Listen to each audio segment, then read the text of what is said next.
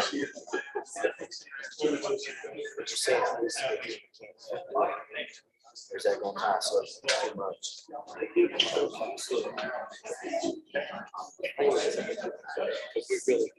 You know, all the things that, you know,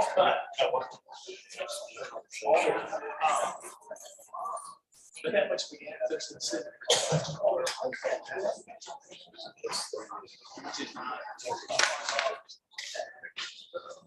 Yeah. I guess you get the.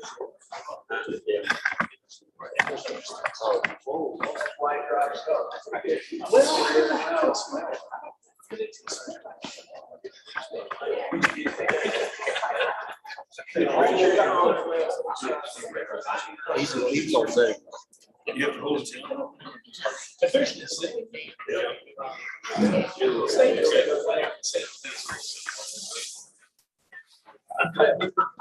you have to sound that. Oh.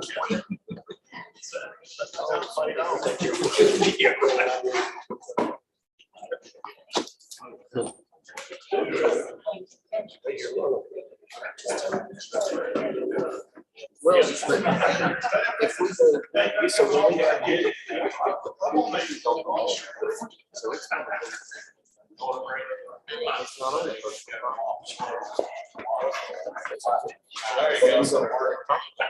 You're gonna expect more high.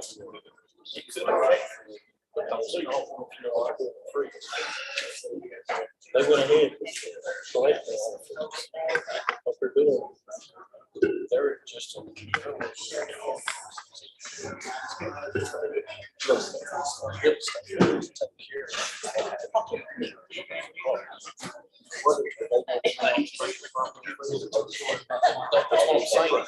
That's what I'm saying.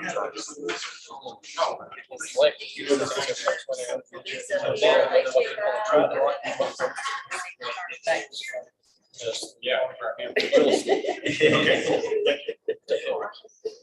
Oh, I think that's what I was. Let me turn them off and see what you think. So, Linda, that could be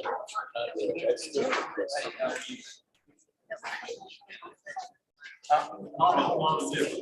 You like it better with the lights or without? With layers. Now. Okay. It look those, you know. It's probably okay. Well, you press your I got some real bright LEDs. just press it home. Thank you. We appreciate it. Thank you. Just like, thank you. Yeah. Yeah. A lot of people disagree. Okay. Okay. Yeah.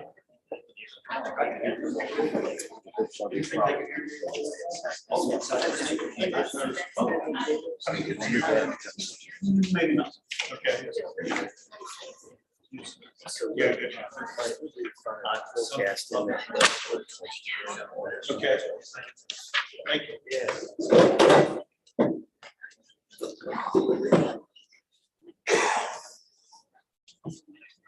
We're gonna pull this table back. I can't move the camera very much because then Yeah, it's all right. okay. Yeah, Look at you guys. it's gonna get warm.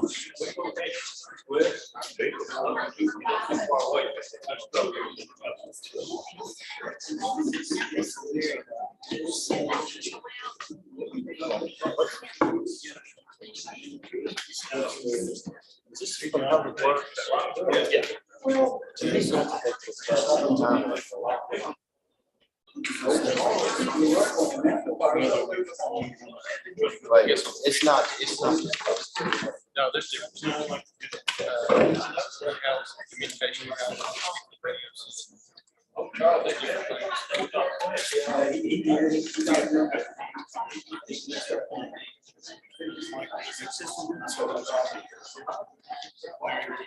We'll have it going on. I mean, just play on.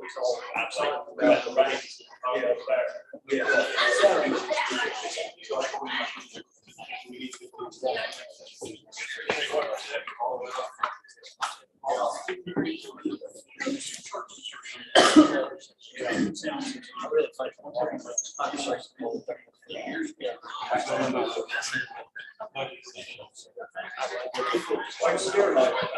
I'll tell you the hospital,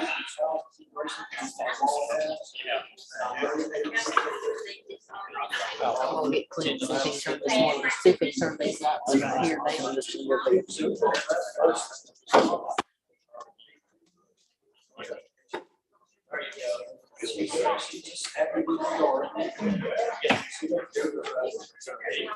down. Started building that place.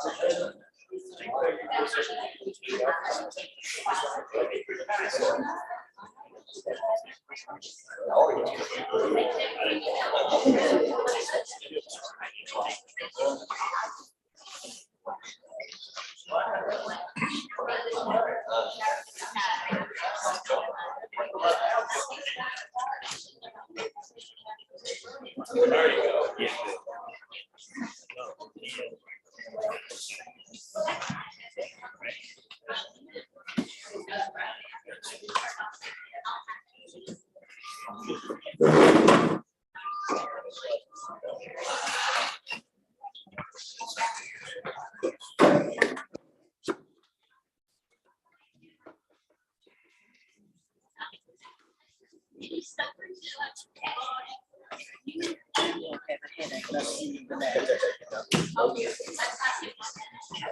is a headache.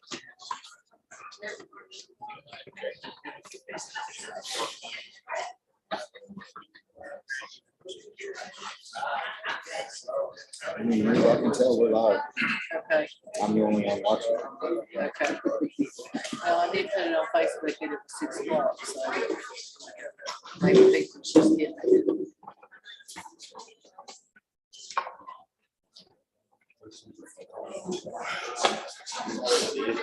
Where are we at?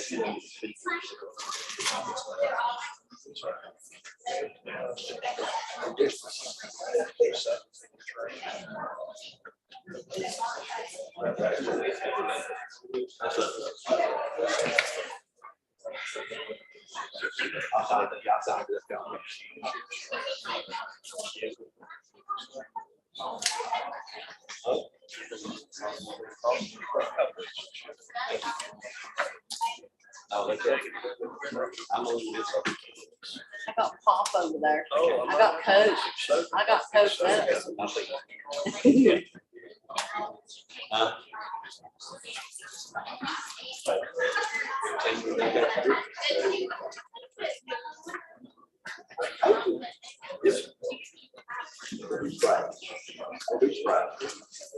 Huh? They had good golf.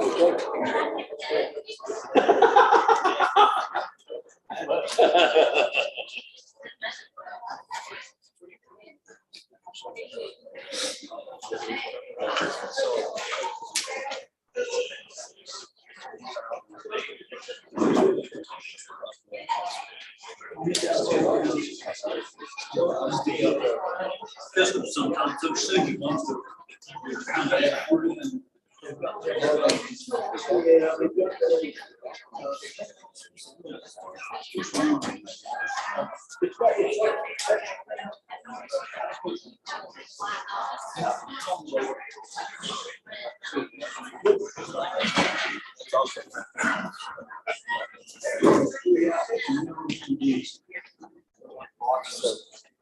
There are 15 outlets up here. People don't always know that they're there.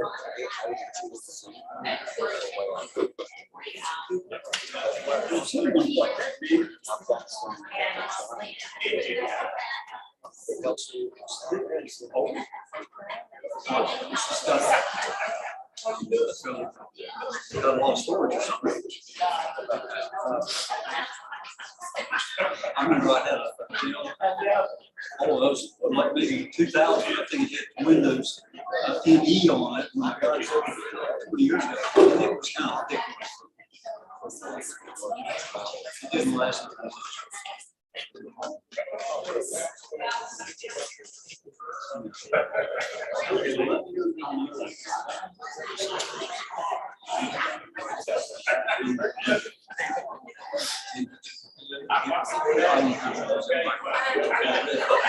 We're about 3 or 4 minutes away from the beginning of the meeting.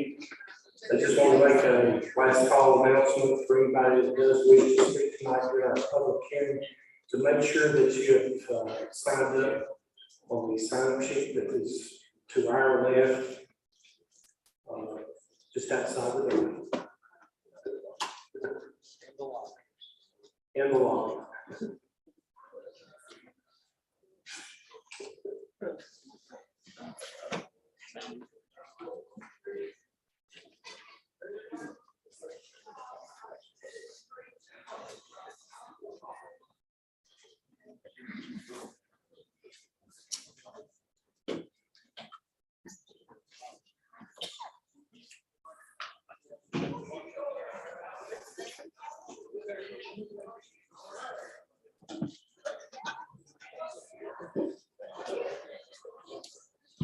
I don't think you turned my light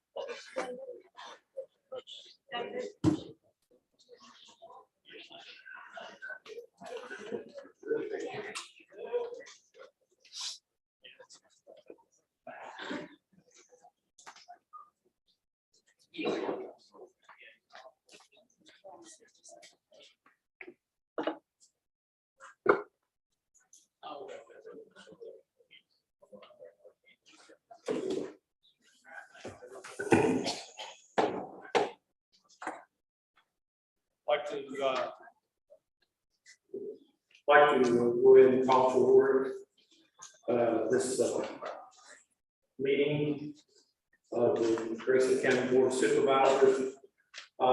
This meeting was initially set as a budget workshop, but due to budget deadlines, the board chose to set this afternoon as a public hearing so we could afford citizens the opportunity to discuss the levy prior to the actual public hearing that will be held for the actual budget. And with that said, as quick as the public hearing is completed, then there'll be a brief recess, and then the board will go into budget workshop if anybody wants to stay for that.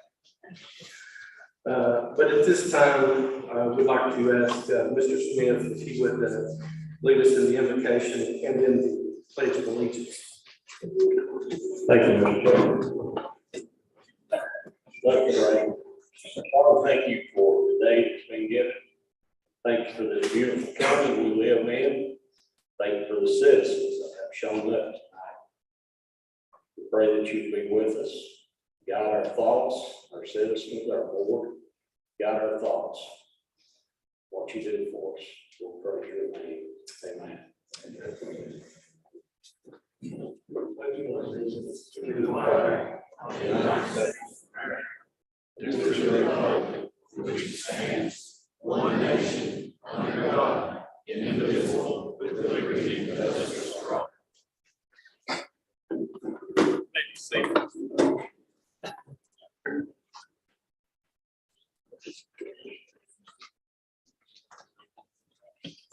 Again, I thank everyone for your attendance tonight. And we'll go ahead with proceed with our meeting. First would be the approval of the agenda. Board members have been afforded opportunity to look at the agenda. As chair would entertain a motion to approve the agenda. So moved. I have a second. Second. Okay. Any discussion? Hearing none. Roll call vote. Mr. Anderson. Yes. Mr. Frank. Aye. Mr. Ivan. Aye. Mr. Milton. I also aye. Next item on the agenda will be new business. Resolution to extend deadlines for payment of certain local taxes. Mr. Sheffield, please. Can you hear me? Yep. Thank you, Mr. Chairman. Resolution of the Grayson County Board of Supervisors to extend the deadlines for payment of certain local taxes. Whereas the Commonwealth of Virginia has not yet adopted a current budget governing the upcoming fiscal year, and whereas the Board of Supervisors of Grayson County, Virginia recognizes the hardships imposed on the citizens of the county as a result of the lingering effects of the COVID-19 pandemic, supply chain disruptions, high levels of inflation, and unprecedented high valuation in the market for used vehicles. And whereas in light of the foregoing, the Board of Supervisors desires to provide the public with additional time for payment of certain local taxes and hereby finds that good cause to do so exists in accordance with Virginia Code 58.1-3916, which permits delays for collection of local taxes to be extended for up to 90 days. Now therefore be it resolved by the Board of Supervisors of the County of Grayson, Virginia, that number one, the deadline for payment of tangible personal property taxes imposed by the County of Grayson is hereby postponed for a term of 89 days from the 5th of June 2022 to the 2nd day of September 2022. Number two, all payment for tangible property taxes made during the extended deadline period shall constitute payments made on time and no penalty or interest shall be applicable to payments received during the extension period. Number three, the clerk of the board is hereby directed to provide a copy of this resolution to the treasurer and commissioner of the revenue. Number four, this resolution does not relieve liability nor waive non-compliance by any taxpayer that occurred for previous tax years. Adopted by the Grayson County Board of Supervisors on its 26th day of May, 2022. Effective date, this resolution shall become effective the day of its adoption. Thank you, Mr. Chairman. Thank you, Mr. Sheffield. At this time, the chair will entertain a motion to adopt the resolution. Mr. Chair, I'd like to make a motion to entertain the resolution and to also include in that a 25% refund back on the personal property tax to the citizens. Okay, we have a motion before the board, is there a second?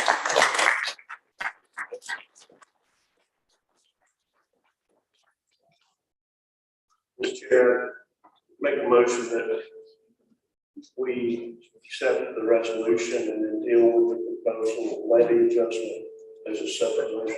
So that's Okay, amended motion. okay, that will be a second. Is there a motion, a second to the first motion? Hearing none, the motion is dead.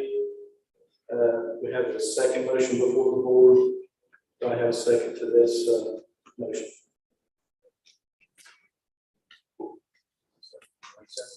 I'll second. Okay. We have a motion, a second. Any discussion by the board? Yes. Okay, Mr. Chair recognizes Mr. Anderson.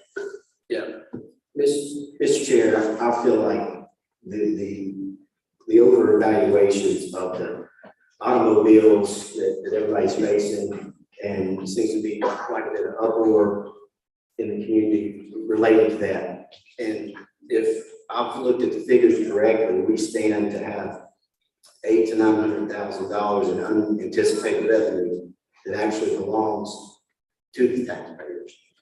So the motion that I put forward was an effort to refund them back their money.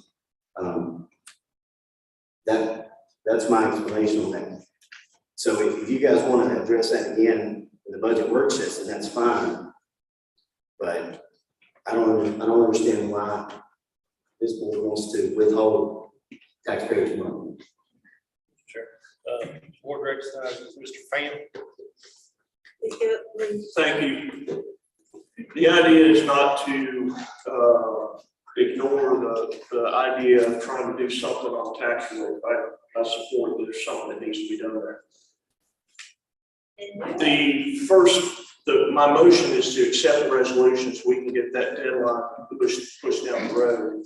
During the budget work session tonight, because we don't know the level of expenses that the county may be facing based on increased requests from the sheriff's office and other organizations. We have that discussion, and then during the work session, I'm open to the idea of something that you suggested. So the idea there is to do the resolution as it stands, and then during the budget work session or at the end of it, we can have the discussion on the tax rate.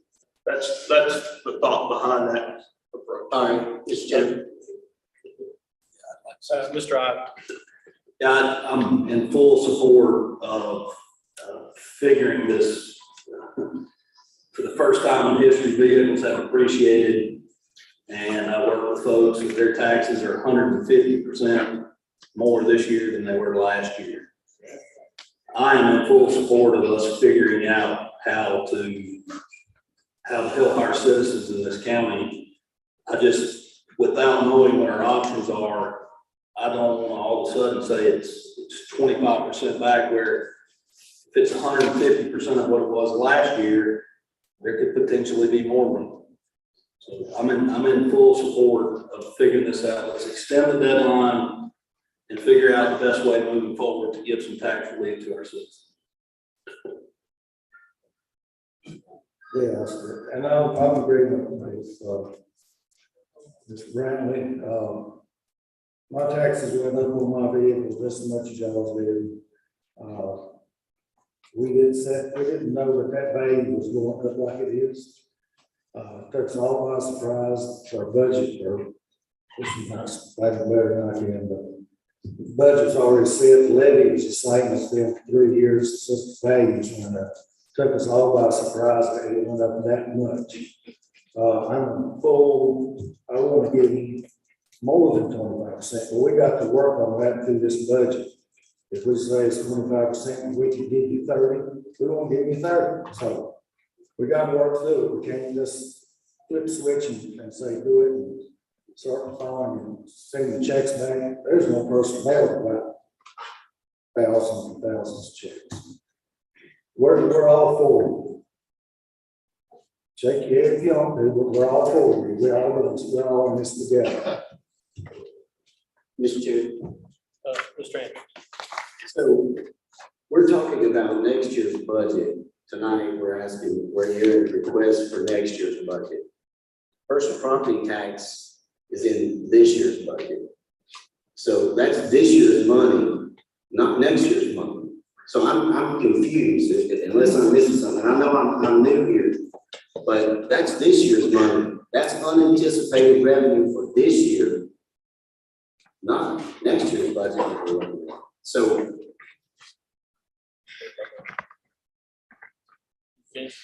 Mr. Fan. Yeah, no, I fully acknowledge we are talking about a number that is in this year's budget, but that surplus, if that's the right word we're talking about, also affects next year's budget. And we know from all the work we've done on the budget already that there's an increase in demands across the board for departments for services that we provide to citizens. So that carryover, as it's known, is a number that helps influence what we can or cannot do in the next year's budget. And so until we understand what next year's budget looks like and whether or not we're going to need any of those carryover funds to support the request, then it's hard to make a decision on decision on the reappropriation of those carryover funds at this point for this FY. That's all I'm saying. So the idea here is let's get the deadline extended. Let's have the conversation in the next few hours in the work session about what we're going to do or what we're not going to do. And then we can make a decision on any sort of tax relief that we can do to citizens. Because I'm in agreement with all of us, I think, up here on the panel that we need to do something. Well, Mr. Mr. Anderson, in trying to keep it in a round, sir. Mr. Anderson. Yes, so we knew as early as late March that this was gonna happen. We've been taking budget requests since March. So the idea that we need to kick the can down the road so we can see, what these requests are going to be made for next year, I think is a little disingenuous because this is the people's money. It's to me, it's like we've been given a credit on their account that we didn't deserve or ask for or budget for, and we need to refund that credit back. The money's coming in, people have already paid their taxes, and this is doable. And for somebody to say that we don't have the manpower to do it, that's what we have a treasurer's office for, and they have the capabilities to do it. They may have to get some part-time people or work a little overtime, but that's what the citizens deserve, and that's my stand.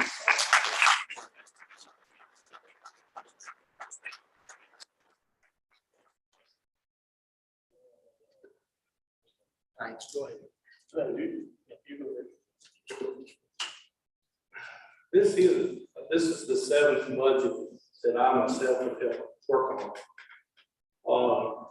This is something unique in that the car values have gone up as they did. This rate was set, I think, in 2019.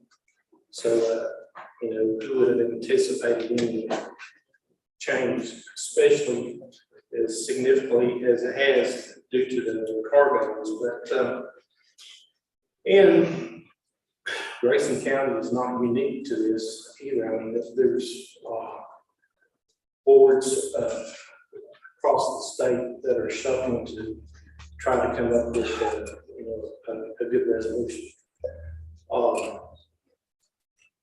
I too want to make sure that we afford everybody that has presented to the board with their budgets, and actually we do have some last minute requests, especially we just heard a presentation last week or so from the sheriff's office requesting additional personnel from a study that they've done. And then there's also requests that have been made, as far as EMS. I want to try to honor that, and I do think there will be a solution where we can return some of this money or find a way that works. But I think we've got some work to do tonight. Although on the school. Yeah. So, and one thing, I appreciate everybody's passion over this topic, but if we would, during board meetings, we do have a decorum. And please be respectful, trying to go through the process, and I remind you, the behavior during this meeting is consistent with behavior exercised in any kind of court or legislative body, in Congress. So, please, there will be an opportunity for everybody. Just make sure, that you sign up for the public hearing, and because we do want to hear from everybody. With that said, any further discussion on the motion? I'd just like to say, Mr. Chair, I didn't randomly pull 25% out of the hat. I did some research on this, and I looked at what other localities are doing and not doing. Majority of the localities that I was able to look at are refunding, rebating, whatever you want to call it, their citizens. And also looked at our net increase for the past 3 years, just to get an idea, so we didn't undercut ourselves. So I didn't just pull a 25% out of the hat. I would like to say that, and if you could restate the current motion that's on the floor, I guess my motion is shot down. So can we restate the original motion, or not the original motion, but the current motion? Clerk.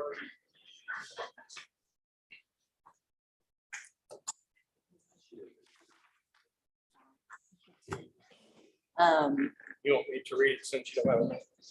If you can read my writing.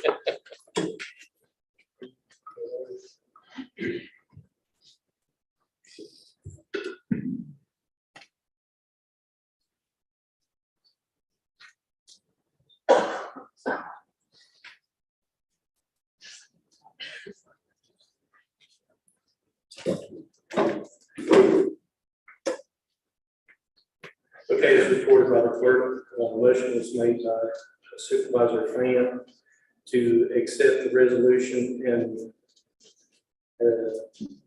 reference the other portion that was part of the at a different time.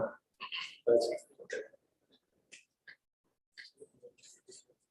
Second. Yes, sir. Okay.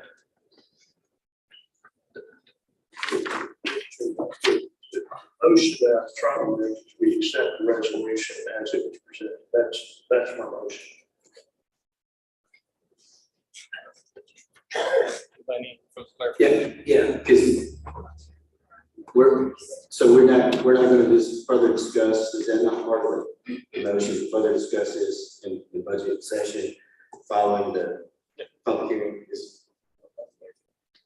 There is absolutely no intention on my part to not discuss anything related with tax relief and assistance. I've been in public service my entire life.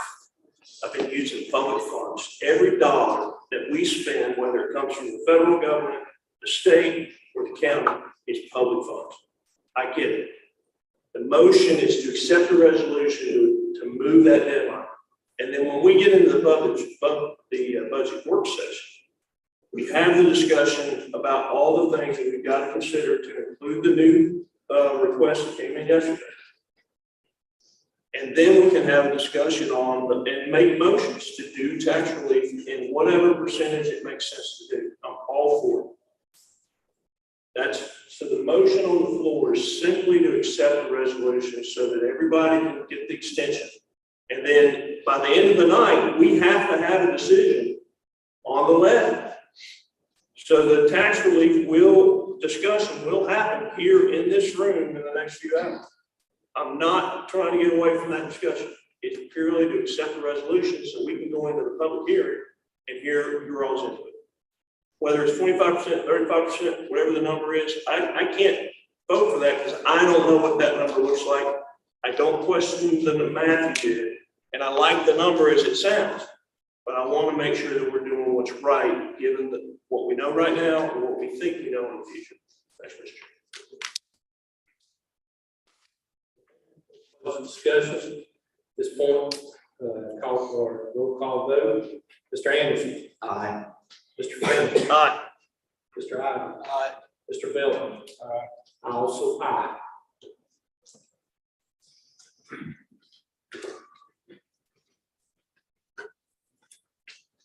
Next item on the agenda is the public hearing, proposed real property tax increase.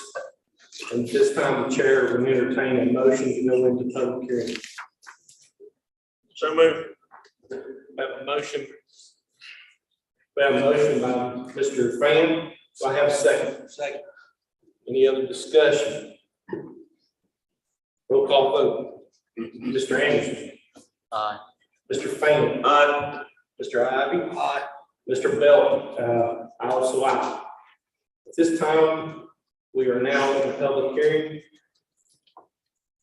We have a podium is here at the center point. I have a list of the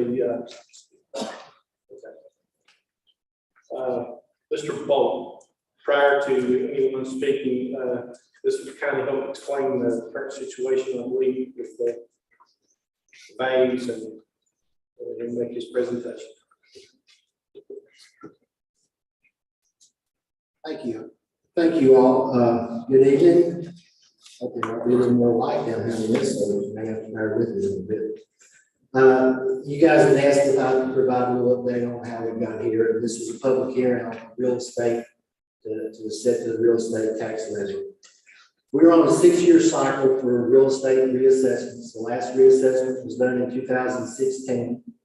So that means the new one effective for 2022, the year that we're in. An outside firm, Pearson's Appraisal Services, made the reassessment. After they concluded their work, we saw an overall increase of 14% in values on countywide. If you pulled out houses out of that, houses average going up 33%, and all these new values were based on what the market, the real estate sales are today. And I think many of you know houses are selling like crazy, and those sales is what drove up the values, especially on the houses. A lot of the land did not increase in value, but primarily on the houses. But overall, it was a 14% increase. Last year's levy was 59 cents, and one of the things that we had to do was to calculate what the reduced levy would be to bring in the same amount of money as what would be called revenue neutral. And you can be within 1% of last year's monies. And with that, to be within 1% of last year's monies, that the 2021 values with 59 cents per $100 value, the levy would need to come down to 52 cents overall for the county. And that doesn't mean that some individuals still may see a tax increase and some may see a decrease, but when we're talking about the overall county line. So that was the number I provided with you all, that the real estate levy should come, or to be revenue neutral, will come down to 52 cents. When you all advertised at 56 cents, and because that was higher than the 1%, it's why you had to have a public hearing tonight. And when you advertise at 56, it can certainly come down under that, but once you advertise at that, it cannot go above that. So that's concerning real estate. Are there any questions on that I could answer?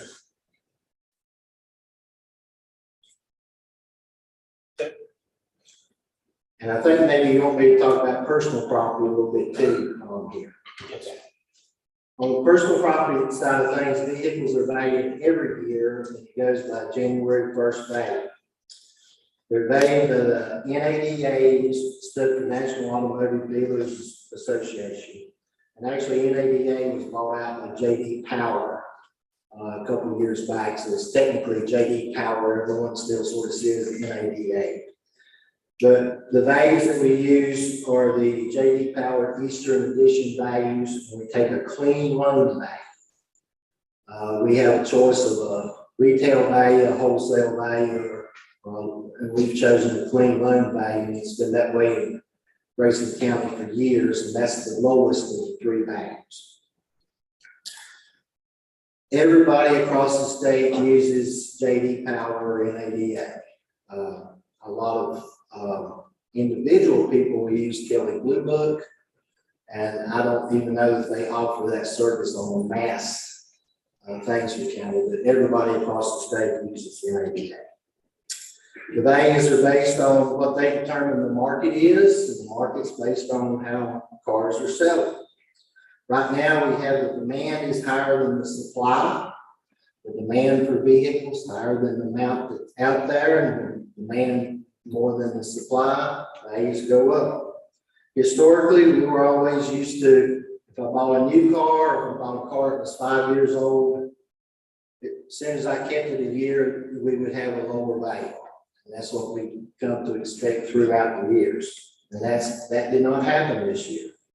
In the past, a lot of people would say if you bought a new car, as soon as you drove it off the lot, it lost maybe so, I start to say several thousand, but at least so much of that. And that's just simply not the case anymore. Some of the reasons for higher values that we have been told. One, it started back when COVID hit. When COVID hit, some automotive plants simply shut down from making cars. When you have less cars being made, that affects your supply. Some of the automotive parts plants shut down, getting the parts to make the cars. That affected the supply. There was supply chain issues. I think we may have all heard how the U.S. is dependent upon China for computer chips for our new vehicles. And we're having trouble getting the computer chips from China. Well, we have a lot of brand new cars sitting there waiting on the chips that cannot get into the market. And therefore, what's that affect? That affects the supply. People are looking, instead of buying new ones, buying used ones. That's what driving up the used car values.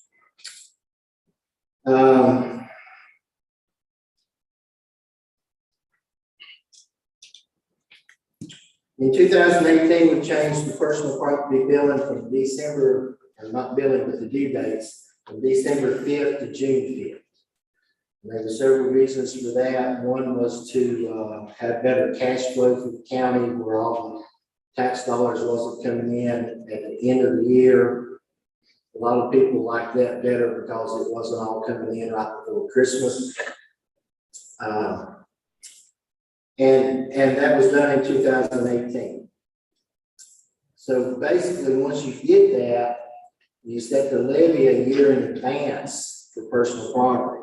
So this 2022 levy, $2.25 per $100 value, was set by the Board of Supervisors at the end of June 2021 at $2.25.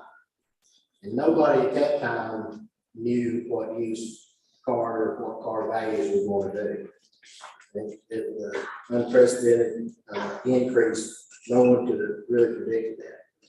So that's basically where we're at now. The levy was set last June. The new values came in January 1.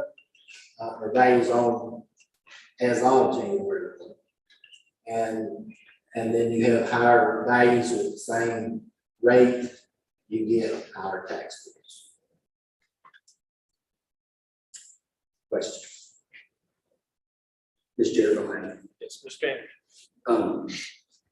So the values were set in January of this year, January 22 is when we looked at the NADA. Now, the NADA uses values based on January 1 days. And we tax on people on what they own on January 1. Because it's my understanding, and I know this is after the fact, but for the last 3 months, it's been trending down. Are you aware of that? I have heard a little bit of that, yes. Okay. Hopefully, that's a good trend that will continue and may help next year.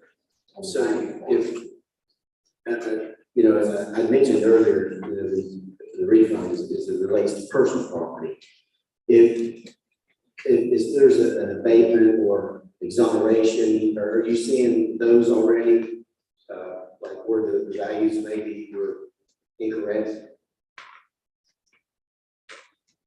I'm not sure I understand. So someone gets a bill and they come in and they bring the book in. I mean, I've had some calls on this, and they say, well, I got my bill here. It says my car's worth more than what I'm seeing on the NADA. Right. So if you have, I'll go. Okay, you might check the website today, and your vehicle may have a different value than January 1, but you have to stick with the January 1 value. If you go back to the old days when the bills were due December 5th, maybe in November, somebody come in and say, I just looked at my car value online, in Kelly Blue Book or NADA or whatever, and it's worth less now than what you all are saying. But you have to remember, at that time, the car was almost a year older.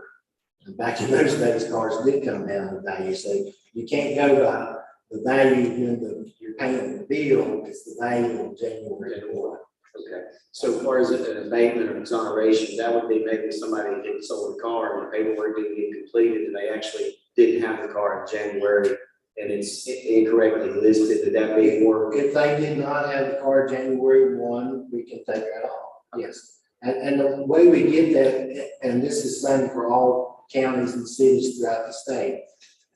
DMV sends we download from DMV, a list comes in of everyone that they think owns a vehicle in Grayson County. Now, there's a lot of times, mistakes are made with garage jurisdictions, and especially where we live, there's a lot of people change back and forth between Grayson, Baymax, and Carroll. And also, if you live on the other side of the bridge going to Baymax, you have a Baymax address in terms of post office. Everybody in Baywood or Old Town, Fairview out there, they have a Baymax address. And sometimes when they purchase vehicles, they will look at that address and they'll put, well, that's the city of Baymax. And it's not. And that's a very common problem that's been here as long as I have. I'm getting garage jurisdiction correct. But that's a DMV issue with when you're buying the vehicle. Okay. So I guess it would be safe to say that we have a number of folks that own property here that actually are resident of another state. So their vehicles probably wouldn't be on the radar screen. It would be very safe to say that we have a number of out of county, out of state real estate owners whose vehicles are out of county, out of state. We do have some out of state people that keeps a car here. They're registered in Virginia, but I'd say for the most part, we don't get their personal vehicles on that. Anyone else? I'm good. Okay. I'll be here all night. Thank you. Thank you. Let's hope. Yeah, maybe not. Do you have any other presenters prior to actual speakers? Okay. For those who have signed up to speak, if you will, when you come to the podium, just give us your name and your address. And then please limit your comments to 3 minutes, and that way we'll give everybody an opportunity to voice their opinion, okay? All right, the first speaker I have on the list is Dennis Hines. I'd like to ask you not start my 3 minutes to ask one question.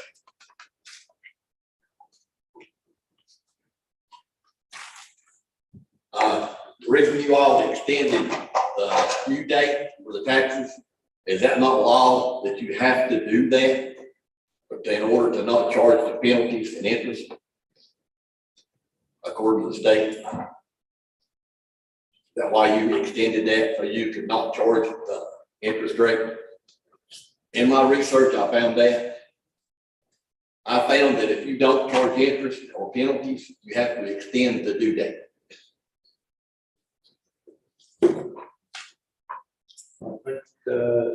The general intent. That's where the treasurers. Yeah, I think the general intent was just to give everybody an opportunity, and I sort of wanted citizens to know why you had to do that, so you didn't have to charge penalties. we didn't have to do the extension. But if you do the extension, you can't charge penalties and interest. But if you don't do the extension, you have to charge penalties and interest. They could be, yes. Right. Okay. Yes, sir. You can go to today. I'll give you one of them, that would. I would actually expect that. My name is Dennis Hines, 578 Twin Pond Lane, East Virginia. I'm in the Providence District.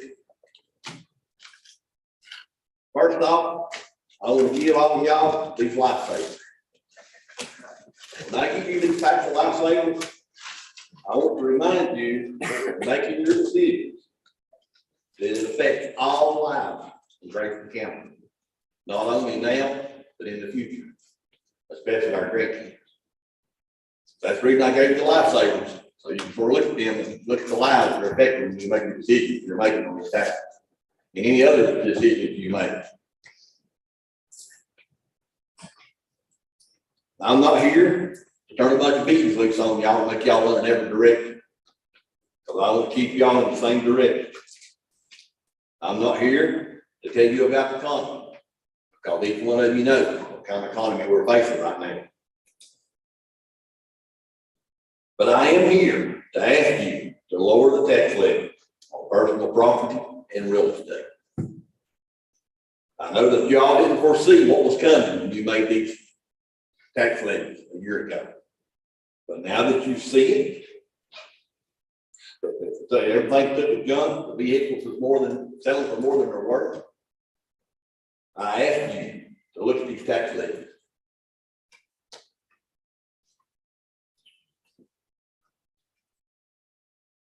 And I'm asking you that you do like the other counties, such as Henrico County. They've started doing refunds. And yes, I know when I ask you to do a refund and lower our taxes, it's gonna cause more work. It's gonna cause more work in the treasurer's office. I ask you one question. Is not Grayson County citizens worth a little extra work? Are we not worth a little extra time? Help us. I also would like to ask you, that the people that cannot make these tax payments at one time, I ask you that you would not charge them the interest or the penalties while they're making payments and trying to make the payments. If they're not trying to make the payments, go ahead and charge them the interest and levies, or penalties, I mean, because they're not trying. But the ones of us that's really trying to make the payments, don't punish us with interest and penalties. Help us out.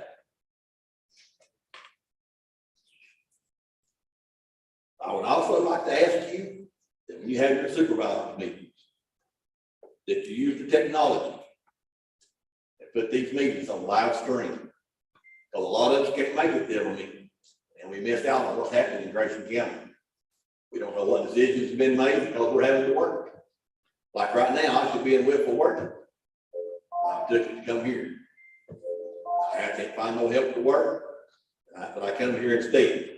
I ask you to do live streams on the entire meeting from start to finish, and put it live stream where people that cannot be here every meeting can still see what's going on and still be informed on the decisions being made that affect us.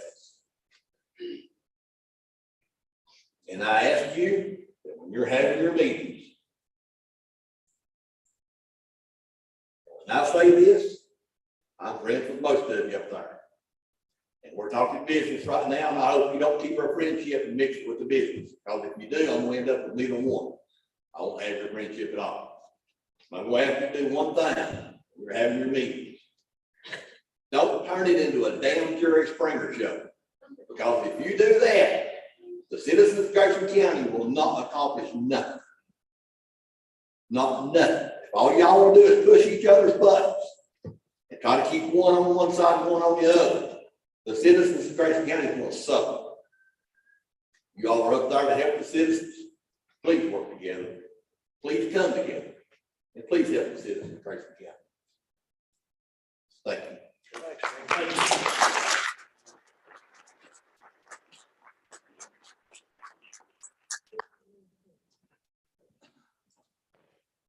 Okay, next speaker is Wanda Payne. Mama one. Thank you, Wanda Pinion, 9476 Elk Creek Parkway, Elk Creek, Virginia. I'm here to also talk about the tax levy. Mr. Hines, you've done a phenomenal job. Yes. Thank you. Everything you said, right on the money. The current, what you're talking about currently, it involves a lot. It involves our pocketbooks, and you get on in our pocketbooks because I can tell you one, I'm working right now to pay taxes and insurance. I'm 69 years old. I don't want to work all the time, but that's what I'm working for right now. It's taxes and insurance. So, and I'm sure I'm not the only one. There's many people in this county that are having to work for that very thing. There's so many in this county that don't have food on their table or can't get the medicines because they can't afford it. They can't pay everything that they have to pay out. We need to be helping these people. But anyway, this part of the tax money that you are talking about is going to the Baywood Project, which I'm totally against, and now you all know that. Extending the deadlines for the personal property tax is a good thing. That is a good thing. And I talked with a mom this morning. Her son's deployed, has been for about 2.5 months, and it took half of one of his month's salary to pay his property tax, his personal property tax. What a shame. You know, so we do have got to do something about this personal property.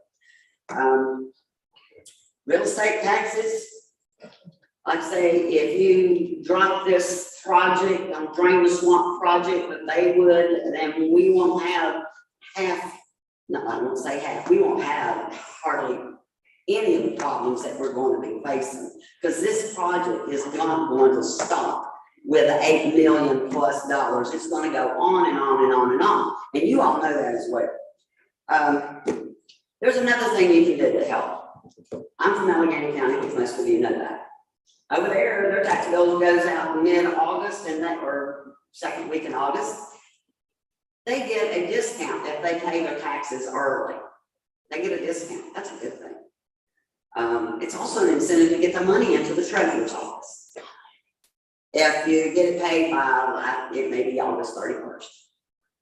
And then you have, at least you know what you've got to pay until December 5th. It gives you a few months to get that money. And with the taxes going up, and we know they're going up, this is something I suggest you think about. It's a good thing. There's also, a young lady had this, tax the trees. We're covered up in trees in Grayson County. And I know Cindy Harvey went to Richmond several times. There's probably nothing we can do to save our land, you know, this anymore. Thank goodness, I think Wood County has done something. I'm not exactly sure what all they are doing over there, but at least they're stopping. Well, why can't we come up with something to tax other things that are killing our land or killing our site? You know, when you go and look out, I live on the knoll, and I've got a 365-degree view of trees. Trees. The only place I don't see trees is when I look west. But it's surrounded the back of my yard. It's all over. Everywhere you go, it's trees, trees, trees. Not oaks and locusts and some of the trees that we've grown up with. It's pine trees for Christmas trees. So I ask that you think about these things. There is a petition going around to stop the Baywood Project. And I suggest if anybody's here that haven't signed that petition, that you do so before you leave. Thank you.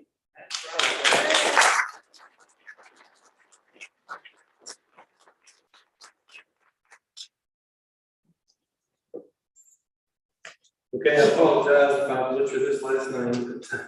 Elizabeth Kafka. That's right. All right.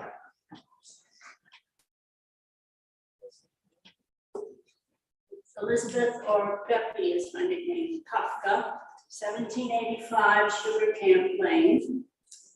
And I want to speak to the idea of a tax on Christmas trees. If you raise property taxes to the level that you're planning, then many people in the community are simply not going to be able to pay them. This opens the way for further exploitation of corporate Christmas tree growers who have the money to lease and buy large tracts of land. In fact, this move literally hands the keys to the car over to someone who will most likely rent the car. The stresses the corporate growers impose on our community, including road damage, deforestation, area spraying, pollution of waterways, etc., is a double whammy because it affects everyone in the community and frankly divides the community. We raise the issue of taxing the Christmas trees as something to be explored, discussed, and considered. Although it will not fix the destructive nature of the corporate Christmas tree industry, it will put deserved revenue into the county budget for more services, as well as send a message to the growers that their large operations and everything that comes with them has a cost. To be clear, this will not stop us from studying the harmful effects this industry has on air, water, and land here in Grayson County. It will not change the fact that these corporate agricultural practices have to change to protect our water, air, and national natural environment. With all due respect, we ask that our tax dollars do not go to subsidize or otherwise support this destructive industry. And thank you, guys. Thank you. Thank you very much. Next, Eddie Sutherland.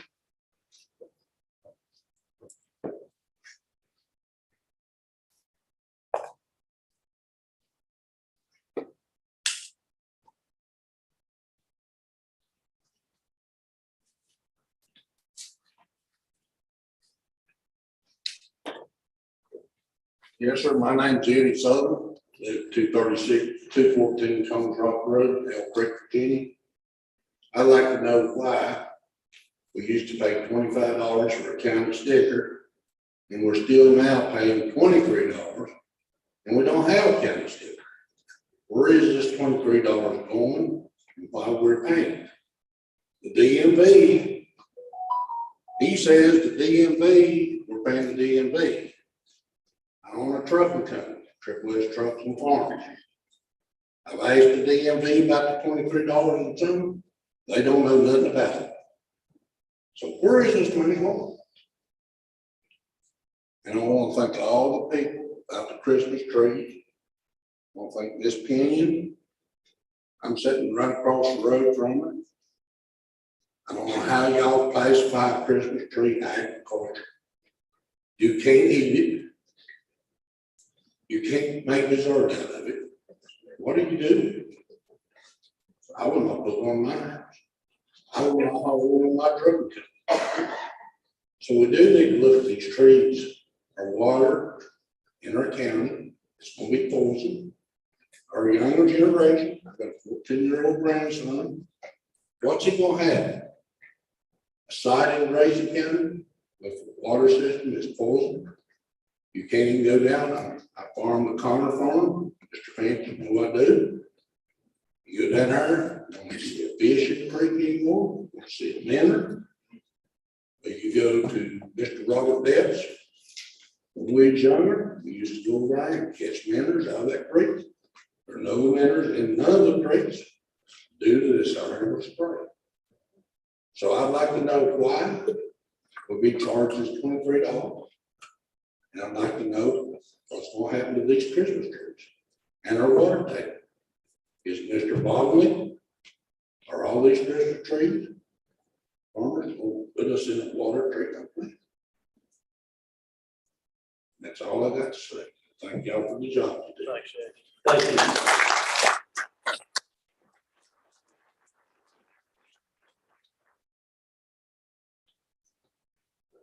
Next speaker I have here is Susan Cohen.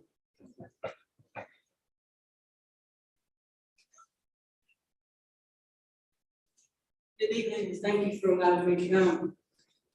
I appreciate what Dennis had to say. He pretty much said what I had in my mind to say. I guess what concerns me the most is where this Baywood Project came from and who approved it. You know, shame on me for not looking up the minutes and listening to the minutes in years past. But when this came to my attention of this property and personal tax, and mine doubled. So naturally I had to go to my 401k. I'm retired, forced to retire because of my health. You know, I'm gonna have to be penalized for taking out money out of my 401k to pay those taxes. And I'll pay it because that's what it says. And I'm a law-abiding citizen.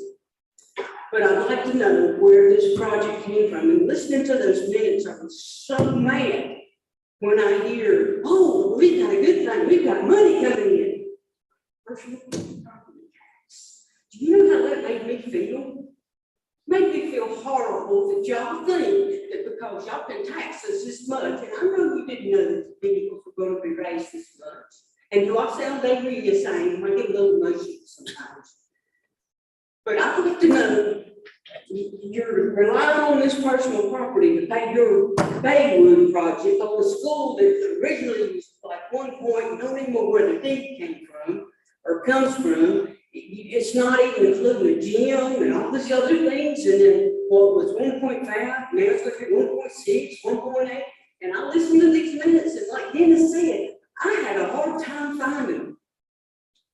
And I'm sorry, I've got an MBA, and I do research a lot, and I had a hard time finding your minutes. What about these people that don't know how to operate a computer to find it?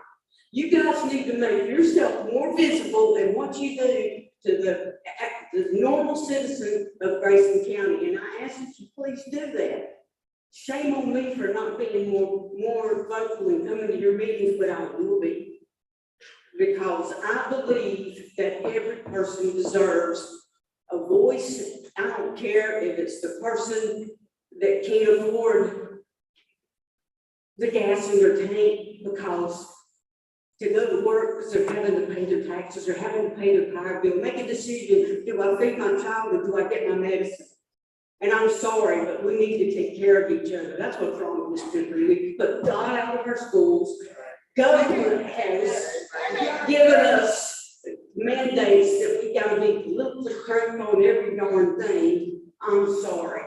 You know, this gun situation in school, what a tragedy it was in Texas.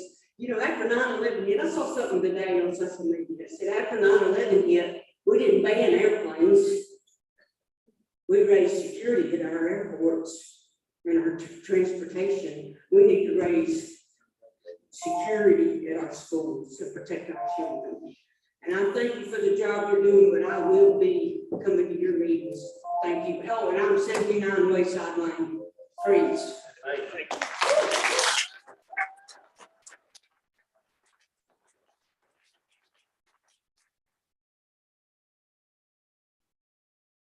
Please, the next speaker will be Jonathan Warren.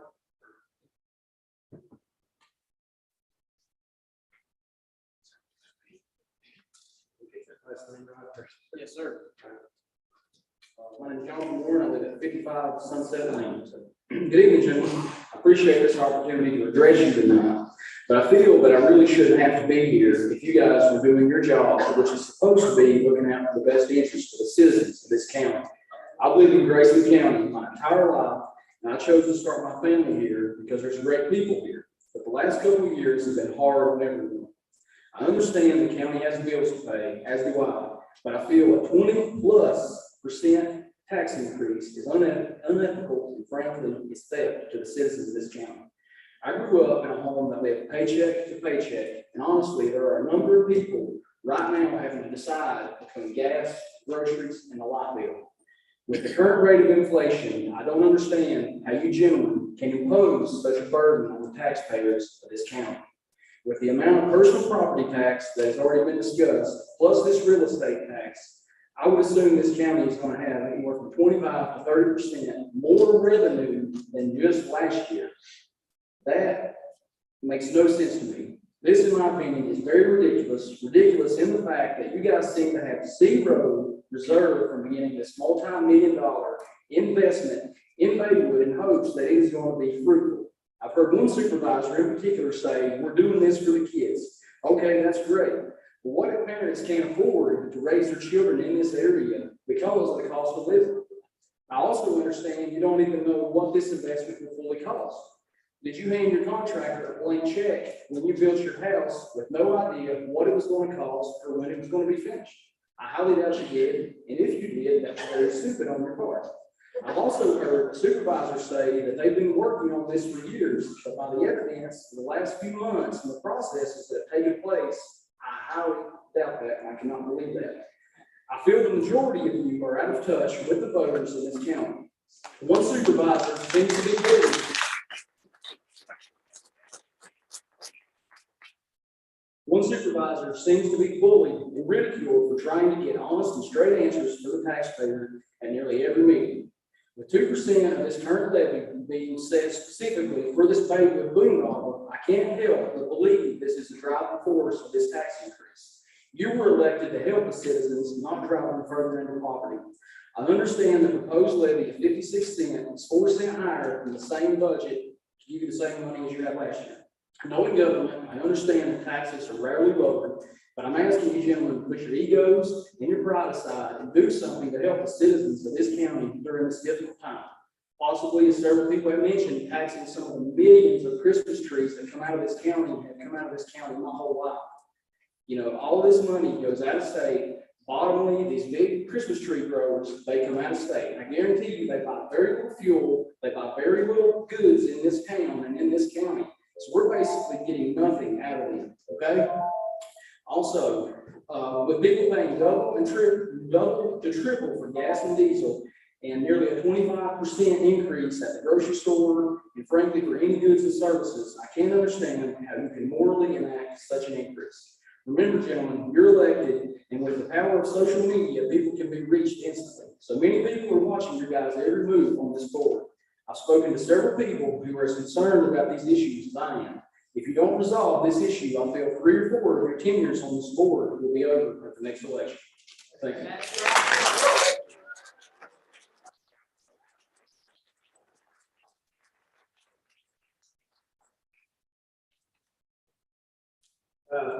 Next speaker is James Kofi.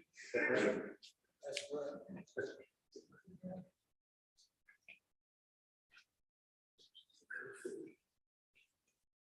My name is James Kofi, 6485 Old Rock Creek Drive. I wasn't even sure if I was going to speak tonight or not. This whole tax increase thing kind of got me sit back. March 9th of the new year, we bought that house last year. Moved over from North Carolina. My RV went from $4,700 to $14,700 in value. Craziness. My car, I got a 2004 Subaru that is worth about $400 on the real market, and y'all charge me $2,200 for it because of the NADA. I understand that NADA works, don't be wrong. All right? This is ridiculous. And if you're proposing increased taxes, y'all got to really take a step back and look. There's something going on here that needs to be stopped. There's too much inflation, too many things going on around. Every one of us in this room, in this county, that we all need a little bit of relief. 25%, I love that. That's a great idea. I understand, Mr. Frank, that where you're coming from, it might be more. Well, granted 25%, if it's more, then make it 35. Right? Yeah. Makes sense. You know, I understand what you're saying, but if it's more, fine. All right, but I also understand you looking at it's going to be less. I know where your mind is. You say you've been on this board. How many years have you been a politician? Long time, right? You said lifetime. Long time. Public service. Public service. Not in this job. Okay. I'm just, public service. I've been in the civil service for a while. Okay, I'm very retired, come out here. And, love it. Beautiful area. So Christmas tree thing, I didn't know what this was about. No idea. This Baywood Project, never heard of it. Okay, we knew. But I do believe we're going to be attending some of these meetings to see what's going on there and to try to keep things in line. As far as taxing the Christmas trees, that's a great idea. Save the people of the county and put it on the businesses raping the county. That's all I got to say, gentlemen. Thank you for your time. Sir.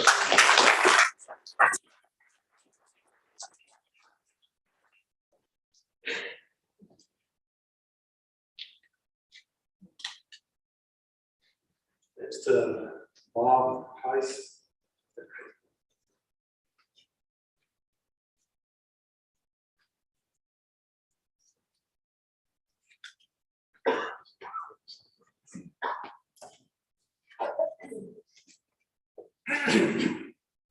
Bob Heiss, 511 North Independence Avenue. I understand that these increases in value are not actually the value, it's an externality due to a lot of people leaving the big city, buying up our land. We don't get any benefit from it unless we sell, and then we can't live here. How does that help us?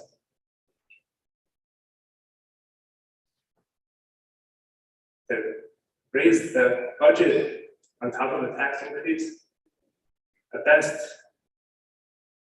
that's in poor taste and completely thrown out. to pay for boondoggles in Baywood, or even paying for things to keep up with a plan. We don't exist for a plan. We don't exist so you can exist. Y'all exist so we can exist. You serve us.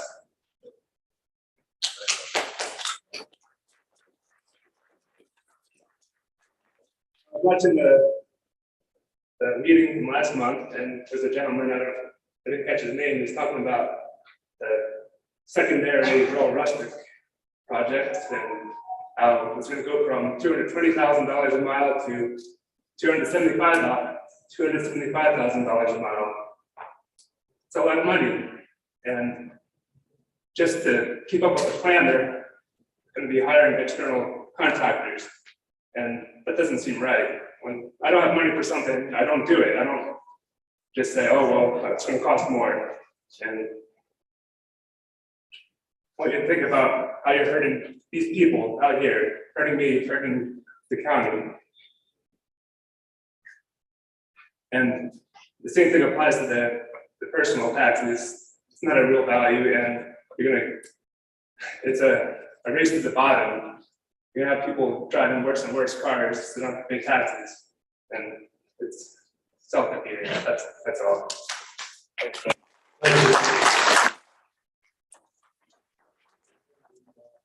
Last speaker I have on the list is Mr. Mitchell Cornett.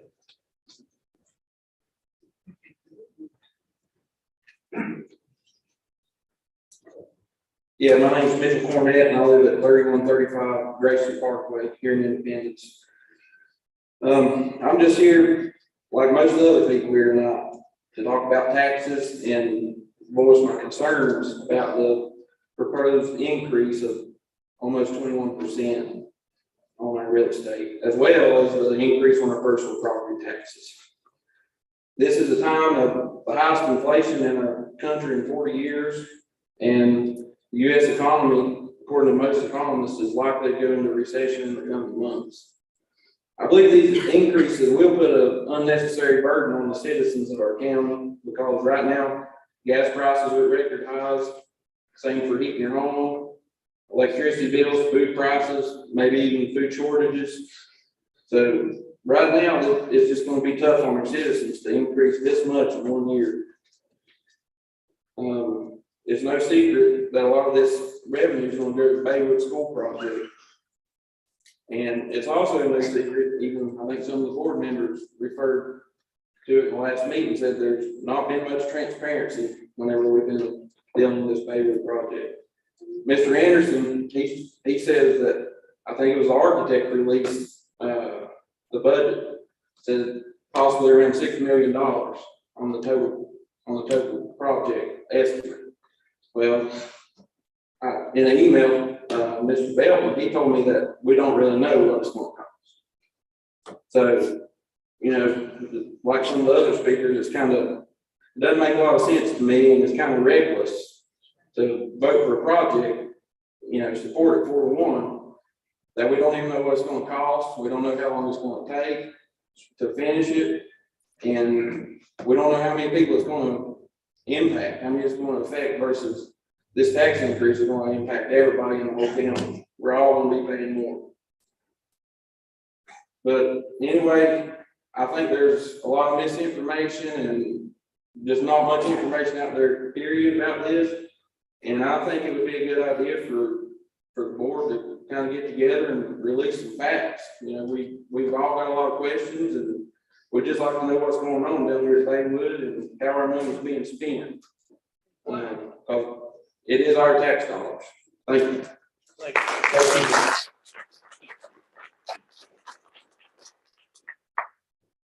Chairman, I signed up, but you didn't call my name. Ann Rose. Okay, I apologize. Ms. Rose. My name is Ann Rose. I live at 15 Discovery Lane. I'm a taxpayer, I'm a homeowner, and I also own cars.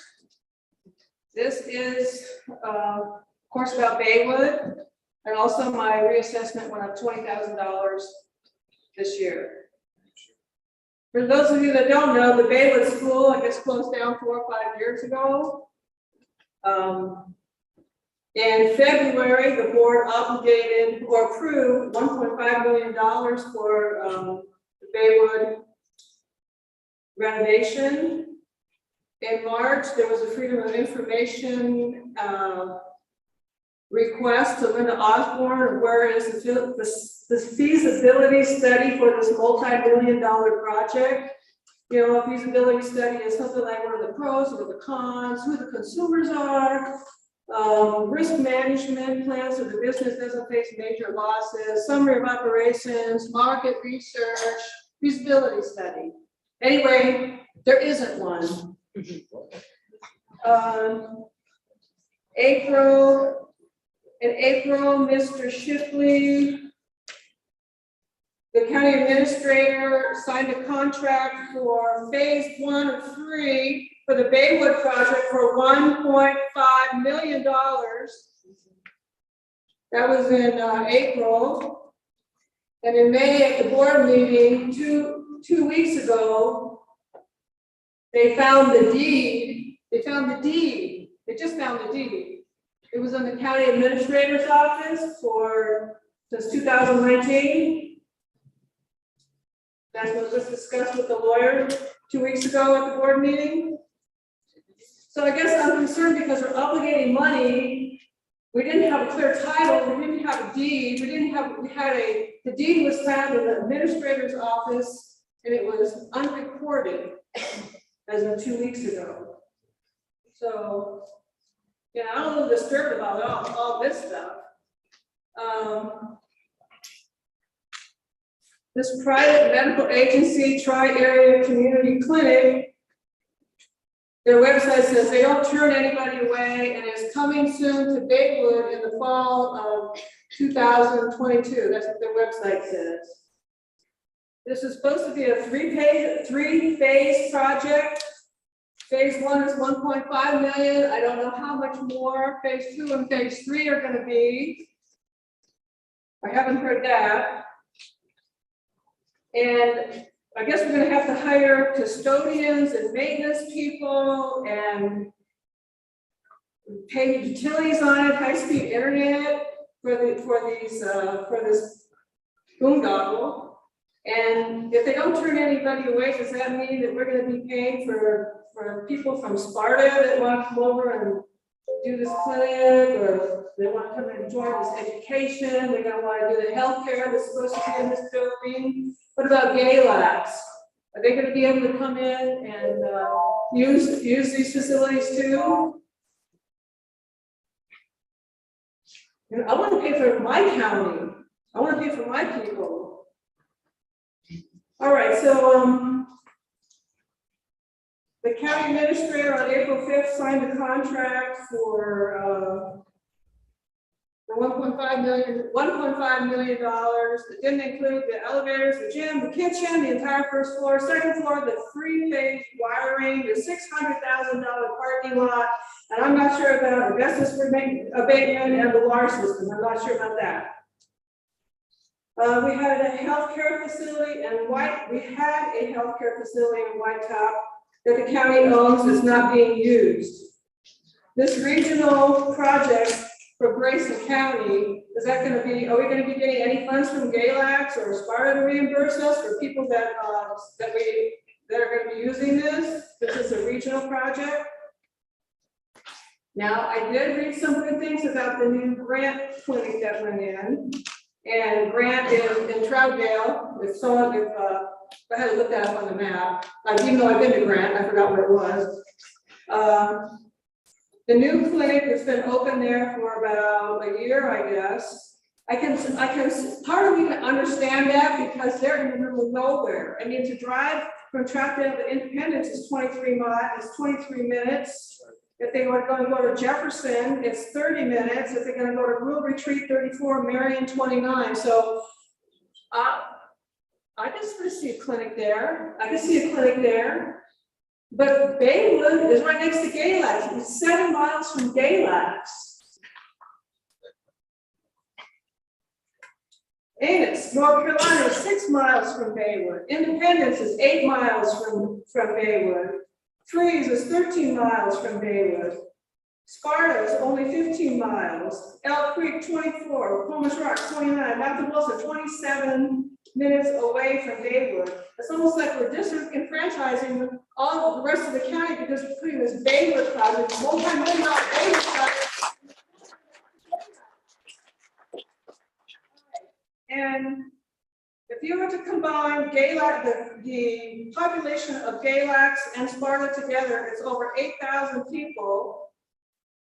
If you were to combine just Freeze and Independence, which is closer to Baywood, Freeze and Independence alone, their population is 1,600 people.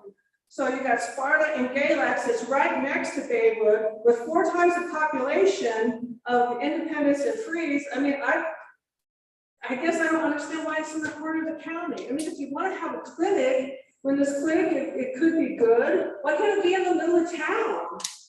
Why can't it be in the middle of town instead of disenfranchising all these other people? So anyway, let's see. In Independence, I use the Twin County Clinic. I've also seen Grayson Highlands Family Medicine and the Hugh Chum Family Medicine in Independence. The major hospital in Galax is 7.7 miles from Baywood. Okay, I'm switching to the educational portion. I guess this deed that they just recently found and that was unrecorded is going to require a portion to be obligated to education if they're going to do anything with it, with the building. So for education, I mean, I know we have community college in Galax, and I know we have a community college in Woodville, and I know we have education rooms already in Independence. It's not stuck in some corner of the county. If someone from Troutdale was going to get these education services in Baywood, they have to drive 40 minutes. If they're going to drive from Whitetop to Baywood, it's 63 minutes for this educational benefit. If they're going to drive from Grant to Baywood, it's 35 minutes. If they're going to drive from Galax to Baywood, it's only 11 minutes. All right, so winding down here. I prefer that we spend money on public safety, like hiring the sheriff deputies that we have a shortage of, replacing antiquated or aging rescue squad equipment, gear, and ambulances and fire trucks, invest in communication towers, antennas, and radios that we currently have insufficient coverage for. We have our deputies that can't communicate as part of our county. We're putting them at risk, we're putting the residents at risk. On the May 12th, 2 weeks ago, Board of Supervisors meeting, there was a sheriff's office where when shortfalls were discussed. Rick Arrington conducted a Grayson County Sheriff's Office operational study and found we have deputy shortages. We have a computer database management program that's over 20 years old. They were still able to get periodic updates on this old system, but I would rather be investing in that than putting this Baywood boondoggle in a corner of the county far away. And I want to see transparency on this because I don't feel it's been transparent about all the money that we're going to be dumping into this because we still have phase 2 and phase 3 to go. So anyway, I'm signing the petition to stop this reckless spending. And I hope you all do too. The petition's in the back. And road.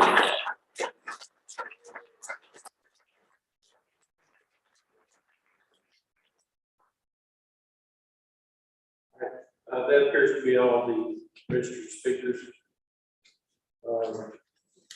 This time, Chair will entertain a motion to call closing to the public hearing. So much. Mr. Hatch, the opportunity to speak, please, before you close the public meeting. Did you register? I thought I had, but apparently, when this road, I got lost in the shelter. Give her a chance to say, she's got to say. Yeah, come on, man. Sir, I would like the opportunity to speak as well. I come in late. We had to do the first thing. After after she speaks, I'll leave that up to. Yes, sir.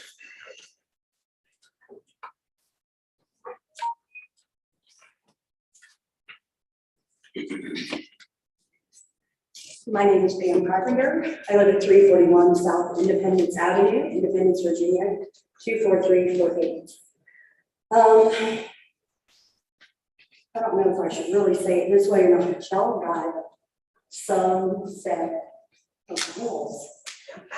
On March the 28th, Governor Glenn Youngkin signed legislation empowering localities to lower car tax rates.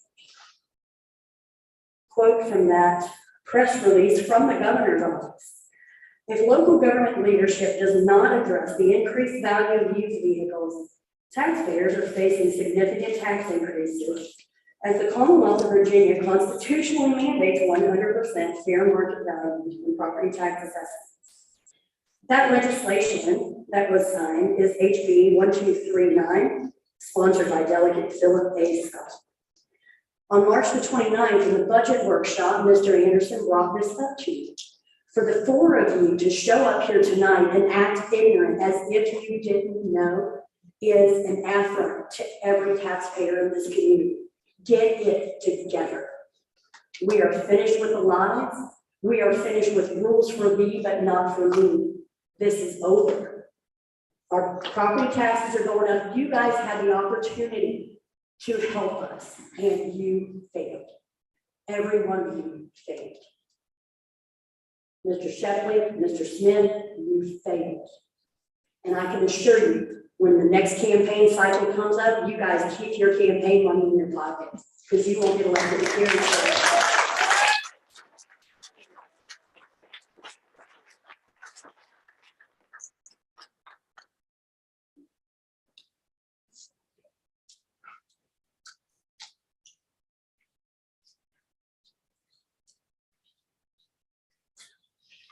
Board of Supervisors, my name is Roger Billings. I live at 1512 Forest Ridge Road, Independence, Virginia. I've been a resident of Grayson County for around 28 years. I didn't come prepared to speak about this, but I feel like that we should all have a voice on this subject. You know, we should all be just thrilled to death that the value of something that we bought is more than what we paid for it. That's wonderful. We're all happy about that. The problem is the rate we pay on what we own.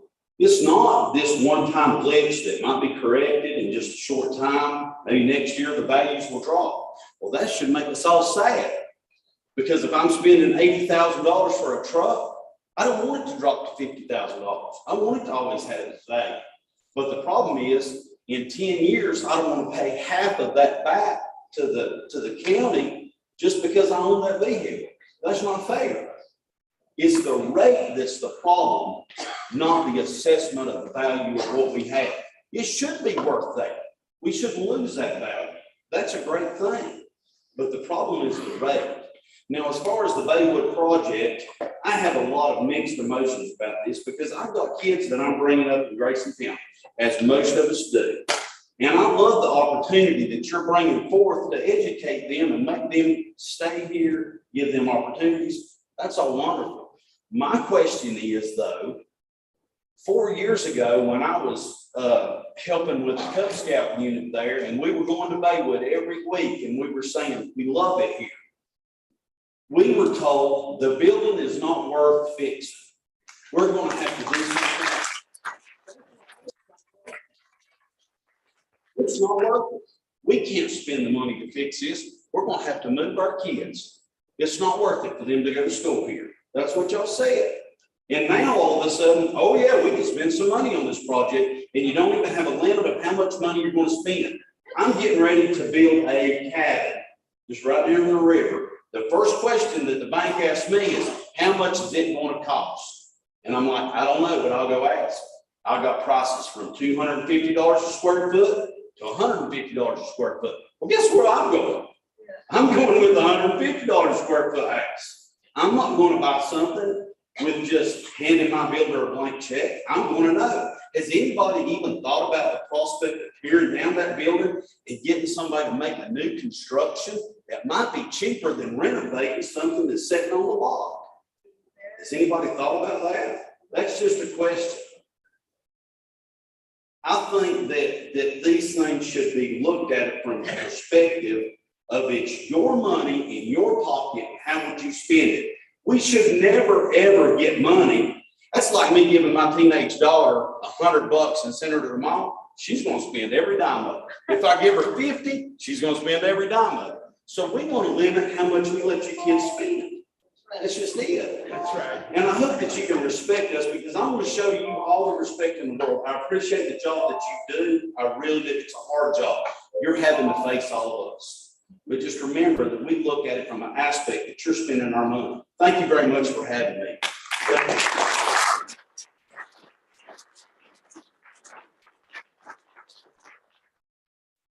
Entertain a motion to close the public hearing. Second. I make the motion. Second, okay. Mr. Anderson? Aye. I also, I'd like to thank everyone for your attendance for this portion of the meeting. If you do want to stay in the audience while we're up here with the budget workshop, you're welcome to. We will take about a 15-minute break before we start that. And 10, probably be about 20 minutes of 8 to get started again, okay?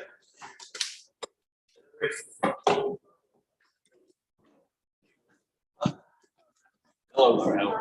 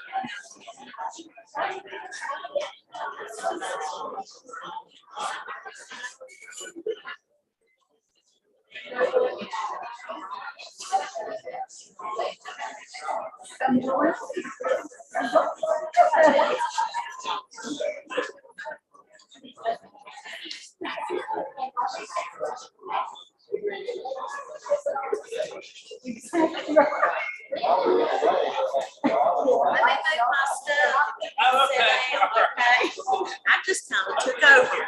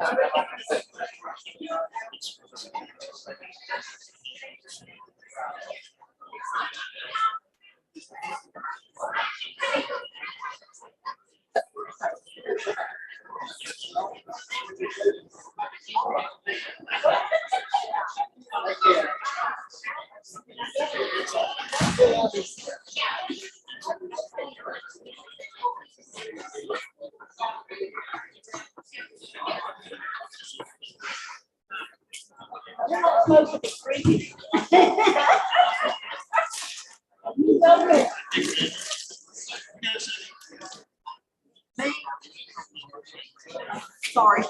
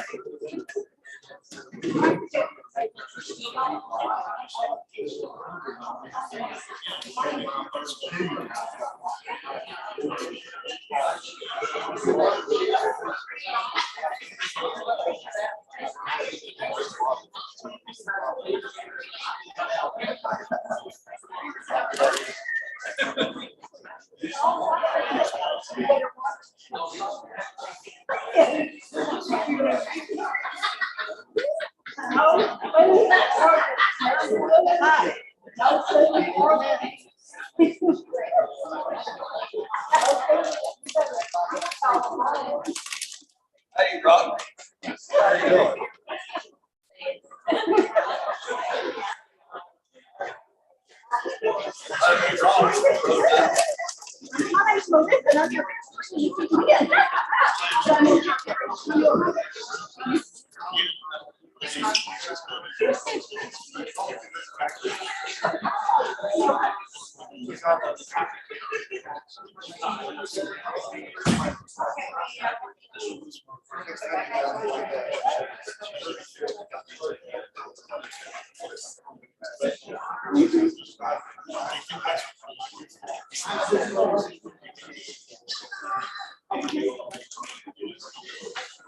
Is it me or did it get dark?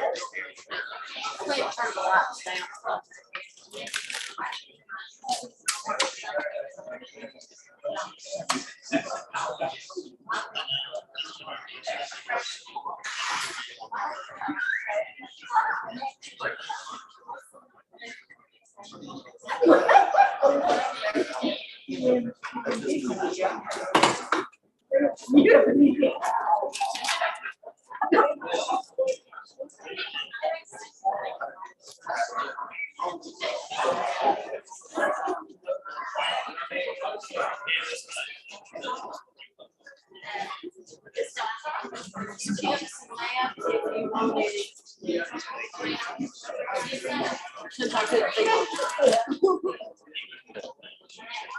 There's chips and nabs here if you want it. Hey, that's what I'm thinking.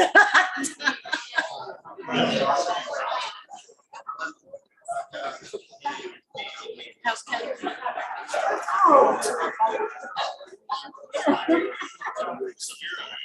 Real.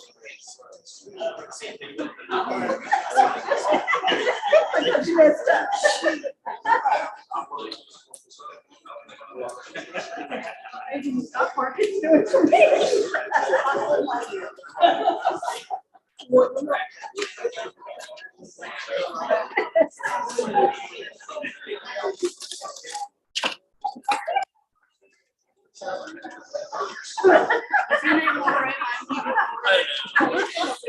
Repeal, baby.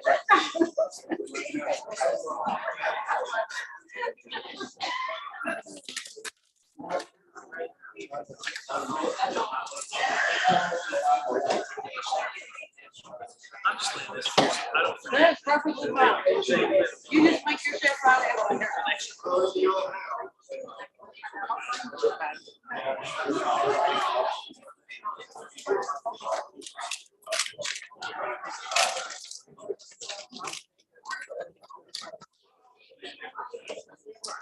Help yourself, help yourself, there's lamps.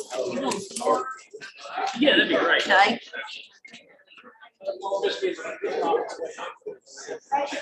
I'll drive by. You know better than tell me. Huh? What? You know better than tell us. Yeah, I didn't say it.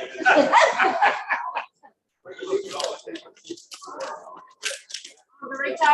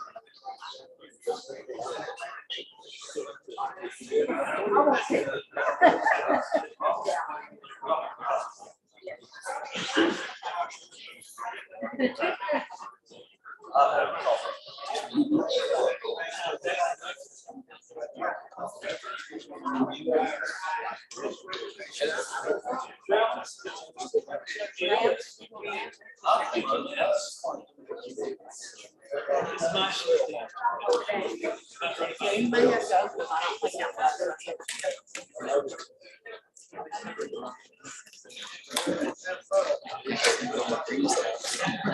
don't think yeah, I know.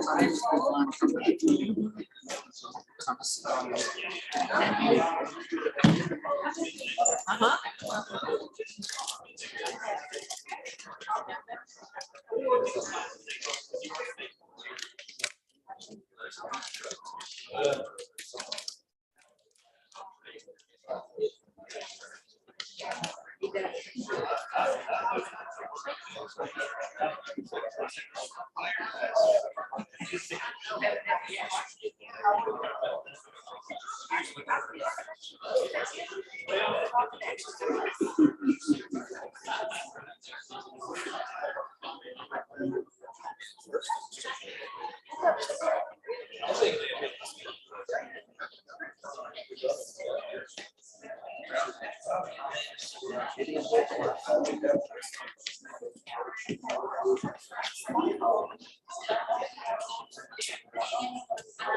Well,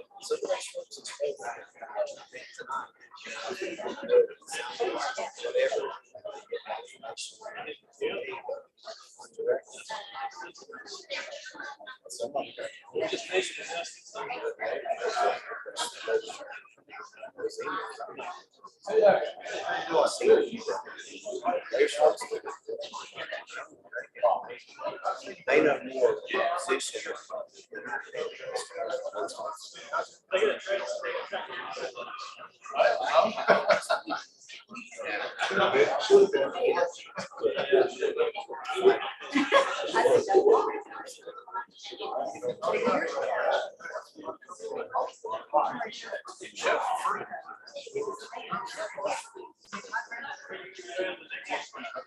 What we doing, John?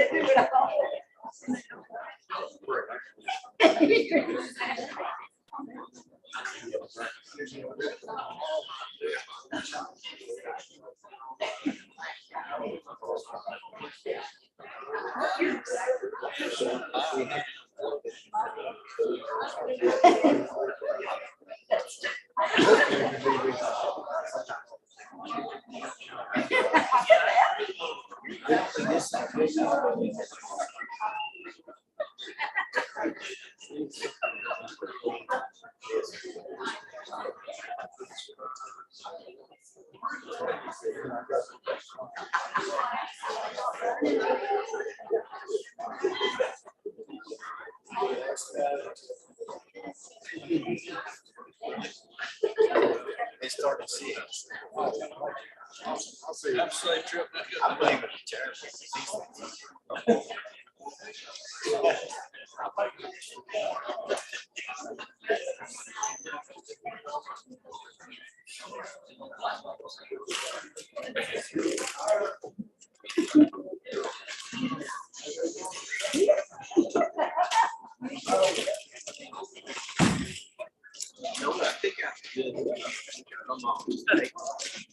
It's at your favorite.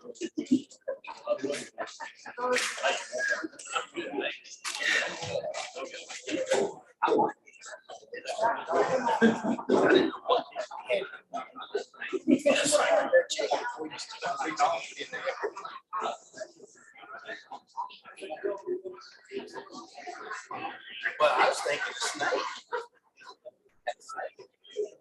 I said, you better check.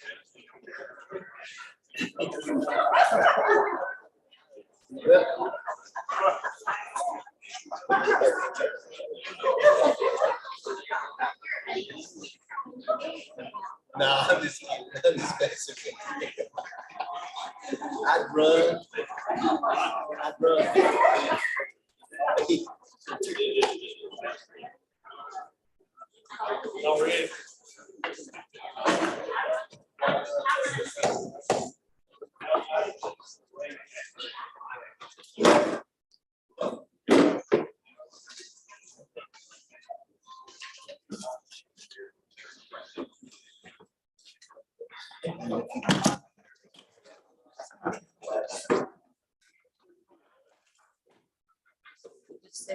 Okay, I will call the budget work session portion of the agenda back to order.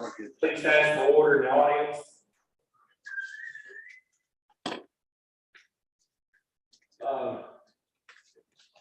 Staff will lead in with the. Okay. Order, stone. All right, well, thanks for having me. I know. You might want to go there. Okay. Thank you, sir. Could certainly do that.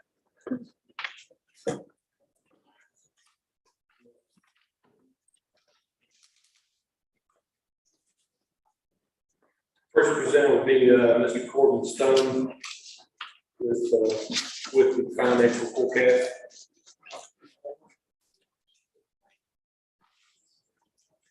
First of all, thanks for having me. I think,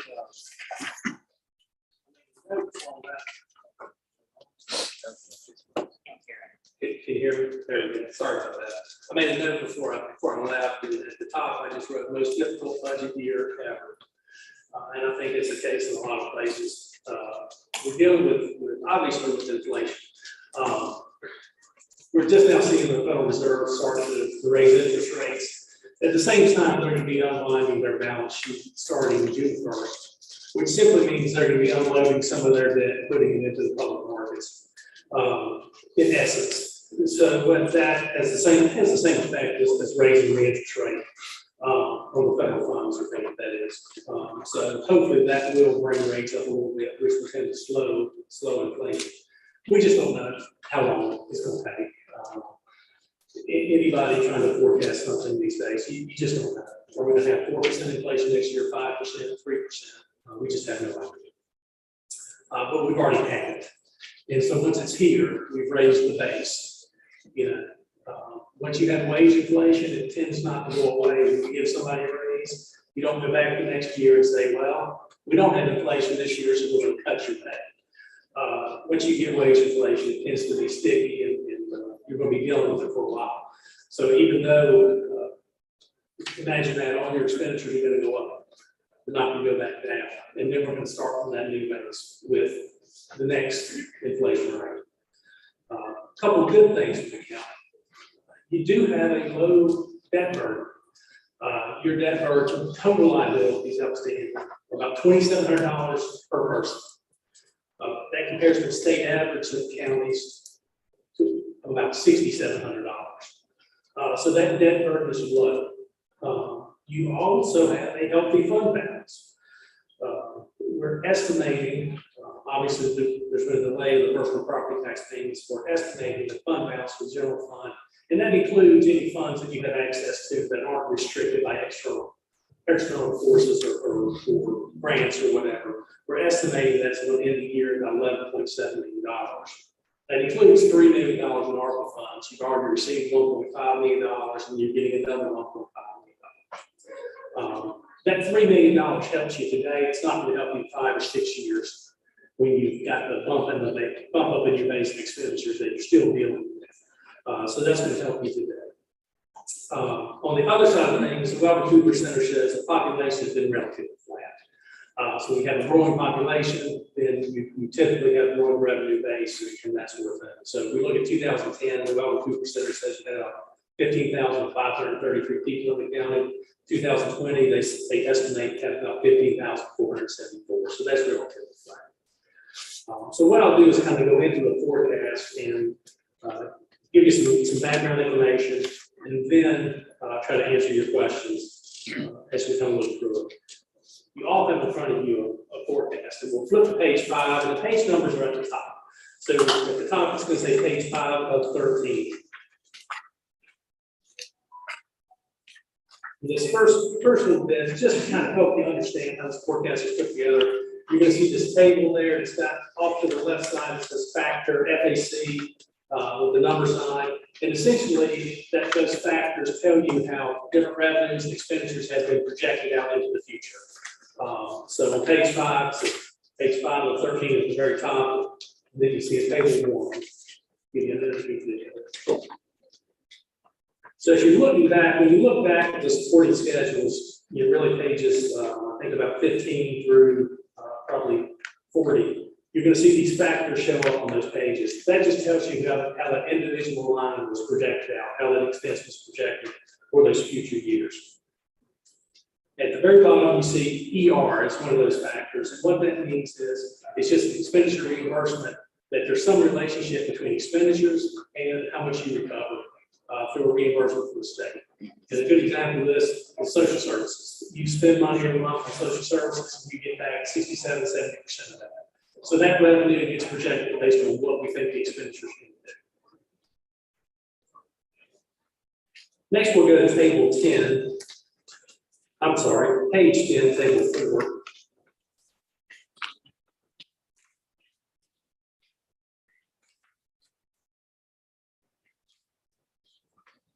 And this is really just a summarized budget for a 6-year period. That first column is the base year, and that's your 2023 budget, the most recent version of it. And then the projections out to the right. You see the forecast for 24, 25, and so forth. This is before any capital projects have been presented. And you can see we've got a little bit of a deficit here in 2023 of $884,000. That's before any capital projects. We've literally just started at the top with that beginning fund balance of 11.7 million, which is what we expected to have available, not just in the general fund, at June 30th, 2023. And you can see you end the year with 10.8. The next year starts with that 10.8 million, and you end that year with $10,040,000.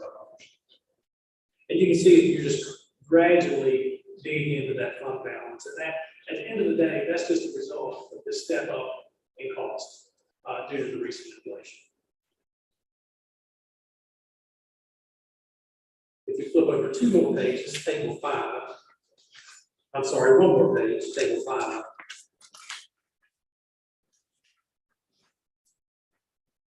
You can see that green line. I'm just taking that deficit from the prior page. And then I'm showing you how much, what kind of tax rate increase you would have to have just to fund that deficit, that operating deficit, if you will. I'm not saying that's the tax increase that you need at all. You can see 5 cents at the third column or third row down. You can see 5 cents in 23, then 4 cents, 5 cents, just showing you kind of how much that deficit, how that translates into a tax, into how much of your taxes that is, in terms of your tax rate. If we go down a little bit further, you're going to see that 884 again. And just below that, you're going to see something that says capital project expenditures funded by current revenue.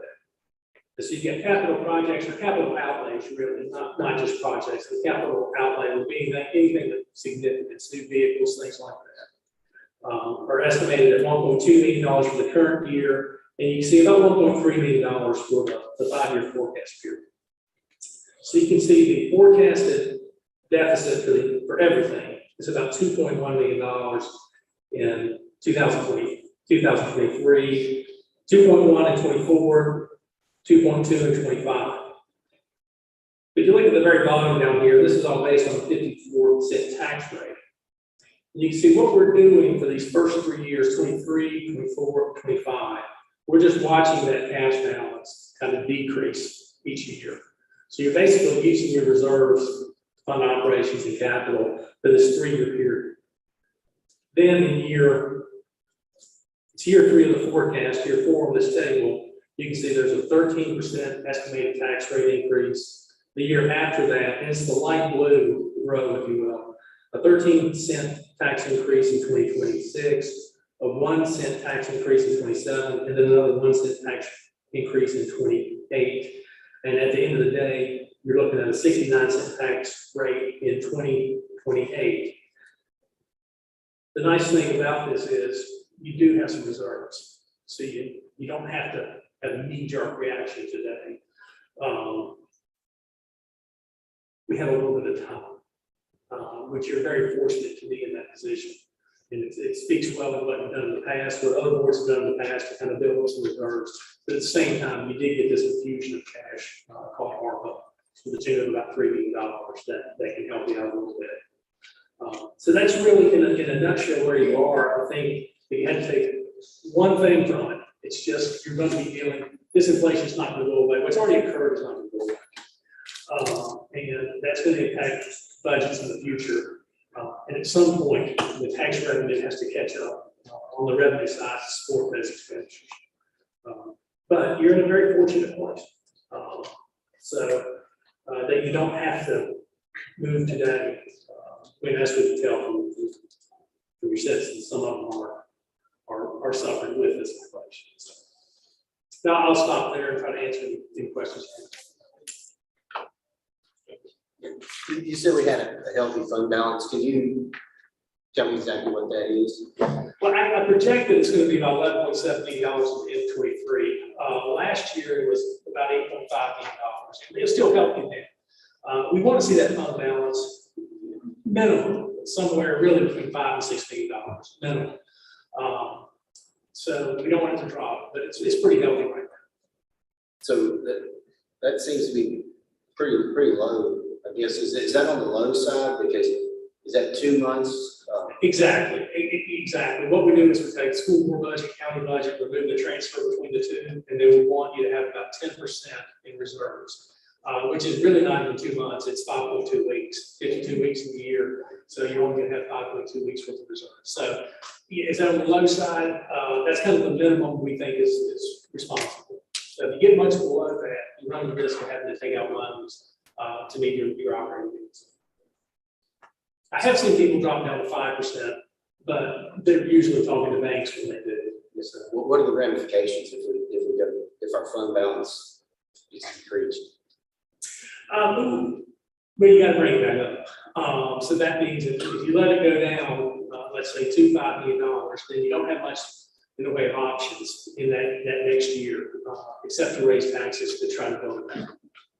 So you can take out loans. There's something called tax anticipation notes or tax anticipation loans, but you have to pay them off as soon as your tax revenue comes in. I wouldn't necessarily recommend that, particularly if we're going to be looking at higher interest rates. Yeah, I'm with you. I just, when you say we have a healthy fund balance, it seems like if we're at the bare minimum, it's not so healthy. It could be a little more robust. Well, it's healthy now. At the end of this forecast, it's at that bare minimum. Okay. So what percent are we at now? Oh, you're closer to 20% now. Okay. So you're closer to 10 weeks, yes, sir. Thank you. Mr. Francis? So this whole fund balance thing, depending on what accountant we talk to, always leads us constantly confusion. The last time we were here, I think you did it 5 years ago. They said the same thing, you know, fund balance 15, no less than 10. No. When the other accountant that actually does our audit, he says 18 lowest, 20 is good. We got down to 18, I think, last year, and we invested to get it back up to 20. So it sounds like somewhere between 15 and 18 is the sweet spot. And we're sitting in a pretty comfortable position with some flexibility given that. But yeah, getting down below 15 really causes me concern, given just the challenges and the fluctuation and how things go. It's really more concerning how quickly you drop to 15. So if you're at 20 and you drop to 15 in 1 year, that's concerning because that means you really got to ramp up tax revenue to stop the decline. If you're at 20 and you go to 15 over 5 years, then you're just losing 1% a year. So you can have a slower ramp to get back up to 20. The 10's pretty much the minimum. And if you think about it, just in simple terms, it gives you enough to operate for 5.2 weeks at June 30. That's not a lot of time. So that's the minimum. I'm an accountant, so I'm gonna always tell you more is better. But I think 10's the minimum. Like I said, if you drop below that, that's where we're gonna start ringing bells and blowing the whistle. And then the forecast is based on the assumption that we don't do anything on the expensive side, on the expense side, right? It's assuming that services provided remain the same for the foreseeable future. Absolutely. Given possible inflation. Right. There's been no reduction in what services you're providing. Those costs have just been projected out at our best estimate of what inflation is going to be. And I'll tell you that that's a shot in the dark for anybody. So. Yes. Staff. Okay.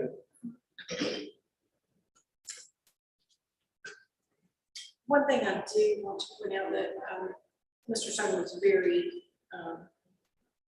amenable to making this a fluid document. So this is a draft. We do see on here, this is based on 54 cents. At the bottom, we can also, he's prepared to present 56 as well if you want to see kind of in the middle. Right. We have a separate handout that presents 56. It's just a separate page by itself. And you can see that kind of makes the rate increases and the tax increases at 26. You wind up with the same rate in 2028 at 69 cents. You're just a little slower in getting there. So I mean, realistically, where we're going to be in 2028, I think the tax rate is going to be higher. Now you're going to have a reassessment. I think you're going to have a reassessment the next year, right outside of this forecast. So it may be that you're starting to see things in that reassessment that give you some ability to hold off the tax rate increase that last year. But the 56-cent tax rate, you can see you have a 7-cent tax increase in 26, a 5-cent 27, and then a 1 cent in 28. If you wanted to, of course, you can always move some shifts in those. So if you know you're going to have a 7-cent tax increase in 26, you might say, well, let's just do a 3-cent tax increase in 24 and a 3-cent tax increase in 25. And that might actually reduce that tax increase for 26. You might not have to do anything for 26. Or maybe you do another 3-cent increase. But at some point, the tax revenues will have to catch up with inflation. I mean, at some point, you're just going to have to bite the bullet, as I said. This just gives you the drop dead date. You get to push it out a little bit, but you're not going to push it off forever.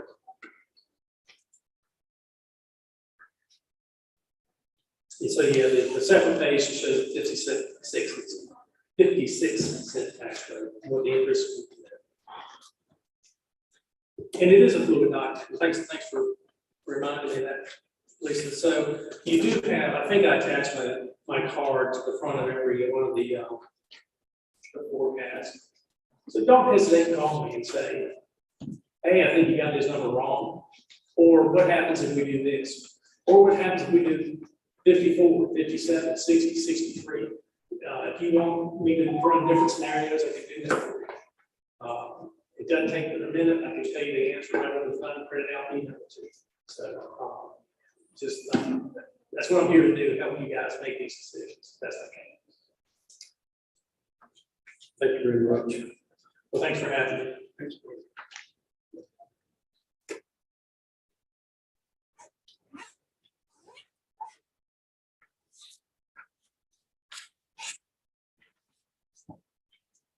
Want me to stick around? I can, or I can.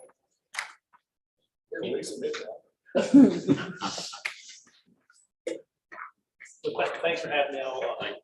Is there any further on the being represented prior to?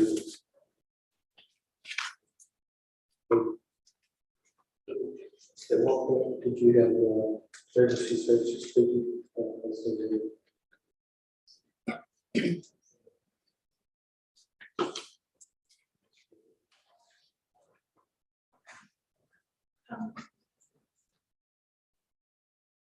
Before the meeting, I passed out a couple of handouts for you, and one of those was the meeting objectives. If you would pull that up for us, please.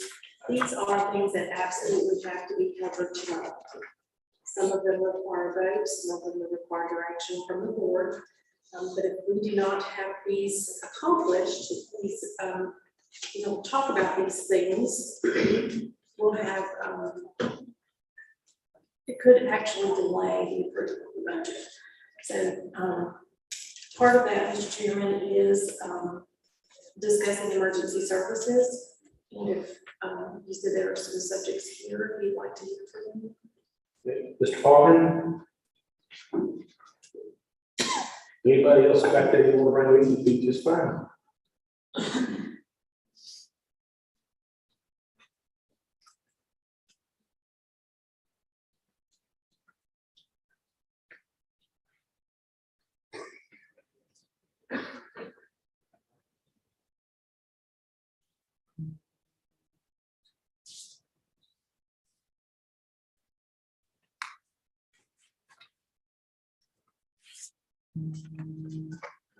Good idea with us tonight.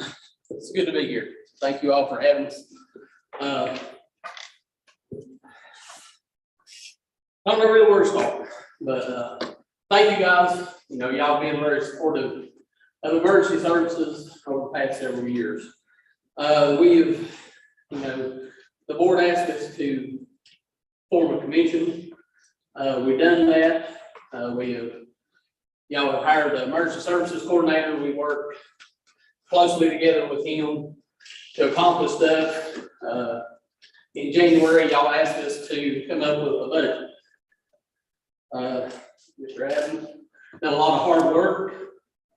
Kind of a board meeting, presented y'all with this budget.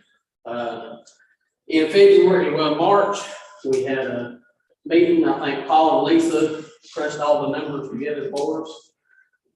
We had a meeting. We presented all the items that y'all been presented with for this budget. It was voted on unanimously by everyone that was there. We even called people, sent them copies of the budget so they can understand what it was. And like I said, it was voted on unanimously by the commission. So with that being said, I know there have been a lot of concerns, questions, and that's why I'm here tonight. I want to answer your questions concerning the budget that we have presented. May not know all the answers, but I will do my very best to answer those questions myself and Philip as representatives of the board commission. So, we have asked for, for years, emergency services has never asked the county for anything. Y'all have paid for our insurance, for our vehicles, our buildings. Plus, I think we got $5,000, $2,500 per agency for years, which y'all voted that last year to give us a little more. But the cost of everything has gone up tremendously. And the amount of volunteers that we have has went down. For years, this county has been taken care of by volunteers. We've had agencies that couldn't support their communities, so they tried to go to paying staff to do so. If you know any familiar with emergency services, you can't make a living off of that. So, it's hard. Most of our people that have go through training, you ask the EMT to give up 185 hours to go take the class. They get out of that class. Well, they look around and go, well, I can get paid for this. Well, then you've lost your volunteer to get paid for the job. Well, and then after that comes along, they go up to another level, which would be a paramedic, which of course they can further their career more. Well, you really lost them then because that's another 2 years of their life tied up in that. So the volunteers has went down over the years. A lot of places are hanging on with volunteers, but that's why we're here today asking for a little help. The cost of everything's went up on us. We just had to get a new truck in Freeze, which we was fortunate enough to get a 50-50 grant with it. That truck was $235,000. That's not stock, that is the truck itself. So, all this, the price of the fire engines, anywhere from $300,000 to $400,000. So not only do we have to ask our people to do this training, I think firefighter 1 now is close to 200 hours now because they put hazmat in with that. So you ask these guys to do that, then they're risking their life. So, then on top of that, when we get them trained, then we say, well, we've still got to pay the bills, so we're going to have fun there. So they go to class and work all week, do fundraisers all weekend, and yet they still have a family to take care of.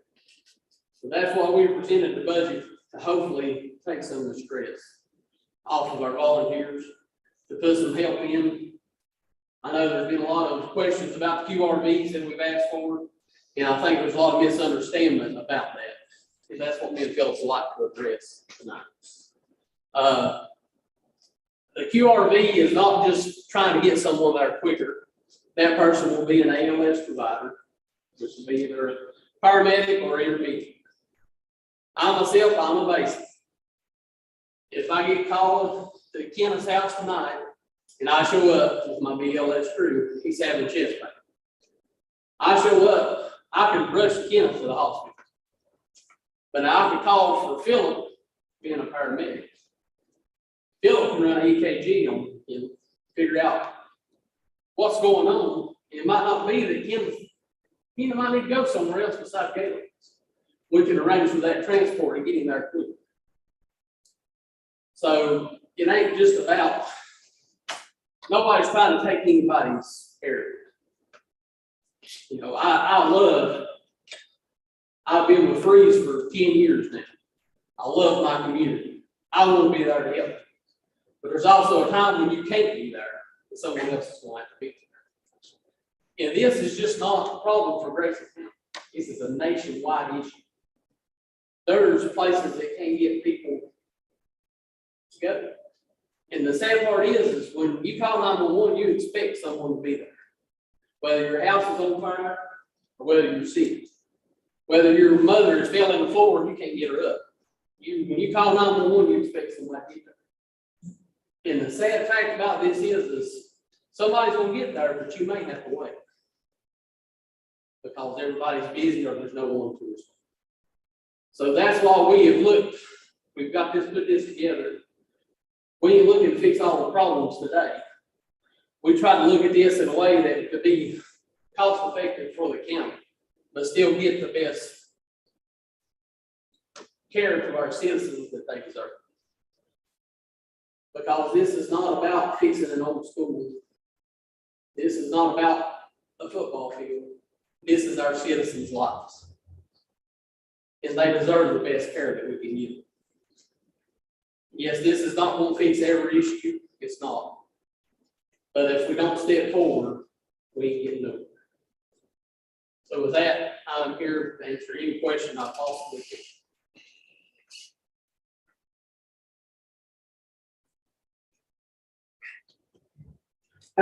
Explain how kind of the crew that would help kind of fill in these holes, how that's going to work. Okay, lots of times, especially during the day, when most people are at work, you might can get someone to come in. You know, you might have one person. Well, this person would fill in that extra spot. That extra spot where you complete a crew and get somebody in the hospital. Our call volume last year in Freeze, just our calls in Grayson County was almost 600 in this district. And you think about that for the town of Freeze. In what we cover in Grayson County, 600 times. That is a tremendous amount. And of course, yes, we do have Galax as a backup. But the problem is now that they're short-staffed because everybody is overworked, because anybody that works in EMS works 2 jobs. Sometimes some of them work 3 to make ends meet. So sometimes they don't have full crew there. Sometimes you just have to wait. It's been about 4 or 5 months ago. The county was so busy that Independence had a call. Both of their crews was tied up. They dispatched 7 agencies before we got a crew together. No doubt that was not ideal, but it had to go that far to get a crew. So that's kind of what we're trying to get ahead of the ball. So this is not trying to replace a volunteer. If an agency says, okay, we've got a volunteer crew, they don't need that person, hey, that's fine. You don't need them, that's okay. But they're there. You have a backup if they're not there. I'd rather have an extra person than not enough people. For years, I have dealt with this. People always ask me, I try to get as many people on my truck as I can. Because if I'm doing CPR in the middle of Brush Creek, that's a long ways to the hospital. Hey, can I ask a question? You said 600 calls. Is that countywide or was that just in? That's just Freeze's covered. That's our dispatch. Last year you had 600. 600 dispatches, yes. So you went out. Well, we didn't cover all those because we didn't have the people. We covered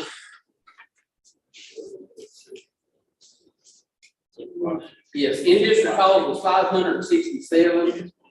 We did not respond to 244 of those. Which if anybody knows me, that breaks my heart because I've never been there before in my 10 years of service free. Do you know the countywide numbers?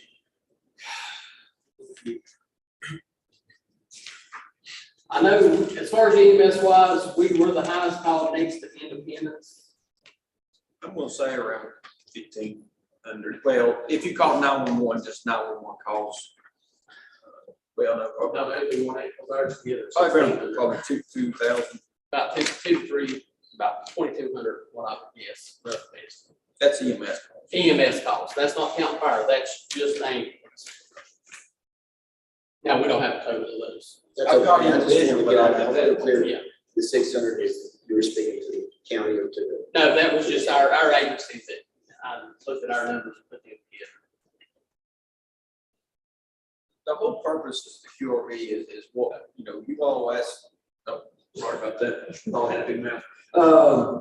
The whole purpose of the QRVs was, y'all asked us to come up with a proposal, how we can better emergency services. The QRVs is the most least impact to the county, as far as financial wise, and to the volunteer agency. We know we're not looking to replace any agency with a paid agency. We just felt like the QRVs were there enough to supplement those calls that, freeze, just use y'all for example, but multiple agency, hey, I got one person, I can't get another one. It's that person to supplement and additional ALS, because we do have some squads that can't get ALS at all the time. That's just how it is, nature of the beast. But this was the most least impact for the county that we see. I think that was maybe misunderstood in some areas, and I do apologize if we explained that enough. We're not looking to push anybody out. That's why the QRVs are there. They're there to keep these volunteers alive, because we know they're struggling. Some of them are good now. We don't know what the future holds. 1 year, 2 years, 3 years, 5 years. But let's do something now. I'd rather do something and be wrong about it than never do nothing. So we can keep kicking this can down the road, but we're eventually going to kick it off the cliff. So, we're going to have to do something. This may not be a solution. I don't know, but hey, we've done something to try to fix that. So. Thanks for coming tonight. So the county has a responsibility to provide emergency services and fire, but the county doesn't have a mission to do that. Right now that mission is delivered by 9 different agencies, all started on their own at different times and have developed in different ways. So right now that proposal is the part of this proposal includes these paid ALSs and the QRVs or RVs or whatever. Who do they work for? So we've got to have that's where the whole Grayson County, they've got to become an organization by state regulations, Virginia, off CMS. We can't just have them free reign out there. I mean, we got to put them under somebody, and that's OMD, Operating Medical Director. So we've got to, first of all, we've got to establish to me, we need to do a county-wide county agency just to put that QRVs under and have an OMD under. I mean, if not, then we're going to have to put it under, Independence, Freeze, Rugby, Mount Rogers, whatever, and then their OMD is going to be over that. And I'm going to tell you right now, their OMD is not going to allow that play to run around the county because we have 3 different OMDs throughout the county at the present time. We're working on trying to get that to 1. But they would answer to who that would be over that EMS agency, as far as the QRVs. But we've got to have, it's got to be, to me, a county-wide or county agency to establish a QRVs under. That's why the regulations office EMS. And who would be over those? That's for the commission to decide. Of course, you're going to have somebody that's going to be there daily. I'm assuming it would be Paul. He's there daily. But Paul, he works for the commission.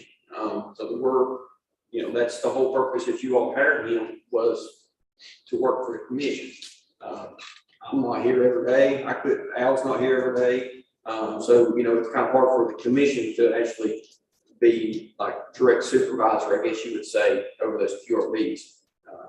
So to me, it would be, that's how it would fall down, you know, but that stuff can be worked out, you know, up to the commission, how they want to operate that. Well, we hired him actually, his title, as you know, as a coordinator, we hired him actually to remove some of the administrative burden and do some common interoperability kind of work to make sure that, you know, the syringes you're buying are not different than the syringes somebody other department or oxygen tanks or whatever across the board. The concern I have is what you described is the creation of another government agency, yet the purpose is not to run off or volunteer. And so I just see it as a slippery slope. I mean, I've said it before, you all probably heard that if we're really interested in retaining and preserving our all volunteer organizations, 9 of which are out there right now, it seems like having a county organization with responders at the county actually might do harm towards the volunteer organizations out there. How is that?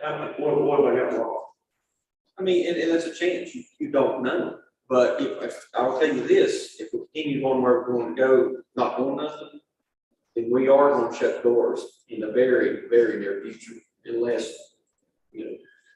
From the county's perspective, if our responsibility is to have a service, and I think the response time that's advertised is 30 minutes, right? Yes. Okay.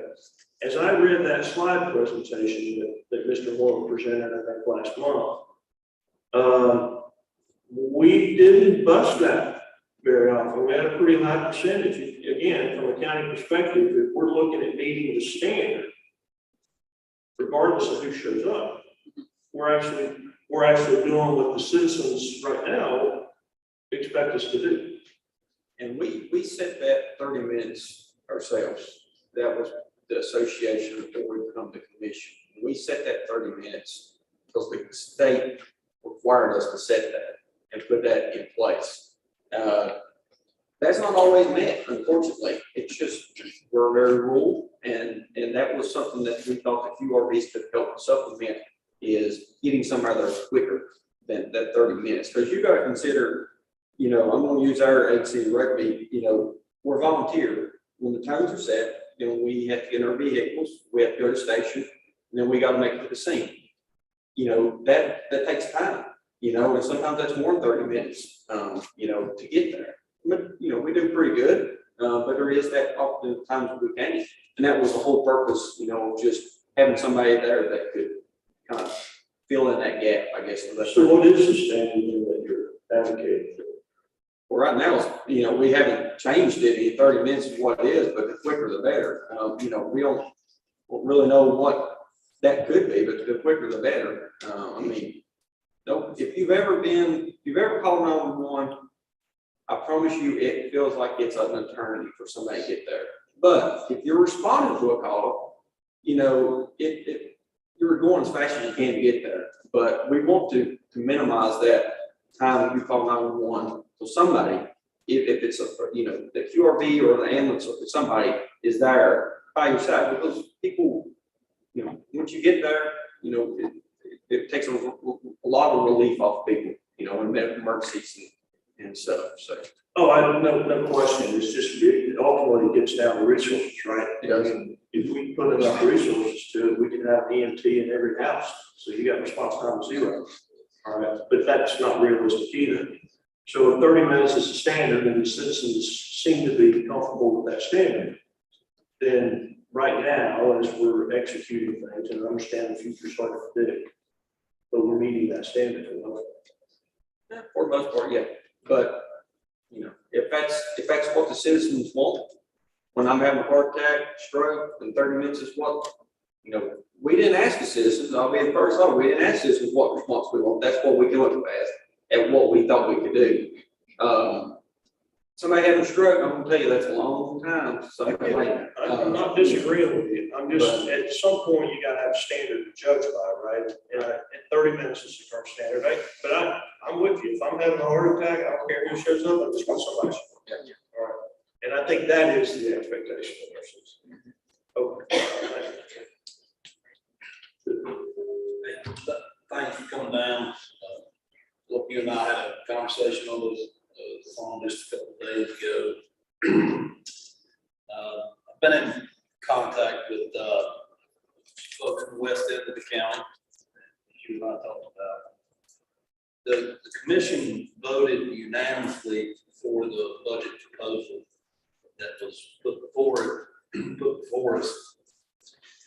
But at least the ones that I've been talking to didn't necessarily agree with everything in the budget. Whether it's paid or volunteer service, right now it's a huge struggle. You said it, it's not just right here in Grayson County. And I think it's that we need to really put some effort behind the number one problem, which is we can't recruit and we can't retain. Whether it's volunteer or paid, we're having the same issues. So the commission came forward and said that quick response vehicles were working.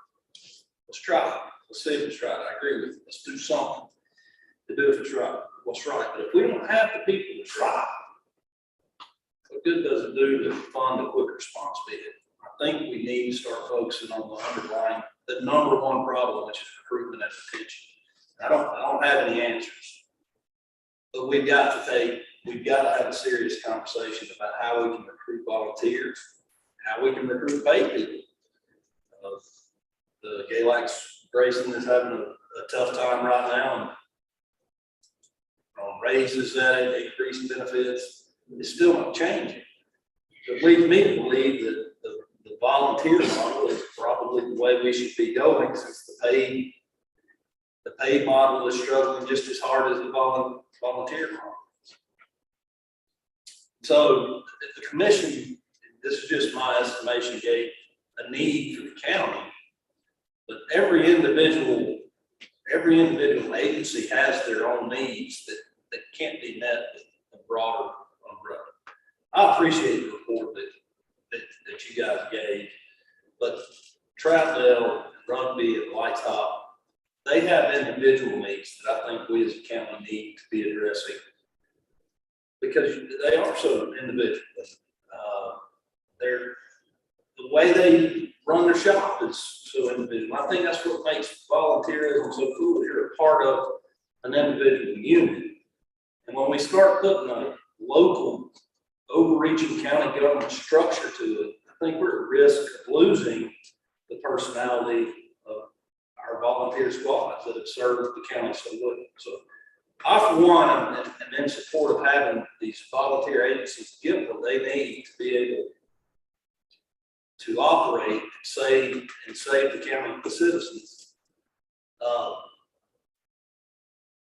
I know we put the commission together so there can be a voting group, but I also believe there's individual needs that aren't being addressed at every agency I'm in support of VMS. We gotta have VMS. Throwing a lot of money at it and starting out with a hired service. So far, the model is not any better than a volunteer. And another thing that you guys brought up was that you get paid for the calls that you make, the same that other people get paid. Couldn't agree with you more. I don't think the volunteer agency should have to do a pancake or a spaghetti supper on Saturday to be able to pay the bills. I think that is something that is in the best interest of this county to ensure that the volunteer agencies get what they need to continue to operate. You know, and I think we agree, we all want to keep our individual identities. That's what makes the agencies. You know, yes, there may be some individual agency needs that needs to be addressed. At the same time, you know, if we don't, that's why the whole thing was, we've had association for years that we now have a commission, was so we can come together and decide on things as a county emergency services. Because if we don't do that and rugby comes says, I need a new tanker, a $500,000 tanker, at the same time the defense said, oh, I need a, you know, $500,000 number. That's the whole purpose, was the commission was, okay, let's break it down and help each other out. Because who's, I ain't gonna decide on who's gonna get what if you fund vehicles. Because it's, you know, you're gonna make somebody mad, and that was the whole purpose of the commission, was everybody work together. I know, and we had these these workshops, the budget, again, you know, that's the whole time that we wanted people to express their ideals or concerns. We didn't hear them. That's why we moved forward with the budget that we presented to you all. It was voted by everybody. They agreed on it. Nobody's going to look down on anybody that don't want to do it. That's fine. That's totally fine. But we didn't know that that's not what they wanted, so they voted yes. Now we've talked, and you know, I've talked to those agencies that's not for it. And, you know, and told them that, you know, they said that, you know, they don't want the QRV, and that's fine. I just wish that we knew as a commission that something that you all asked us to form, we knew it was come through the proper channels, I guess you would say. Not that they should talk to your representatives, that's what y'all there for. So we found out, you know, as a commission that, you know, it feel like that you all should have come back to the commission and asked, hey, we got some concerns that that what y'all proposed is not wanted. I didn't find out like that. So I feel like that was the whole purpose. You all asked us to do the commission. We done it, and it come back wrong proper channels. You know that we need to come back and present this budget again, and fight for it, which I'm fine to do. But again, that was what the commission was for, and Paul was our intermediate between you guys and the commission. So we didn't, like, again, I don't care to come and do this, but that was, to me, in my understanding, that was what Paul was here for, to intermediate between the commission and you guys. Not being now doing this for you, to you all. Not that we care, but that was my understanding. That was the purpose of what that was supposed to be for. Again, we're all here trying to work together, and I feel like that's what, you know, we're trying to do back into your recruitment and retention. I agree. I think everybody can agree that is a huge issue. It's always been a huge issue, but it's a nationwide, and recruitment retention is not got any better. And we've had that discussion how that might be better. So I'm concur with what you're saying, because I've been sitting in your all's meetings. And there is individual needs, I think, that's discussed in every meeting, and as I recall, and people have prioritized what those needs are in those meetings and work together. For example, like you said, this year so-and-so may need help with a fire truck. Next year, a different locality may need help with something different. And I sit on that board with you guys, and I've been in those meetings, and what I'm hearing right now is news to me. I didn't know somebody was disgruntled or didn't like the way it was, and I know it was voted unanimously that you guys were going to present this. And I think the ALS, can you give me the acronym of that so people? Advanced life support. Advanced life support individuals. Your request was for 3. Yes. And those folks, as I understood Paul to explain it to us, they were going to also contribute to the recruitment and retention. They weren't just going to be sitting, for example, waiting to slide down the pole when the bell rang. He was going to have them doing other duties during the day when they did have so-called downtime. So he could utilize them for other reasons. Yeah, be looking for grants, working on grants, stuff that a lot of us don't have time to do. I mean, we've been pretty blessed and free with grants. We have been. But it also takes time. to sit down and do that. Well, that's an excellent point. They were gonna help with trying to acquire some grants. Yeah. And not that the volunteerism, as we know, that's the issue, but that's never gonna be kicked to the side and fully replace anything. It's always gonna be a part of what you guys do. I'm assuming you're both volunteers in our county, right? Okay, and so I guess I'm just gonna take it back that if there's some people that voted with us during those meetings that maybe had a different perspective, I would like for them to reach out to me as the representative. But I think what you're doing is excellent. We commissioned you guys to do this. You guys worked hard putting it together. I hope you get the support you need to move forward, and let's see what happens. And we can always back up and regroup, but I think we need to move forward like you guys have suggested. With our issue with the situation was, we found out 2 weeks ago that somebody had a problem with it. We had this meeting in March. We've had another commission meeting since then. This was a special call meeting, and still those concerns was not brought up. I remember that was on a Friday night late. Yeah, we had the budget meeting on a Friday night. Then I think it was the next month, we had our regular commission meeting.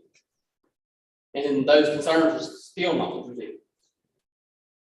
So, unlike you was there tonight, there was no complaints, no nothing.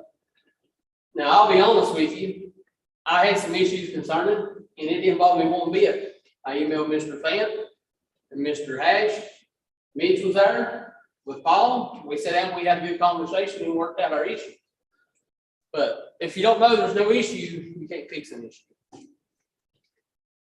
And that's something we're gonna have to address as a commission. You know, not to be ugly or nothing, but you know, if you have a problem, we don't know about it, we can't help fix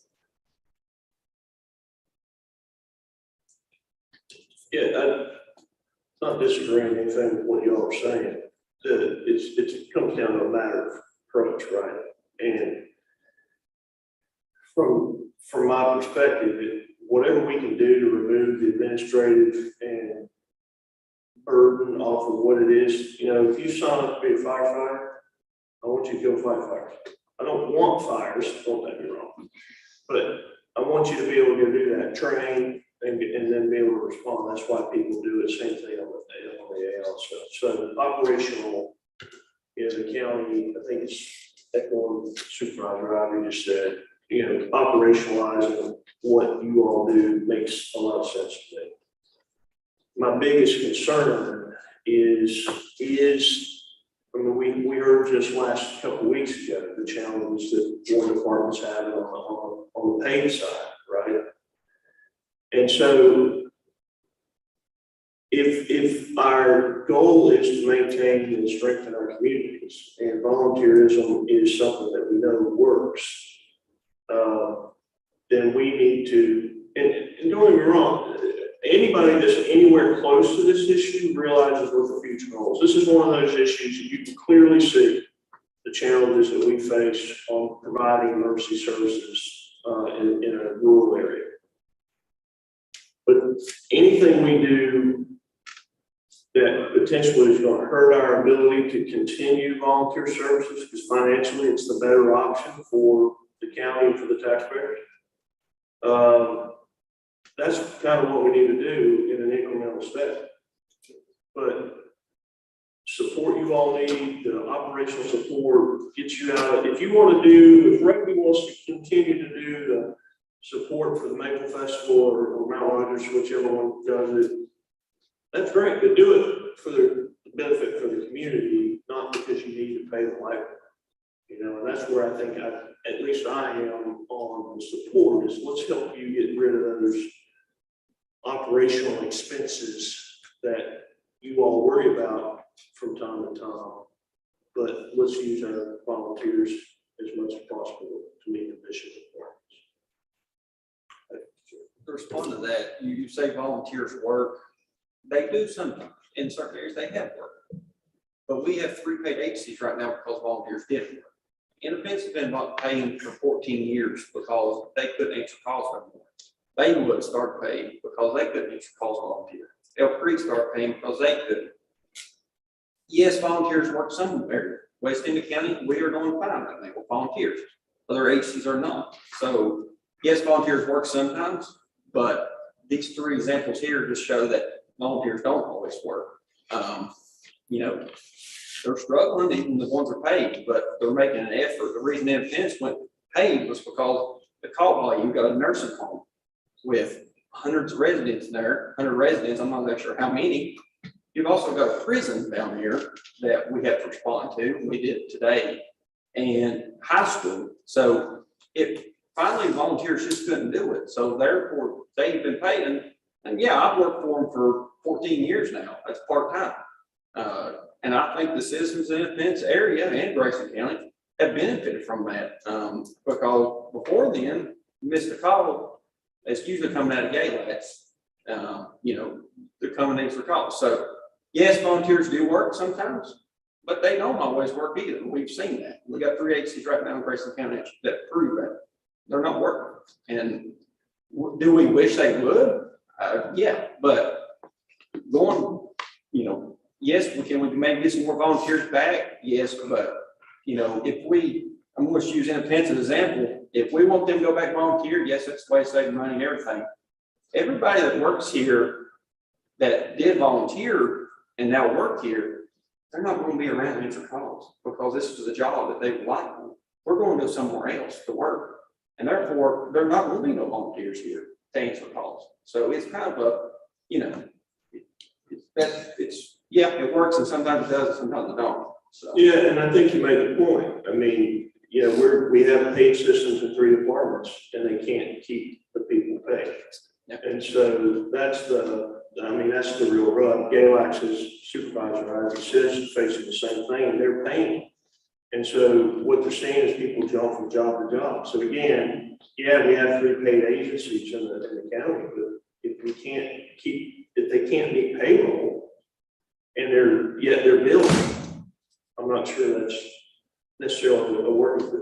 Bringing in more paid people into a system that doesn't seem to be working. And that was doesn't make a lot of sense. And that was the QRV. What way we was trying to do is, if we had a QRV that the county is funding, then these HCs, Baywood, Elk Creek, maybe they could drop. You know, I know they can't find people to pay. They can employ less people. You know, just one person use that QRV to still answer their calls, therefore still get the money for billing. Because that's how we're operating. Everybody's operating off of, you know, fundraisers, yes, money from the county, yes, but a lot of the billing is where a lot of our funds is coming from. I can attest that rugby, we was nearly getting ready to shut the doors in 2016, 2015. Not, I wouldn't say shut the door, but we was one major incident away from being bankrupt. And we started building. And now, yes, we're doing very good financially because of that.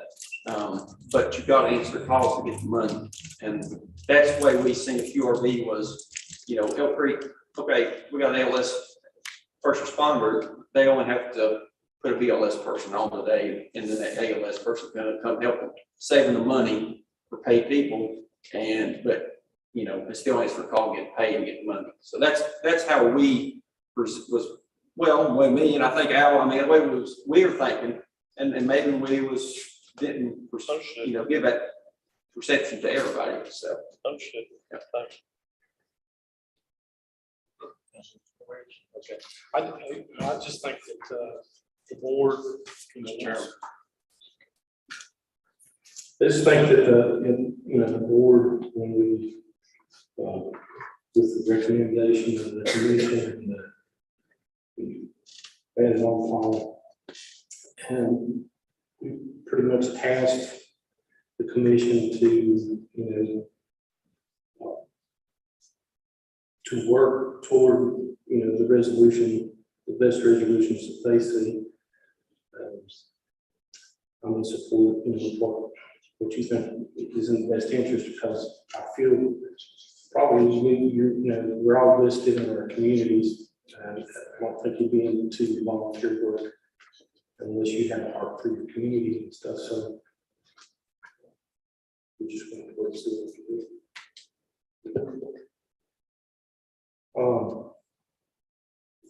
Just a question too. You know, I've been on rescue squad for years and years and years. And the last call I ever went on was a kid had a hermit crab stuck on his fleet. Now, if one of these guys had went out there and said, we don't need ambulance, we don't need 4 or 5 people on there, they would save a lot of money. And, but saying that, I'm in support of first responder. What I'm asking is, and they're asking for 3. Would 1 work for the time being? We talked about the sheriff's department, the deputies being trained in EMT. They could be a first responder with added, ALS on backup.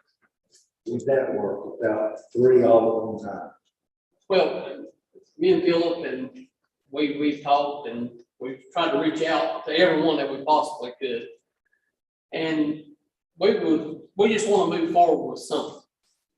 If you don't feel 3 is sufficient, let's try 1. If we try it for a year and 1 don't work, everybody's totally against it. Everything that you've put into that can be reused throughout the county. The equipment, the vehicle could be, y'all can reimburse it, because it's gonna be the county stuff, all the equipment's gonna be the county's. Y'all can reimburse it somewhere else where it could be used. If it don't work. But like I said, like we agree, let's try something. I think we're all in agreement with 1. Let's try 1 for a year and reassess it. And if it's, a whole lot of issue, people we'll address it. That's what y'all ask us to create, a board to come up with this stuff and to try to come up with a solution. But we just need to try something, because if we ain't trying something, we're just going in reverse. Me, I'm all about volunteers. I don't want to pay person in fees. I don't want one. But if I can get a call answered, maybe it's my family that's dying, and that one person can get there a little quicker, I want them there. And I think if our citizens know this, they would be in agreement with that as well. Because it's all about them. None of us take 185. Philip took almost 3 years of class to be a paramedic. And when he first started, he was a volunteer. Of course, it's transitioned into pay, but you got to have the heart for your community, like Mike said. If I can be there for my people in grief, I want to be there. A lot of places are just 2 or 3 people away from the things going downhill. Honestly. You can ask me and Mitch has said in many, many meetings. 10 years ago, streets looked very green. We was down to running like 30% of our calls. For the past 8 years, 9 years, we've been in the 90s. But a few things happened in life to change that situation. So that's kind of slowed that down. We lost a vital member of our agency last year that run a lot of calls due to COVID. That took a chunk out of our percentage. But we've got to be looking forward to that. Well, so you guys, you're willing to work with 1 if if 1's all you can get, but it looks like, I know the plan, and I kind of remember some of the layout that Paul had was for 3 to. I'm sorry. Restate what I said. I understand you're willing to take 1 if 1's all you can get as far as the ALS. And the plan was for 3, and I remember some of the discussion with Paul about how he was going to utilize those 3. And I know at least if you had 2, I think it would better fit that plan rather than just 1 because of the rotation that we had talked about and the other things. I'm in favor of 3, let me be clear. But I don't know that I'm going to get that right here. But I'm also in favor of 2, if we can do that.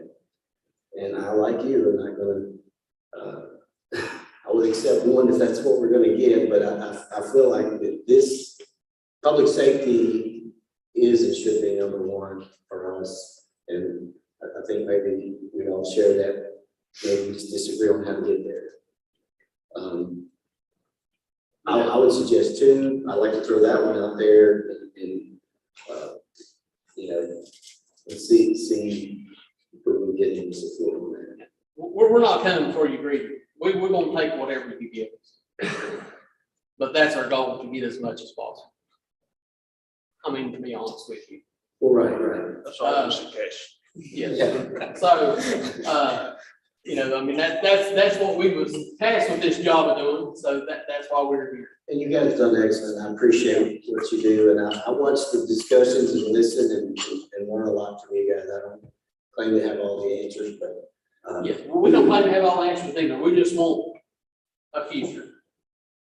We're looking for the future. well, I appreciate. Because none of us get no younger at all.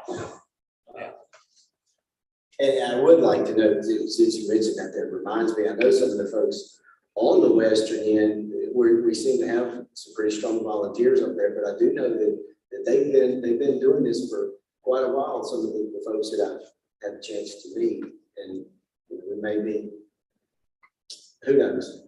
I'm all for it, let's try it, if my colleagues agree, I'm going to support you, whatever that is. Also, I feel like we would just beat on the EMS wagon. You know, we also have fire involved in this too. So, you know, that's not mine on me, because in Freeze, we're fire and rescue. So, you know, if they go out, we go out. We're there with them. So, you know, we presented about the trucks. You know, do y'all have any questions concerning trucks? I know ambulances. I've done a brief survey of our EMS folks. You know, there's a lot of them. Baywood, for instance, their newest truck is a 1996. They can't hardly get parts to fix it. So they're going to be in need of a truck. I think Mount Rogers and Elk Creek is tied with the next oldest vehicles. So, you know, I try to get some numbers together for the fire guys, but they have so many trucks. It's hard to figure out which one has the most need. But that's something we can work out if we can get, you know, it's all logistics. If you've got money to work with, you can work out the logistics and everything like that. I appreciate the way you guys all work together. Different agencies. Would y'all like to speak? I didn't come prepared to speak really or anything, but on the truck situation, every fire department in Grayson County is pretty much the same, in the same boat. Independence, our newest bumper, our main bumper is a 2003 model. And what happens if the truck gets used hard, gets run hard, put up with, and they age quickly, and then our backup truck is 31 years old, and parts for that truck is very difficult to find. So, and we've got a tanker we're trying to replace this year. That's going to probably cost some more, ballpark $350,000 to $375,000. But we're no different. Everybody's in the same boat. For East Hill Creek, Rugby, Troutdale, Mount Rogers.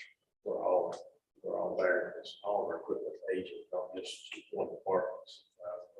Some departments are sacrificing older trucks that's used from other departments and works fine for them, but it don't always work the same for. It's like for us, for example, we're ready to get rid of a 2003 model, or somebody else would like to have that. That's all because of call volume. I think we ran 149 calls last year, but that's a small amount compared to larger cities, but those larger cities replace them every 15 or 20 years. We bought this 2003, we bought it used, 2006, 2007. So it's just a battle we continue to fight, and like hopefully we'll get some help from the county to our newer equipment, newer trucks to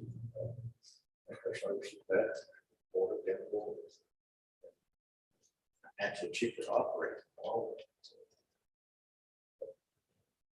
I don't know, as far as the retention and stuff like that, I personally think we need to start in the high school levels there, that recruiting and retention. I think they had the EMS or the EMT class several years ago. And it kind of got pushed to the side. But, there's some schools in North Carolina and Virginia that's doing EMS and the firefighter one in the high school.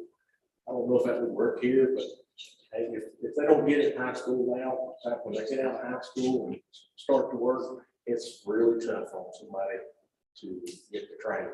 If I got it when I was in high school, majority of it, I would have never got it. My job with the county, swing shifts and stuff like that, I could.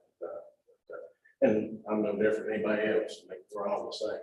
You got to work around families and everything else. So if we could get people started getting interested, it may work. They may graduate high school and move away and have a job in EMS or fire service. They may stay here, find a job here local, and join local departments. So that's something I think we really need to look hard into. Also, I think I've spoken with Mr. Wilmore a couple of times about it. It seems to be in favor. I don't know logistics of it, but I always talk to it as well. So. I do think that's part of the plan. And I would like to know that you four guys, that are, even though we have a volunteer problem, you guys are all full volunteers. Mr. Lander, I can't see where we're at. Yeah. Okay, yeah, so, and you guys are the best of the best. I appreciate it. But it is worth noting, you all are volunteering to be here tonight, so. Mr. Chairman. Good. The, turn your mic on. A while back, you talked to us about a ladder truck requirement. Now, I don't have the presentation, but where's, from an equipment standpoint, where are you seeing it on the fire side? Is that something you still need, or it's a nice to have, not a gotta have? It's a nice to have. When I can't remember, probably it's been a year ago, I guess, we may have talked about it. I can't remember. At that time, well, we're still in that position right now. Our closest ladder truck to Independence is either coming from Houston or Bridgeville right now. Just a simple fact that they like to say got problems with their ladder truck, and actually sold it, bought it in the process of buying a new one. Hopefully may have it, still get some work done on it, but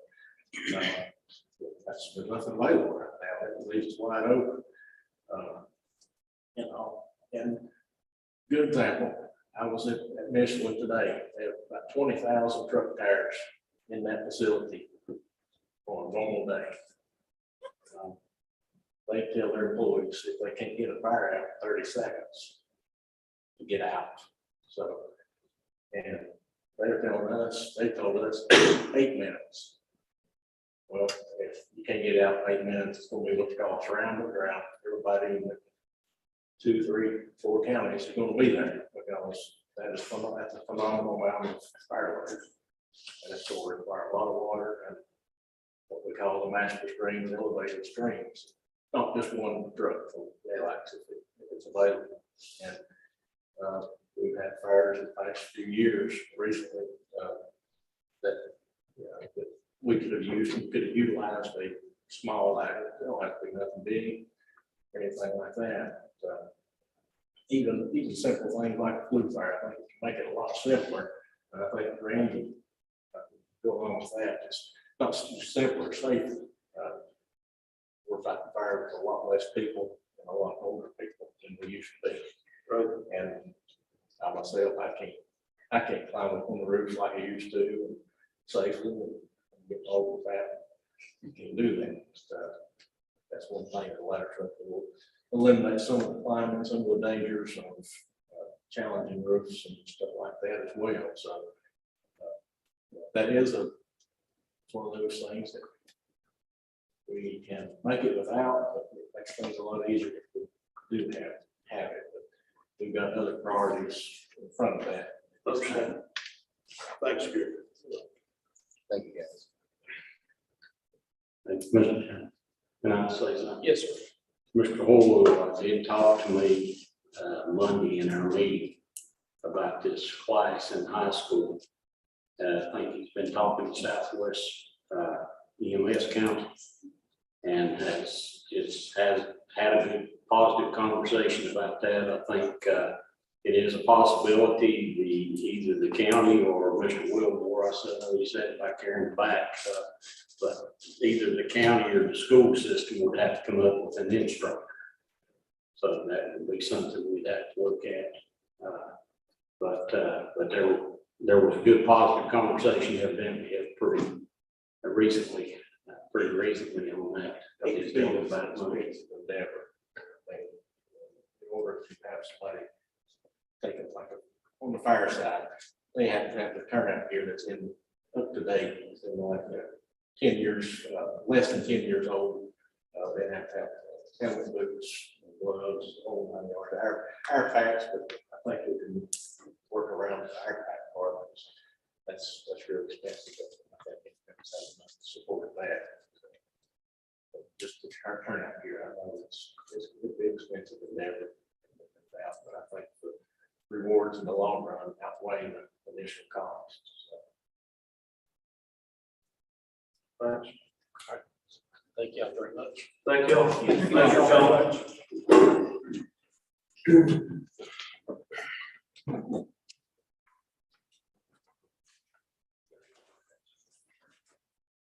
Let's take us about a 2-minute break so we can get back in there.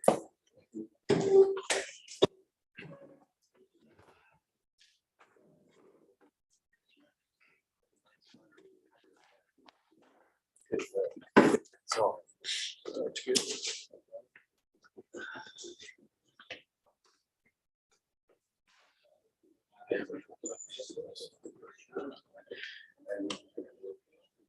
Yes.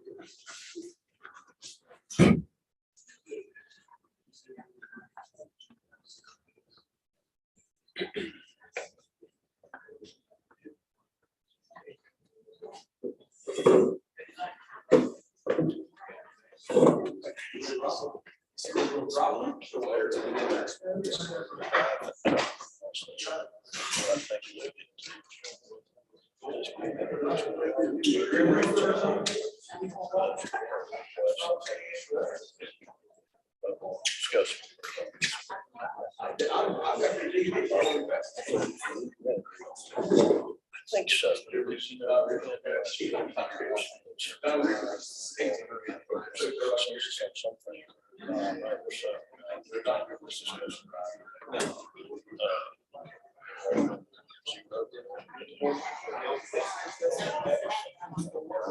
Saw that sheriff.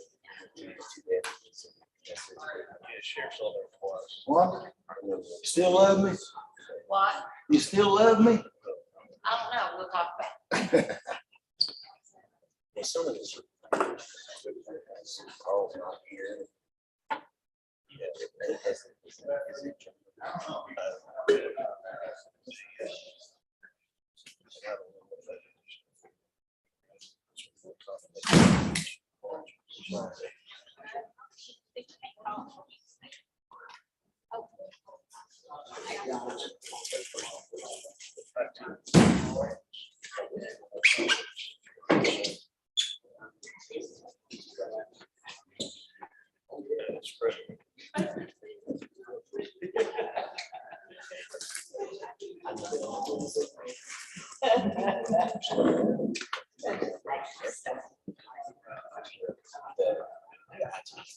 Yeah, purpose.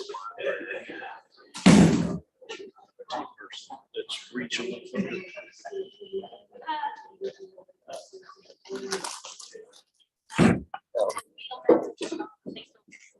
I like that chocolate, but it's been slow. Chocolate flavor.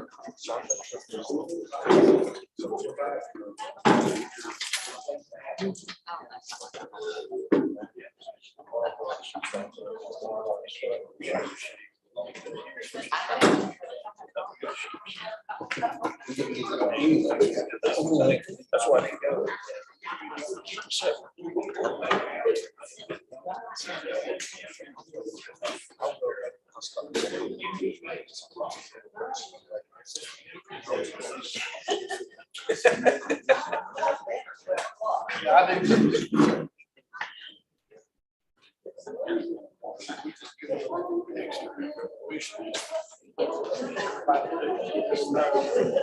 Start a meeting.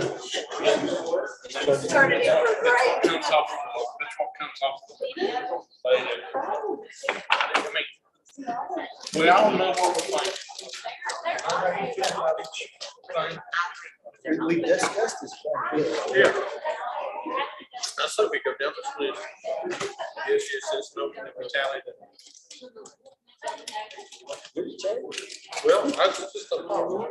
I don't want to deprive nobody right to debate.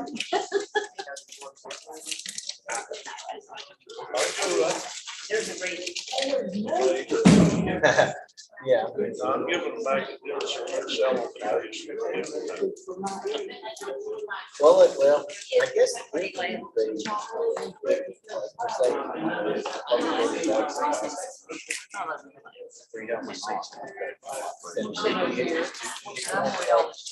Okay. All right. So if. Clarify that.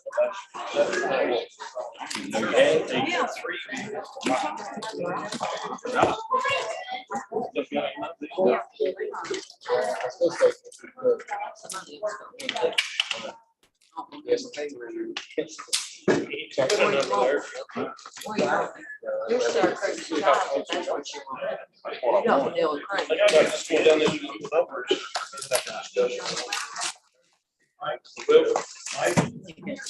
Yeah. Thank you.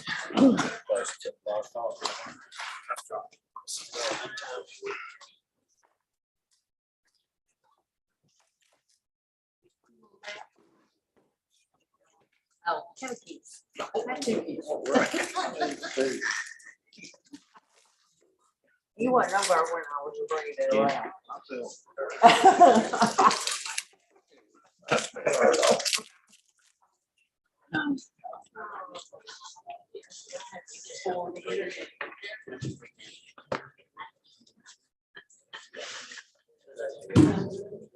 Sorry.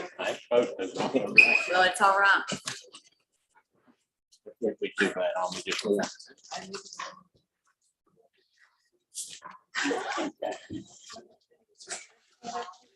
Yeah, there is, just through the, right there next to the door. I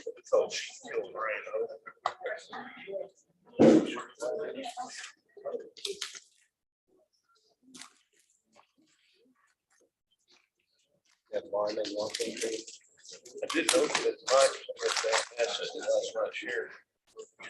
But, they'll probably get it. They'll be unhappy. Huh? They'll be unhappy. The morale will be low. Yes, it will. Be okay, as big as those things. But the lamps we didn't shear, so. Oh, okay. I told them to suck it up. One of this is 62 out there, so that ain't bad. If it was 40. But it's still a damn cold rain. Oh, yeah. I mean, you know, it's cool.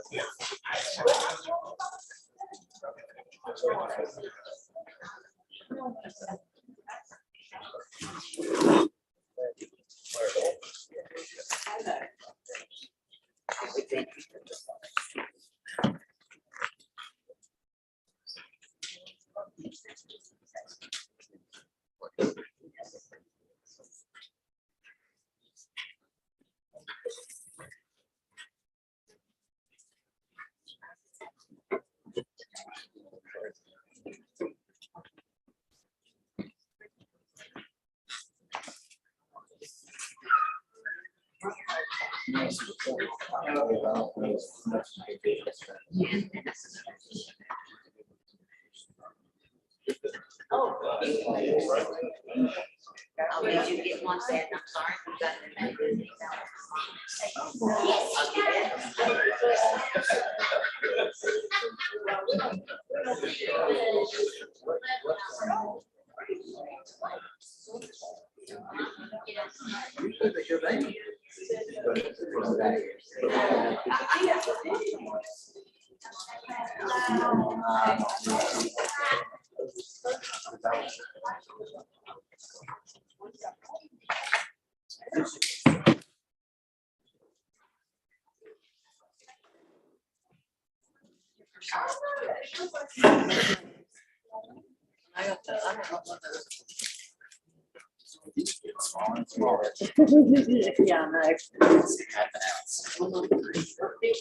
Probably cost twice as much. Yeah.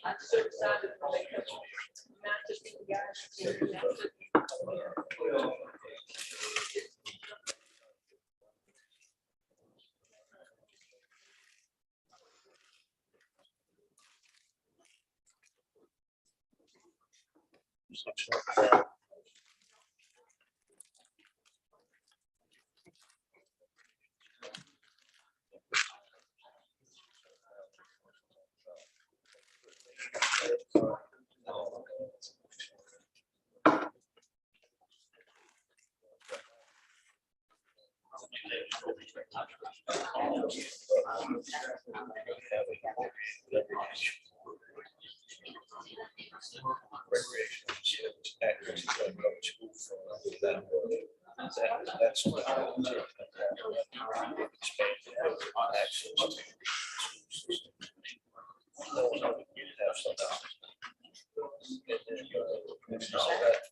All that stuff.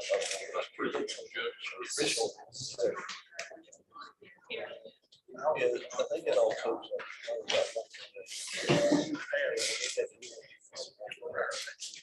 Stuff.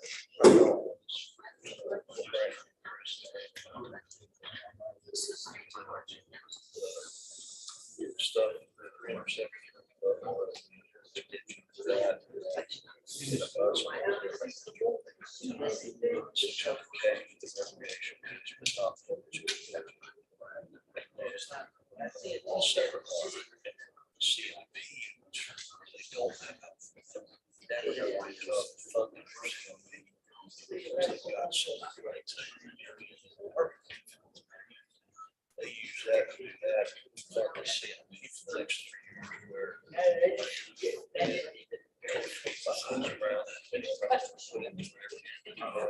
Yeah. Yeah. CIP stuff, you have to kind of make that. But what we have right here. That's what they asked. That's, we had a meeting with them, they asked for they passed. Because we had to meet, we said, tell us what. I don't know that answer. But passed. They're always, as you know.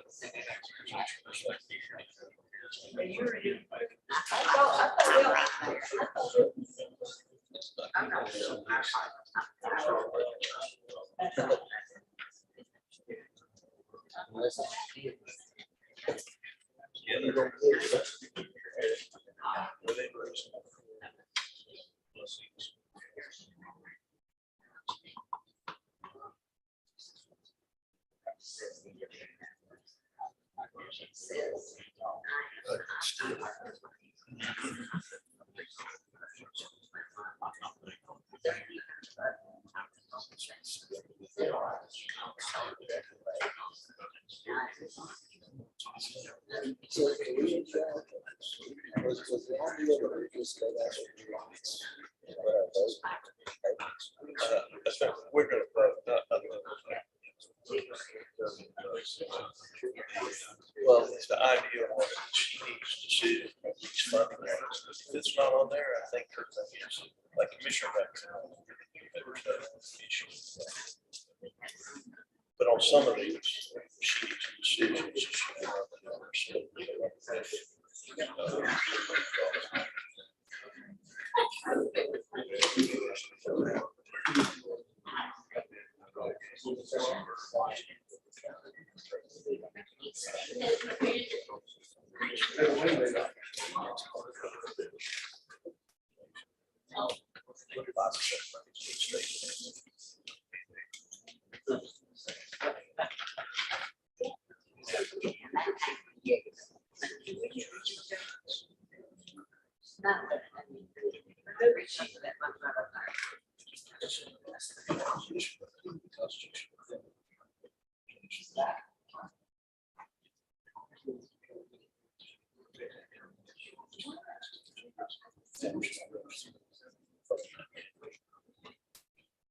How long did it take to get started? I thought it was taking 2 weeks.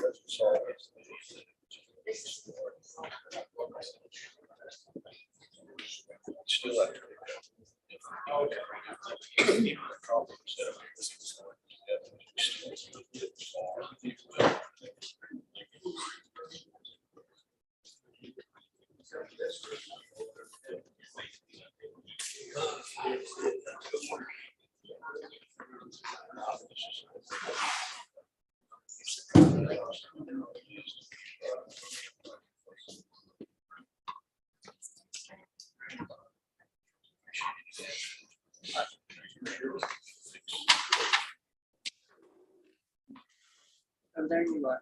I was looking at it over you. Yeah.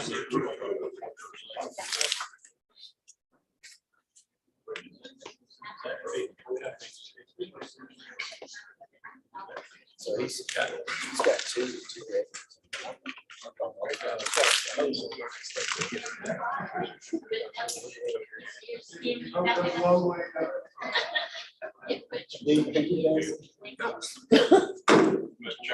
Yes, sir.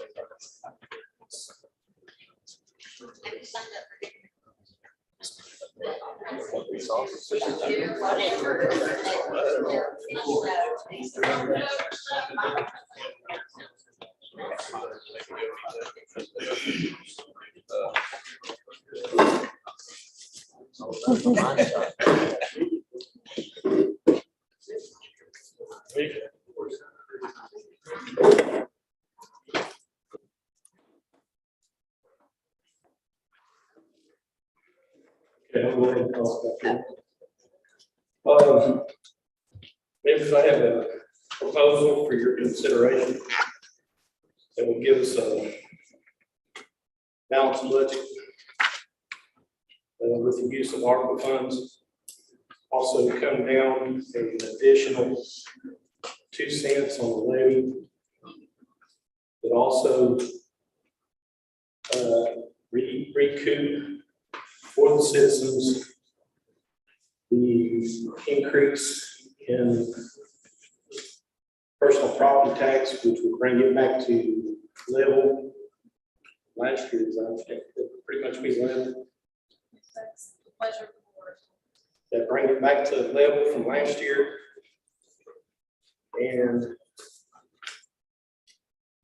we fund this all capital improvement programs. It's with the exception of the Baywood Project. We put that on hold and move that out of this budget till we restructure and revisit. That's a pleasure to the board. At this time, since this is a budget workshop, it's kind of a free for all, chatting, entertainment, thoughts. Did you go over that again? Okay. Reducing the current proposed levy, which we gave, which was announced at 56, we will go down on the proposed levy to 54. We have to get a methodology or how we're going to do it, but would leave personal property at the current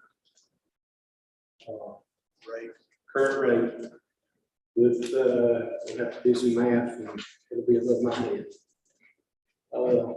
Then with the capital improvement, CIP projects and with the request from department heads, and if anybody has the appetite to cut anything anymore, the board will certainly entertain spending less money.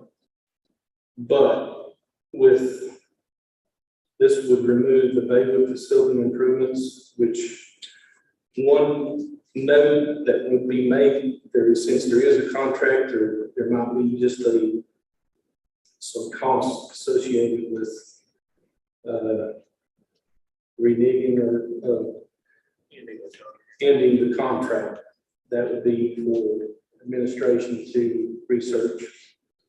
But I think if it's not the appetite, I mean, if it's the will of this board for that consideration, then, you know, this is just my proposal, and looking at it in the simplest, and then, but we will entertain any conversations you want to have, particular to any CIP project or any cuts or increases for agencies. Now, the only ones that, of course, there was some significant, some of the agencies, there were some significant increases in budgets. The rec park, would be an addition of the equipment and deputies for the sheriff's office. And of course, the schools with their RLE increasing from 1.1 to 1.8. Of course, all these items are up for discussion, but this is just a proposal by the chair on one person. So.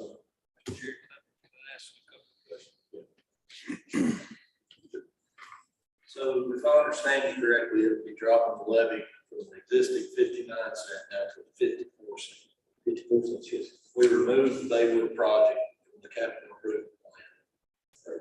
Everything on the capital improvement plan is funded. Yes. What about these items? They will be funded as well.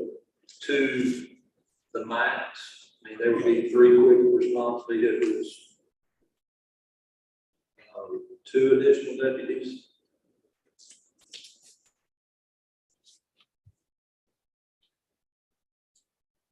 And that does not cut in our general fund. That will use. Yes. Yes, sir, it would cut into our fund balance. There is an carryover used to balance this budget, yes. What percentage would our fund balance go to? If we're 20% right now, and we drop the levy to 54 and cover all of these, what would be the shortfall? Like I said, this is just a proposal. And if you get into that fund balance, we could entertain cuts in some of these, which say, increases. To answer that question as to how much would it come into our fund balance, number one, it would come in out of the ARPA. We would spend a significant amount of our ARPA funds. If approved, and then the carryover is 1.75, more than 1.75 million. But that was used also to cover this budget. You know, I do have some questions, if it's okay to ask those. Certainly, you're more. You're talking about leaving the personal property flat from 21. Are you talking current year and future 23, or only future 23? The chair is open for discussion from The proposal that I had made originally on the 25%, was increasing 30%. And I know every year, it seems like there's more people adding vehicles, so there's a net increase each year that we enjoy, you know, as a county. So if we went, my thoughts were, if we went at 25%, we would still see the net increase. Because of inflation, we can't go flat with that thing. Yeah. So that's why I gave the figure of 25%. That's where I got that. I don't know. I'm just a lay person trying to understand this, but that's kind of what I had published. Again, I still have the same question. Are we talking about current fiscal year 22 right now and in the future, or just right now? I think I understand you, Mr. Anderson, is talking about right now. Yeah, I'm talking about right now. Next year, the assessments come out in January again. Is that not? That is correct. So that would have to, that's some speculation, but do we need to address that? Are we projecting what we might have? Yes, that is part of this budget. So we said the increase was 30% across the board. If we stay at 25, can we live with the 5% next year? Well, but if we leave it at 225 under the current law, which is in effect for 3 years, then come January, we have the opportunity to readdress based on the values that are determined. Right? That's my understanding of that law. And I would think, now that we know this is something to be on our radar, I mean, we could possibly call this a special call meeting to make an adjustment. Is that right? Yes. Now, Mr. Chair, if I may, it's my understanding, I think that we got the email from our attorney. We can't adjust the 225 rate because the books have already been submitted. We don't have the authority to do that. For this year. For the current year. Right. That's why we could give a refund on the 25%. Is that what I'm? That's what I was proposing. Okay. I was just making sure we were on the same page. I'm sorry. No, that's where my confusion comes in. Okay. We need to separate those two. We need to talk about right now, separate from 23. All right, so we need two different votes for that. I think that whatever we come up with, we address the actual taxes that are being paid right now without a crystal ball. We don't know what happens next year. So my opinion is that, and the 25% number may be absolutely right. I don't know what the number is, but I've got coworkers that are paying 150% of what they paid last year. I don't even know the vessel by which we can do this. I don't know how we do it, but I think we need to address this year, period. We don't know what next year's. But when you say this year, you're talking about this upcoming budget year, or? No, I'm talking about using county funds for tax relief For this year? This year. Okay, I'm tracking. And I don't know what that looks like. I'm 5 months into this. No less now than I did back in January. Well, not to get into semantics, but the county, I guess, county funds, it hasn't come in yet. Some of it has come in yet in the current year. And the way I read the email from the attorney, our only option in the current year is to do a percentage. We can't adjust that 225 rate. That's not an option. Now, if we just leave that 225 on the table and next year, when we see in January what the projections are, then we have a special call meeting and address it at that point. We'll have time next year. Is Right. everything. That's right. So we can't do anything on. We can't change the 225 rate Right. for what's For happening right now. right now. Yeah. But I think, And I think don't, the law allows us to do that next year. Right. Mr. Chairman, Yes. Corbin said to me, you may have heard Supervisor over as we were taking a break there. But one way he said that you could do it, and I know the Commissioner of Revenue still sitting here, but is that PPTR, the relief thing, the Gilmore tax relief thing, that's still in there. He said you can do more than that. I didn't know that. The counties are allowed to, he said, talk to the county attorney, but I'm pretty sure that you can do more relief than what that tax is. And he said that's one way you could do it next year. It was my understanding, I've done quite a bit of research the last 2 weeks, that tax relief rate that we see in there is set by the state.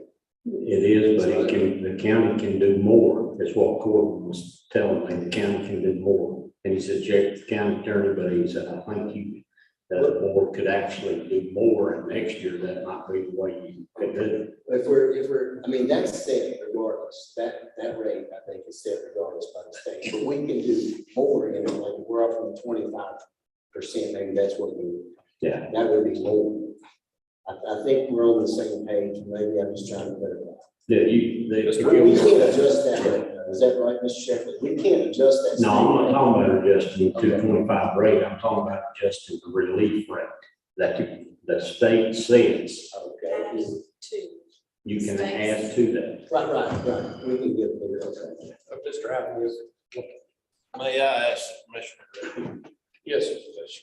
He may be about ready to keep it in here. Let's talk about PPTRA. the state does not set, They can't hear you. well, I didn't have to push. You just got to stand close. There you go. Okay, let's talk about the PTRA rate. The state does not set that rate, you all set the rate. Okay? Grayson County gets $437,000 from the state for the car tax relief. That was Governor Gilmore's pledge when he first came in office, when he got him in office back in 97, I believe it was, 96, 97. At the time, they were proposing to cut it all out. It was going to take care of all the personal property taxes, and the state would reimburse funds to the county. The first year, and this was before my time, even though I've been here a while, it was before my time. The first year, they started like at 20%, and it increased up so much. And what was happening was the counties were changing their rates upward, and they also, if you could imagine the amount of cars that Northern Virginia has, the county up there compared to here, and how much more money was going there and everything. Anyway, it was just increasing to a point that the state was going to keep going in the hole. And one year they said, we got to stop this. So they stopped it, and they said, we're going to figure out an amount of money that we're going to return to each county or city in the state. And then they can give it back to their citizens. Grayson County's amount was $437,000. So what we do each year is to figure out how to split up on qualifying vehicles, $437,000 to have that car tax discount on the tax bills.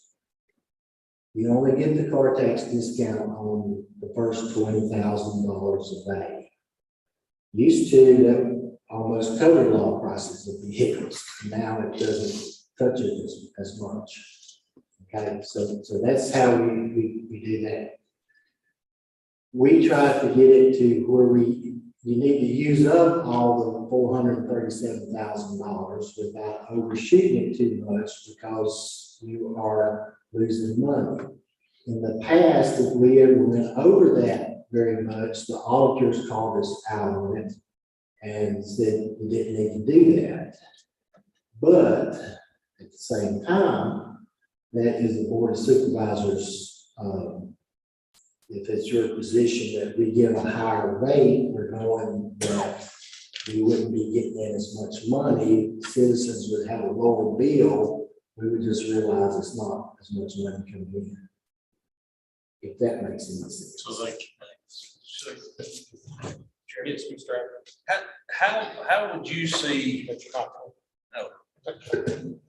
What would you recommend of how to provide tax relief on the personal property tax? Is it 25%? If we're talking, I mean, anything, if we're talking about this year, is finding some kind of a way to do a refund or a credit. And we can't change the rate or the percentage right now. All that's a done deal. There may be, and it sounds like you want it to be, which, and this is not really me. I mean, I don't collect the money. The county collects the money. The treasurer's the one that collects the money, and they would need to do the refund. And I would probably be involved in some way trying to help figure out how to do that. And right now, I don't think anybody in the state really knows how to do that. The law that was passed says that the county's new law that takes effect, I think it doesn't take effect until July 1 maybe, but that you can give back surplus money, unanticipated revenues back to the citizens. Although there's not a real definition of what surplus is, and I think the county attorney said that was sort of a gray area that we could come up with our own definition of what we think surplus is. And one way would be possibly comparing this year's numbers to last year's number and see the difference and come up with X amount of dollars Do you know the figure, what percent overall personal property tax is up? I think it was like, overall, it was like 34% from what we got last year. And would 90 days be enough time to figure out a system? If we said it's up 34%, things should have depreciated this year. Can we say a 34% rate to take it back to last year in the next 90 days? Figure out a way to do that through. I think there would be a way, and this is, you can help me on this, to figure out how much more money we took in from the personal property where the values increased. And that would be your vehicles, your motorcycles, like that. Not your business equipment, personal property. And that's the Youngkin law that they passed, saying you can set out a new rate on a separate class of vehicles, or separate class of personal property. But figure out how much more we had dollar amount based on, in our system, we call them categories 1, 2, and 5. Ones are cars and pickups. 2 is bigger trucks, something that's valued or tagged at over 10,000 pounds, but that still saw values go up. And motorcycles. Look at those 3 categories and see how much more. And we were doing that a little bit the other day in that meeting we had. See how much X amount of dollars that is, and then try to figure out how to return. Is there that? Now, what percentage that's going to be? I don't know. So I guess the question I have with doing it that way is, if you look at dollars instead of percent, it might not be applied equally to the citizens. Well, if you have $100,000 truck and you're paying. Yeah, I understand what you're saying.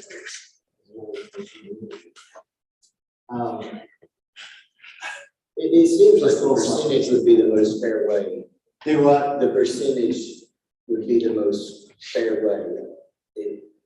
If we apply, whether it's 25% or. Right, so even if the increase was 34%, we want to stay close to that, whatever that is the fair way to do it, because that's the difference we took in. If you get just so you don't overshoot it and took in, I think the other day, maybe 800,000 or whatever, we'll give back $1 million or whatever. Something that's in that ballpark. And I'll be honest, there's going to have to be some discussions with our software company. Edmonds is going to have to get involved with this. And I'm almost positive they've never dealt with it before. Because very few. Well, this very first few. time. Yeah, first time a lot of people's dealing with this. And Edmonds is using a very few counties and cities in the state. It also, and I wish Mr. Stone was still here, it also, on the county side, will make it very difficult to end the fiscal year because you're paying, well, we're working out. I'm thinking out loud, sorry. Yeah, I know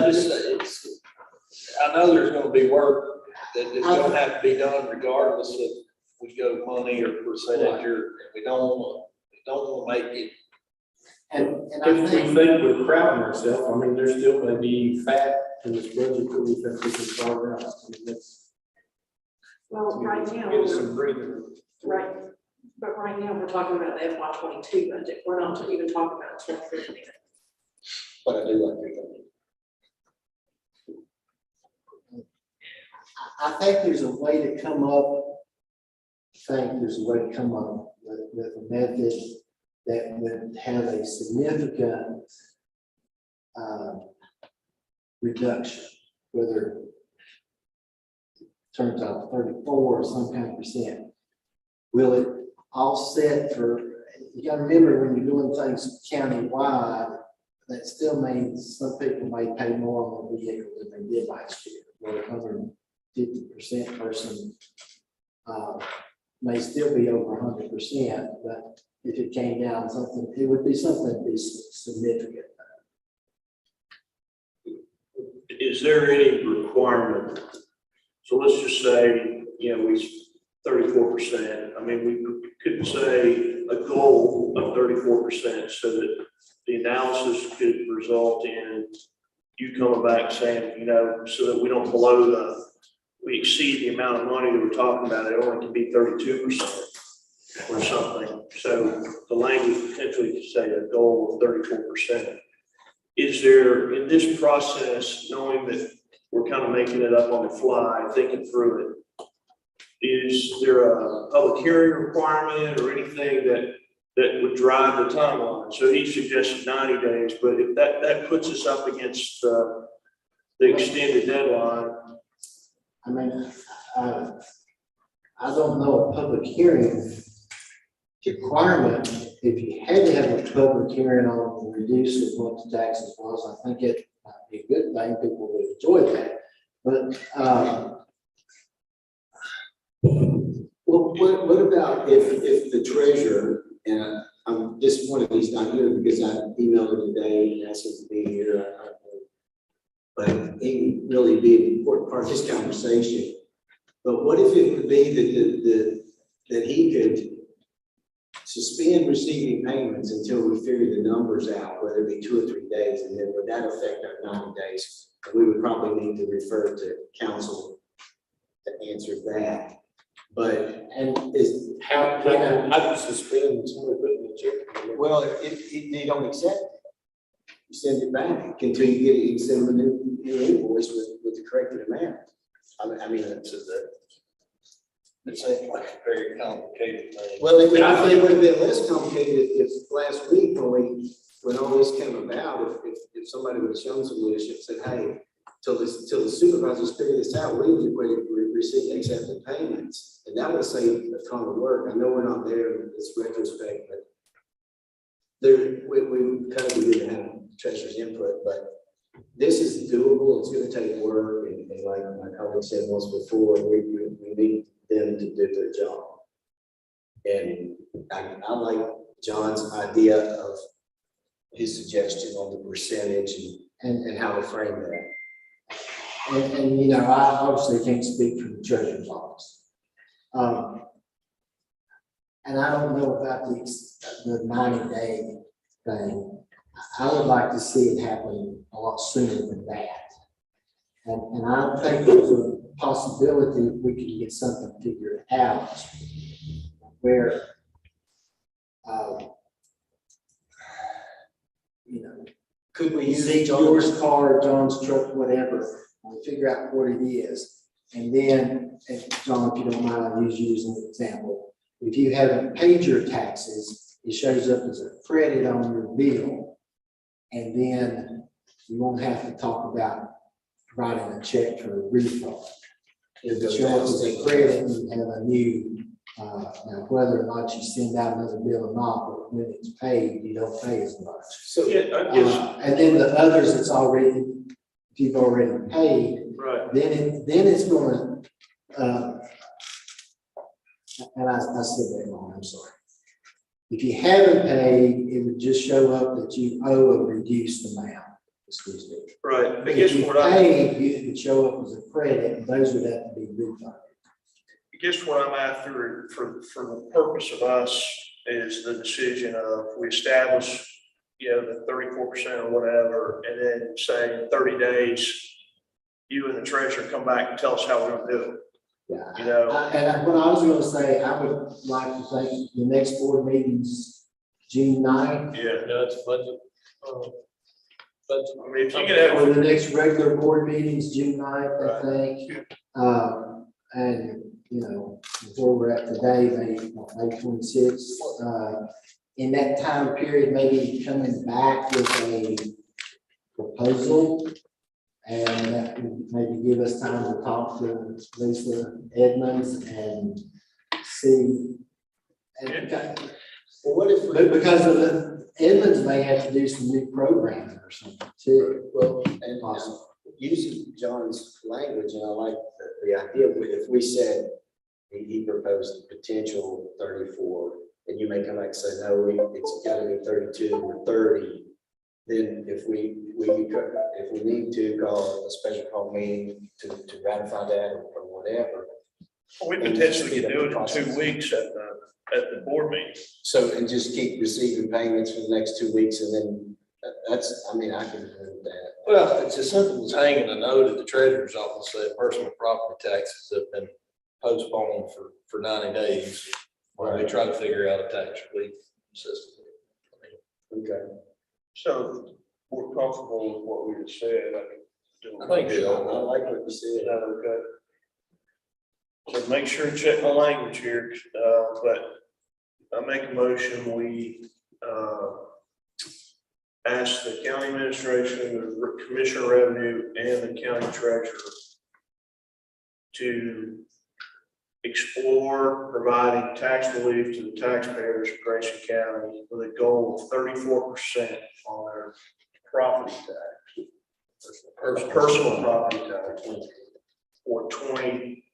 for FY 2021-2022. Does that sound right? That sounds good. I'll second that.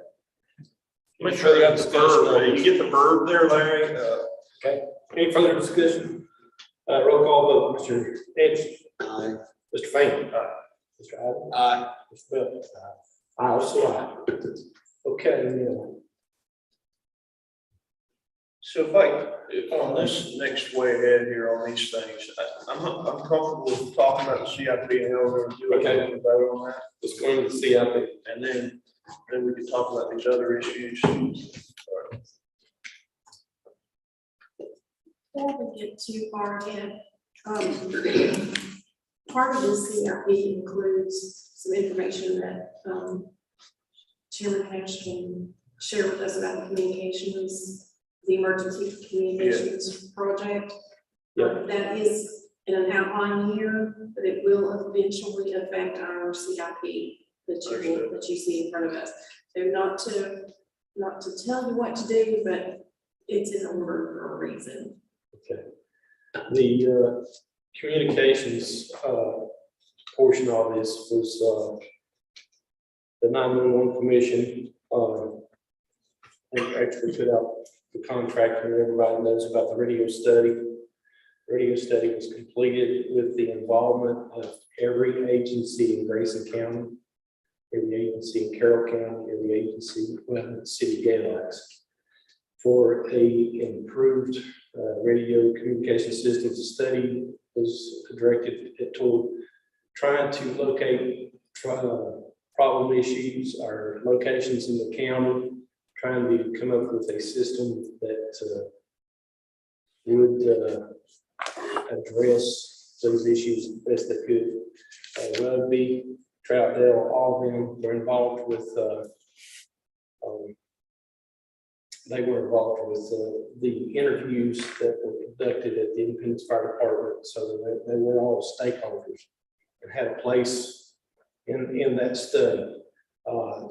The localities in kind of to y'all's education prior to your being on board. We did a joint meeting at Crossroads with all the localities, which they through federal was the study vendor, put out the findings of their study with maps and showing potential improvements in each locality in all the sections of the county. Okay, then at that meeting, there was a choice between two communications systems, and the P25, 225, P25 was selected. That went out to vendors for potential for bids. The bids did come back. They were not satisfactory. some of the cost of some of the vendors. So they've gone back, and then there is a joint meeting again with all Galaxy and Grayson that are part of the 911 Commission to then provide proposals to the localities with the cost. But this is a cost that this communication system, I think, is one of the biggest things that we need. I mean, we put our, our EMS fire departments out here and law enforcement, and I think this is an asset that, that we're going to have to, but it is a rather expensive. I'm not sure on the figures, exact figures. You may have those. I do, and I have it listed on your CIP, even though there's a zero cost for fiscal year 23, it is a projected $5.5 million. So I wanted to go over, wanted Mr. Hash to go over that, just to make sure that you guys have that fresh in your mind as you're making decisions on both the levy and the future CIP needs. And the funding of that particular project. Although it doesn't necessarily have to come from CIP, it can go, as a vote for loan. Yeah, we can in the finance future. it. It could be financed in the future, yes. And some of these costs may be, we may, with our broadband project, be averted because our agreements with in the broadband project, that any infrastructure that the gigabit and then would build, we have the right to co-locate communication equipment and stuff. And so in that study, there was some tires and structures that would be built in the west end of the county. And so, hopefully, there's going to be some of that we can, cut some of our costs down for us based on, that infrastructure. Thank you. So the 3.1 million that's FY 23 to pay for these, where's that money coming from? Is that all ARPA money? It is possible, although it's half that now with the removal of the Baywood facility improvements. Yeah, so you're down to 1.6. No, that's 6. Preferably, yes. We have this ARPA money sitting here waiting for us to spend it. If we don't spend it pretty soon, the federal government's going to be saying, well, you haven't implemented this. Oh, we had 3 years. We do, but we need to have a plan submitted. So I don't have a problem with that. Okay. But if we know right now we're sitting at 1.6. Yes. Right. Yes. We only have 1.1. 1.6. Right.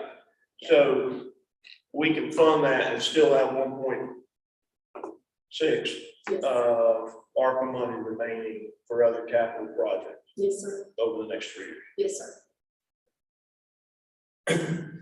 And this is a concern, I mean, and I'll just pick on the sheriff because I like doing that, but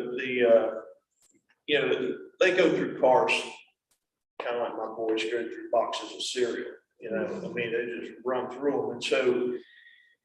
And so does Public Works, right? So we're buying a depreciating asset that we know we're gonna wear out pretty fast with money that's, not coming out of the budget. So is that really the right place of the use for ARPA money? Not permanently, no. I think this would be a one-time bonus to be able to afford that 54 cents, make that a much more easily obtainable goal. If we did use ARPA money for this 1 year only, and good Lord willing, I'll be here next year saying the same thing. No, this needs to be back into the operating budget.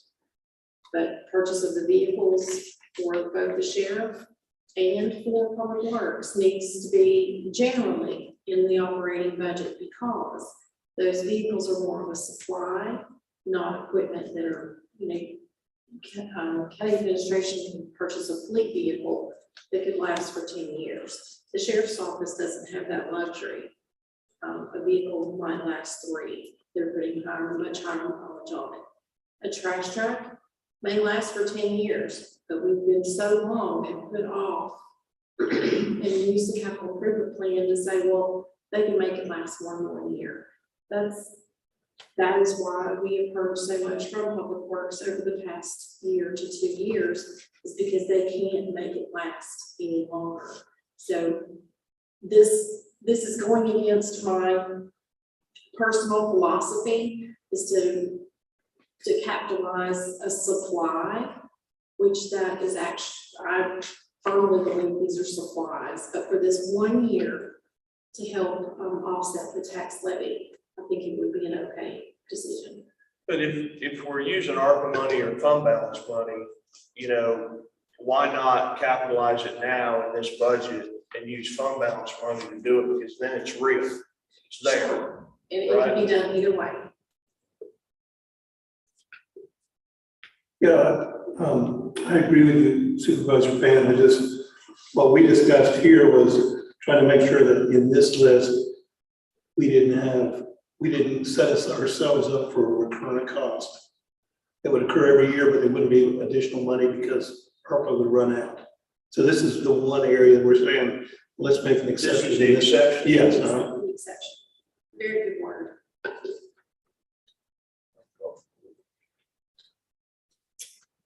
All right, anything on the capital improvement? Anybody want to do a scratch list?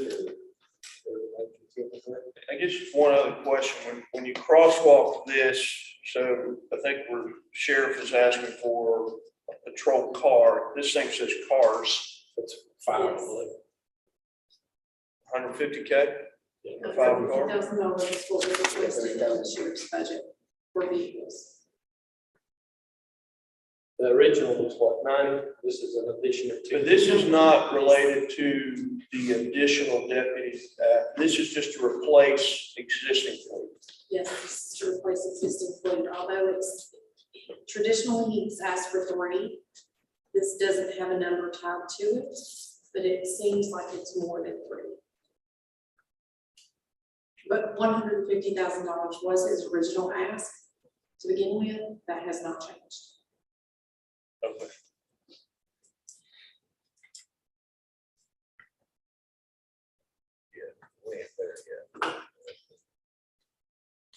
So, but this is not related to The additional ask, no, sir. the additional ask that was driven by the study that was completed, right? Not according to the numbers submitted originally. Okay. And this week, correct.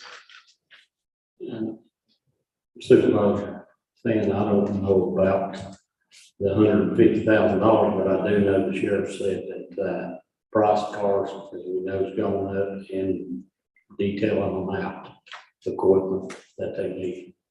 Yeah, I think on that specific thing, just put a footnote that says to replace existing fleet, just so that we're not confusing it with And it is on that potential basis. other growth. Well, there is. That's not. Yeah, there's a vehicle, I thought there was. The sheriff has two columns here. Yeah. But the final, can we just finish on the sheriff while we're on that thing? The final column is that related? That's related to the study. So That one is related to the study, yes. That's my read. that was my. You're talking about the road, on the meeting objectives? Yeah. Okay. So if everybody's comfortable, I'll make a motion to accept the CIP with the minor change designated $150K for the sheriff's department for replacement of existing fleet. So that was also. And the total is, in the exemption. and the removal of the Baywood project from that. So the total then comes down to roughly 1.6 million CIP funding. Using ARPA funds. We have a motion before the board. We have a second. Any further discussion? Hearing no further, Mr. Anderson. Yes. Mr. Fan. Aye. Mr. Ivey. Mr. Belton. Also aye. Thank you. we still need to work hard on this. Ms. Gayheart, in the budget right now, the balanced budget that we have presented, just to verify, the school's at 1.3. 1.3 is what's in school right now, but that's why it's on the list for negotiation, for discussion. But that, the 1.3 leaves it at level, so that leaves us at the balance budget. The ask is 1.8. Yes. Did I hear you correct? 1.3 leaves us at balance. Yes. Okay. You just want to know where you want. Let's see. Mr. Chairman, Yes, sir. at 54 on 11, all of these, everything in this ask, including 3 first responder vehicles, 2 deputies instead of 1. Here, we should just give 2 deputies instead of 1.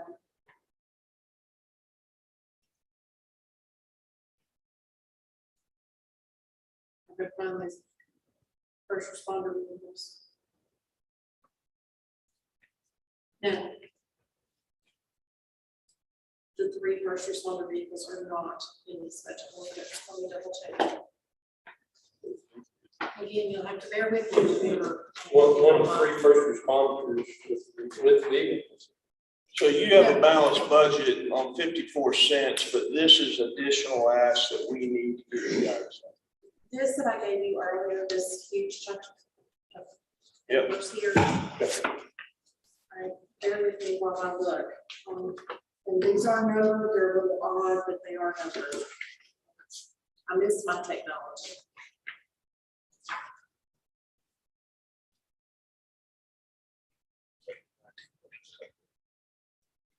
Okay, the $150,000 for the sheriff's vehicles is in the operating budget. That's not in the capital improvement plan that we just approved, or that we just. They are, so I can either leave it as capital improvement plan or pull it out of the budget. So I think we should pull it out of the budget for this one exception for this year. And that's the motion that's passed. Right? Yes, yes. But Ms. Gayheart, for clarification, on the meeting objectives list, Yes. under levy budget discussion, everything on here except the 2 additional deputies is currently in the budget. Okay. The 1 to 3 first responders with vehicles, the vehicles are not included. No. No. But they were moved to the CIP, but that may have been an oversight on my part. So let's look at those.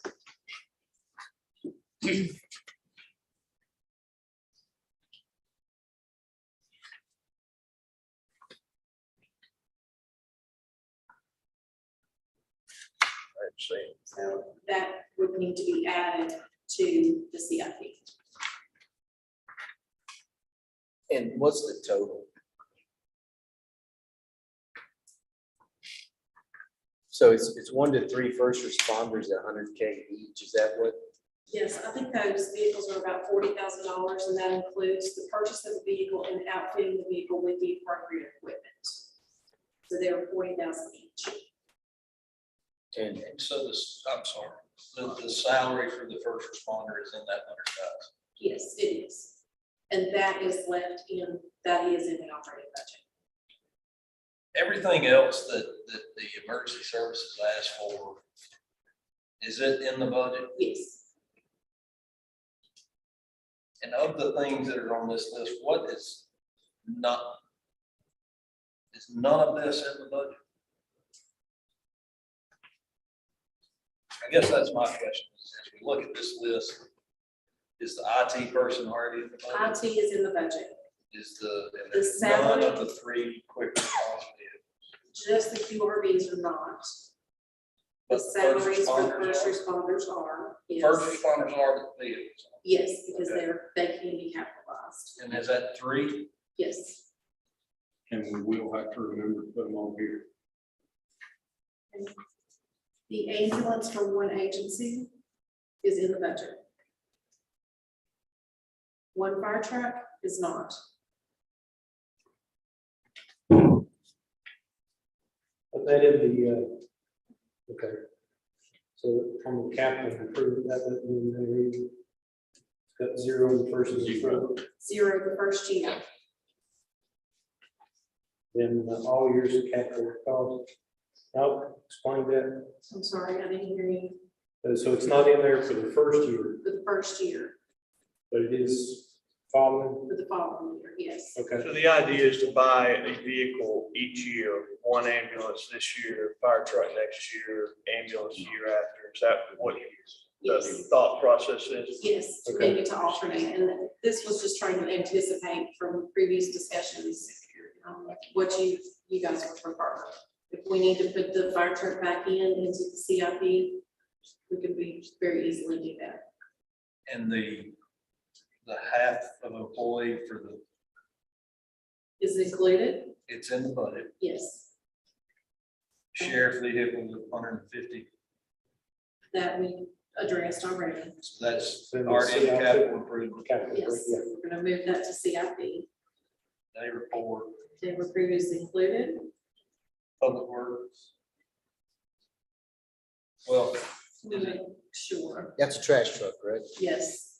Well, it's more than one trash truck. It's a packer and a pack rat. It's a compactor truck. and we've already approved that in the capital improvement plan, CIP.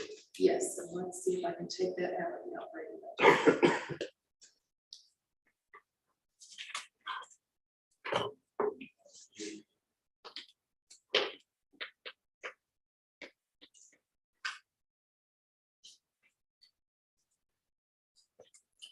It is in the operating budget, so I can remove that from the operating budget. So we're trimming. Okay, Okay, and then the rec park, additional staff Rec Park additional staff is included. in the budget. And the sheriff, 2 additional deputies necessary. Yes, this is included.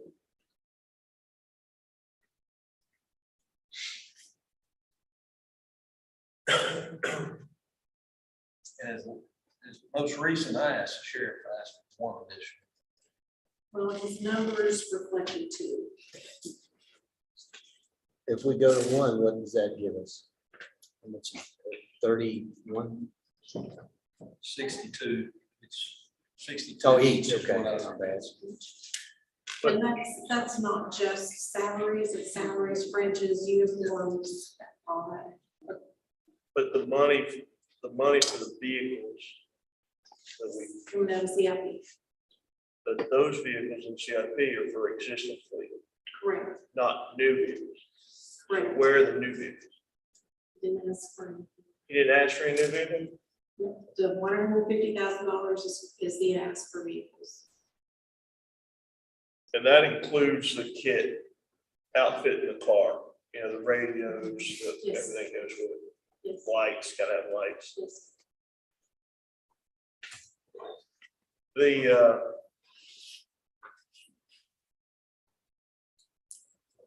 I seem to be okay. I think I'm comfortable with the 1 sheriff deputy that he talked to us about. As we listen to the challenges associated with it, I think Supervisor Belton brought it up. The sheriff in a conversation I had with him today said, hey, I'll sign up to get my sheriff deputies EMT qualified. Okay, so they become, the first responders, right? So I think that should be, we say, yeah, we'll give you additional deputy that the county's will fund, but all your deputies have to get EMT certified in order to help us address this first responder issue, right? That makes sense? So if that's the case, and if everybody's okay with that direction, I'm just not comfortable with the ALS. We heard last week, we heard again tonight in different ways saying ALS works, but then ALS doesn't work. The paid positions, all right?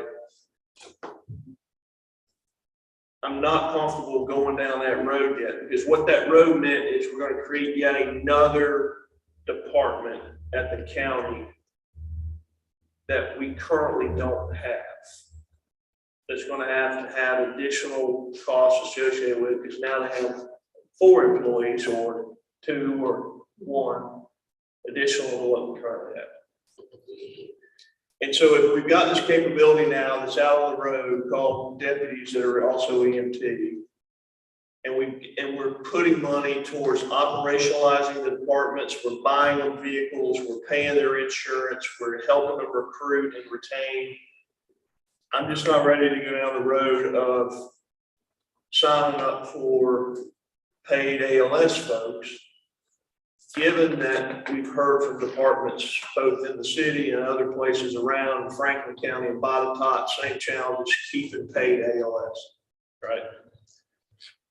And so I'm just very sensitive to the idea of keeping our volunteer folks. And I acknowledge what Supervisor Anderson said. We got a lot of volunteers that are out there and they're not going to go anywhere. But at the same time, knowing what the future probably holds, I'm just not ready to go down that road yet. So I'm okay with doing what the commission recommended, with the exception of the paid ALS folks and the rapid response vehicles working for the county.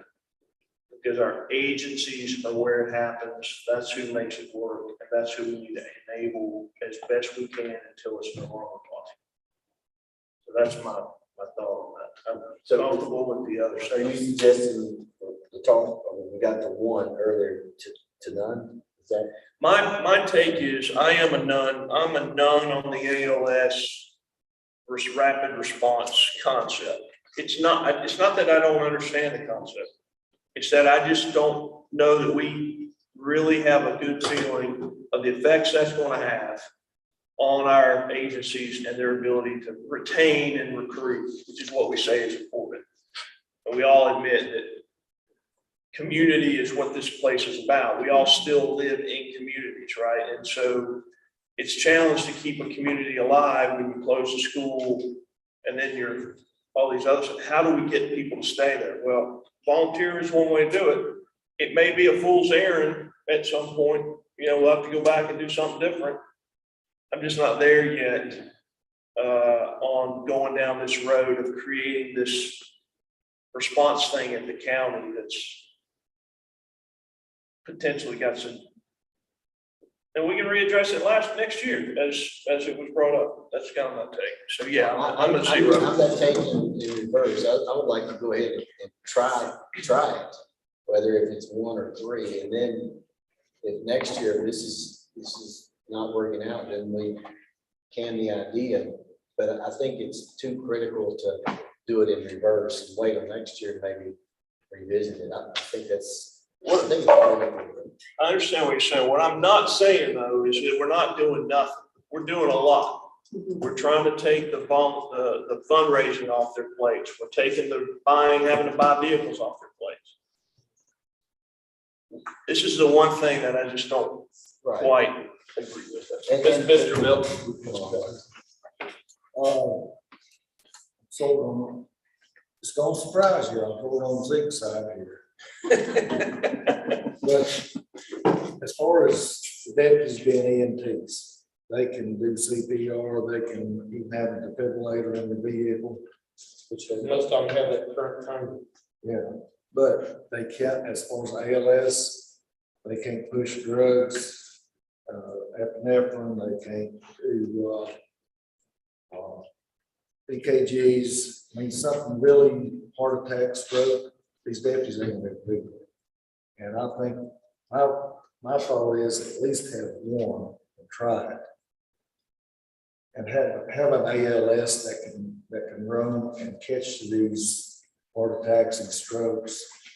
Even see that a kid's got a hermit crab stuck to his leg to save an ambulance and 3 people. That's just my thing. Can he just pull the hermit crab off his lip? That's what I did. After I went to the ambulance and 2 people go up there to pull hermit, that's my last trip too. You know, and that's the trouble running ambulance service, is that people use it to get a trip to the hospital or get a trip to the doctor. They abuse it, and that's why it costs so much money. Is people abuse it just to get a ride to the hospital. They do it all the time. I worked in mental health and well, I still do, at least to some degree, but we had that same issue. We had folks who would just want to ride the Galax for free, and they would see time and time again issues and run the calls up, and you know, that happens. They call it an emergency, and the dispatcher don't know the difference until you get out there and it's no emergency. They won't ride. And that's burning a lot of money for the rescue squads that volunteer. All right, so what do you want to take this list, this meeting objectives sheet, and just go down and everybody, yay or nay? Well, what is, that's fine, yeah, go ahead. You know, For the IT guy. yeah, we'll debate this all night, and I don't mean that to try to, we've got to get the budget here. I think everybody's been pretty vocal for the last couple of months about, you know, the feelings, whatever they have on each issue, and so, since we'll see what we want to do now, and is that a fair way to do it? Okay, IT. Yes. Are we doing ayes or you're just taking a consensus? Let's take the consensus on that, and we'll see. You know, Yeah, I'm good. since we're not, we're doing the overall budget, so. Once, That gives IT. All right, so IT. Business. EMS 1 to 3 first responders. What's it proposed? We've heard 0 and 1. I was kind of at 2 because I think, you know, if you've got one working, you gotta have somebody that's going to be off some. So if you're going to keep that, at least try to keep it going 24/7.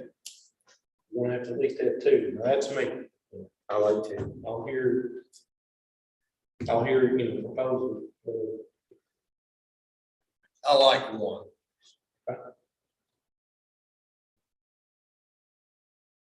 I like the 2 idea because we all got somebody off, but they were agreeable to use 1 for the time being to see how it's gonna work. I think that's where Okay. I can live with 1. Guess we'll have to live with it. I can tolerate it too. Okay, so we'll go with 1 on that. Ambulance for 1 agency. I'm good. Okay. But, so we're clear though, the CIP, this has an ambulance This and is then a fire truck. The CIP had an ambulance this year, a fire truck next year. Correct. So is this, we've already got the ambulance, Okay, then, am I right? yes, So fire truck's off here for now. for now. So scratch fire truck. Okay. So with the ambulance. Can we scratch that too, since we've already approved it? Yes, Okay, you the have. CIP, Okay, scratch that. Schools. it's at 1.3 right now. Yes, sir. And field Did we trial. ever come up with any kind of projects list? I mean, do we know what we're voting? Yes, there is an email that I received that was addressed just to me and Mr. Sheffield. I gave that out at the very beginning.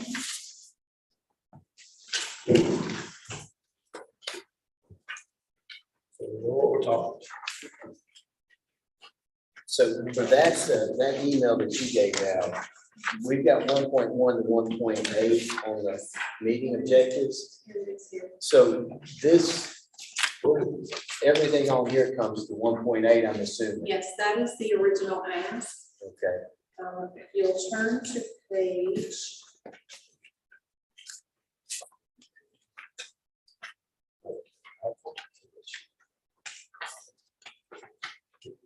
You'll turn to page 24 of 38.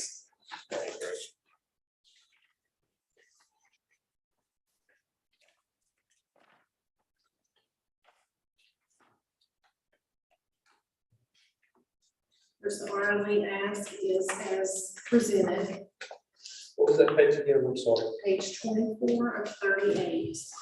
And it'll be the back of the page, these are front and back on these.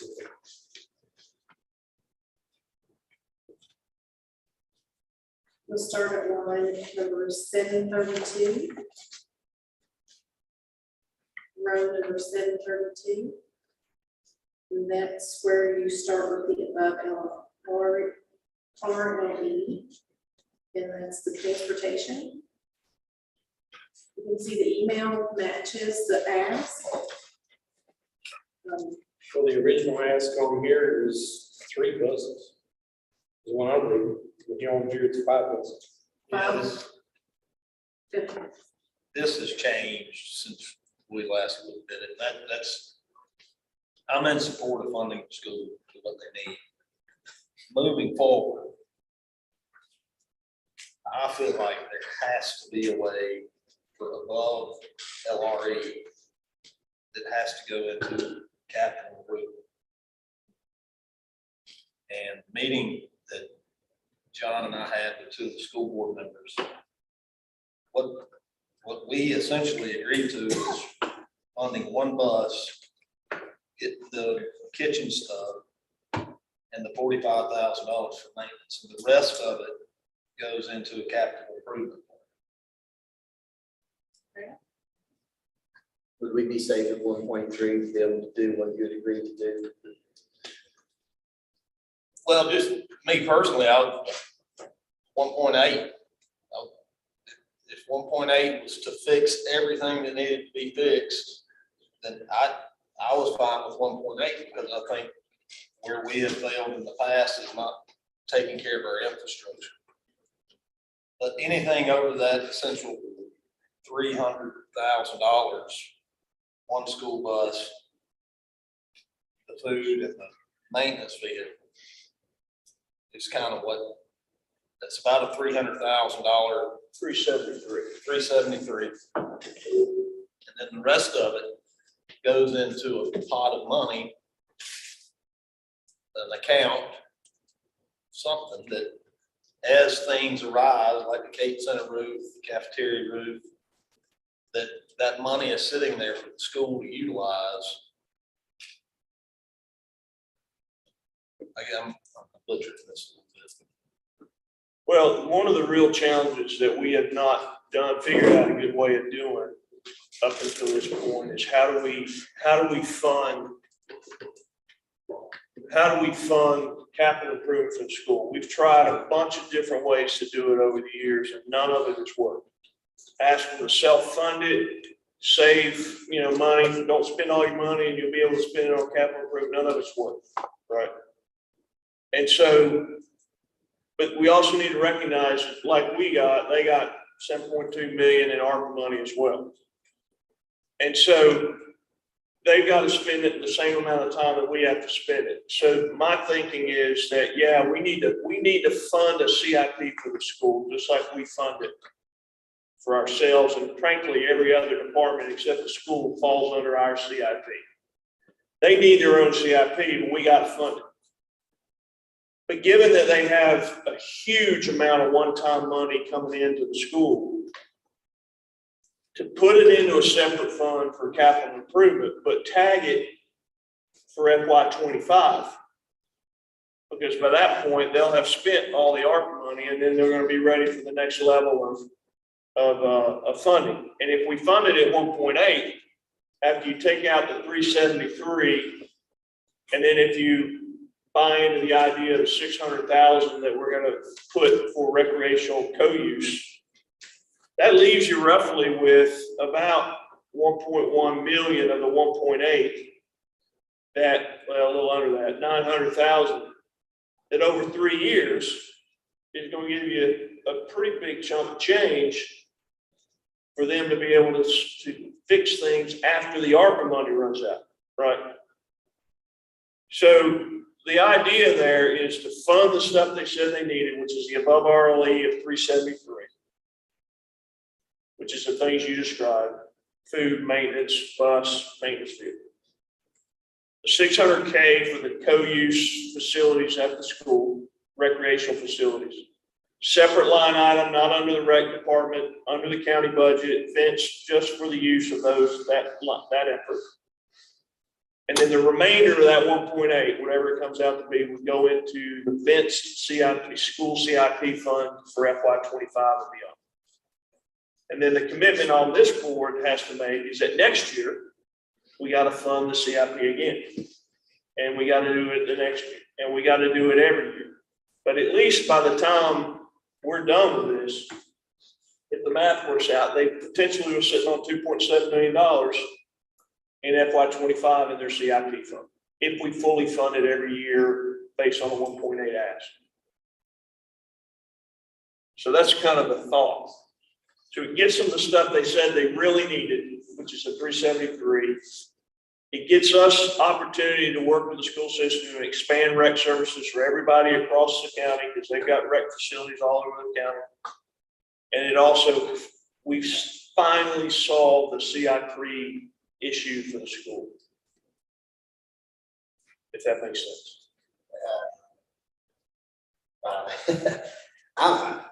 Here's where I'm at, because I think that makes sense as much as I can make sense, but they met with you guys, you met with 2 board members, they met with 2 of our members. If you guys are good with that, I'm gonna go with it. They didn't ask to meet with me. I'm gonna trust your judgment on this, and I'll support that. Because that's a whole lot of fear process. Well, so that whole effort was hopefully to bring some goodwill between the 2 boards and to work out some stuff. I've said it to staff, I've said it, but I don't know what it costs for these 2 boards to get along. But if it's $1.8 million, you got my vote. As long as we can find a path moving forward, that these 2 boards don't sit in the room and fight each other, because we should all be wanting to fund the school system.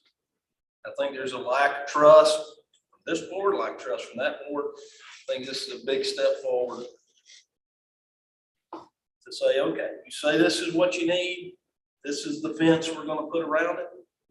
And I also think it gives us an opportunity to meet with the school board more than twice a year in a very heated time where I was asking for money and holding on. So that's just kind of my decision. The one follow-up though, this is staff, but if it's important enough to say, it's important enough to put it right. So the agreement on the co-use deal, which is a $600K, that needs to be laid out and what that means, because that, if they end up doing the recreation field that they're talking about doing out there, that thing, you're not going to wear it out. The sun's going to destroy it long before activity is going to destroy it. We need access to that. Every citizen in the county needs access to that, whether it's a concert or whatever. Okay, so that's that. We need to lay that out, and it needs to be in writing. And the other piece is the same sort of thing has to occur with a memorandum of agreement on that CIP. We're establishing it. It's fenced. It's for FY 25 and beyond, and we're going to fund it. That's our promise to y'all. And then, but that needs to be worked on and agreed to between the 2 organizations. So this will be contingent on them signing the MOU. Yeah, I mean, that's the idea. It's just so that we know what the rules of the game are for those particular things, so that, because as Brantley and I, we sat down with those guys and they brought a CIP list of all the stuff that they had wrong with the school. And we're like, perfect. That's what we need to talk about. And that's what we're funding. They've got the next 3 years, we got the after, or at least until the next pandemic. Okay. So, do you need that in a motion, or is that what enough? we pulled, I'm good if I can. So you're talking they're not getting the operating budget. What did we find that we pulled out of the operating budget that we already approved in the CIP? Right now, and I'm going through this line, that's when I brought the computer. I'm not finished, but we have 330,000 right now that we need to spend or do something. And you've got 1.3 in the 1.3 in the budget. So that was my next question. I think we're on the same wavelength. What numbers do you want with the school? So the conversation that we had, 1.1 was still the ask. Right, I believe. So if we're at 1.3 and there's $330,000 that we pulled out of the operating, can we apply that to the school ask? Don't make it 1.8 or 1.63. And am I correct in assuming that you want that toward the capital investments? Okay. Yes. Yeah, That so, was my question. yeah, right, so the above, I think where you were going, the above LRE that actually goes in the school's budget is 373. Okay. Yes. Then the other two categories are relative, they're new categories, right? There's the Grayson County Recreation Facilities at Grayson County Public Schools. That's the 600K. Mm-hmm. And then there's the Grayson County Public Schools CIP line, FY25. That's whatever the balance is of the remainder that we just agreed to. Is that cleared up? 700. Mm-hmm. Yes. So there's 700 some thousand in the CIP. So then you end up with 2.1 million after 3 years if you do that same level, which is still a nice chunk of change to help them address their issues. Okay, so just I'm not assuming, and we are all on the same page. So page 2438, you have 200,000 in transportation, 45,000 in operations maintenance, 127,799 in food services, 600,000 for facilities, and that's to be fenced. For Mr. Vance for the co-use of the athletic facility. Facilities, got it. Okay. Facilities. And then that would make, with the savings that where we have cut previously, that new total will be 663,000 for investments in capital improvements to be used in FY25. Correct. Good, okay. And in this budget, Ms. Lisa, this is their actual ask. This is. Yes, sir. Yes, sir. Okay.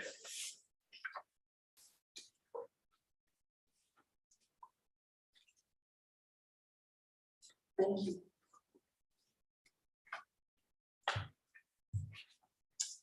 All right, we entertain a motion, since we have to do the school budget tonight, it's chair will entertain a motion to this proposal. I make a motion, we approve the school's budget as presented and discussed. Second. Okay. Motion and second. Any further discussion? Roll call vote. Mr. Anderson. Aye. Mr. Fan. Aye. Mr. Ivy. Aye. Mr. Bell. Aye. Sorry.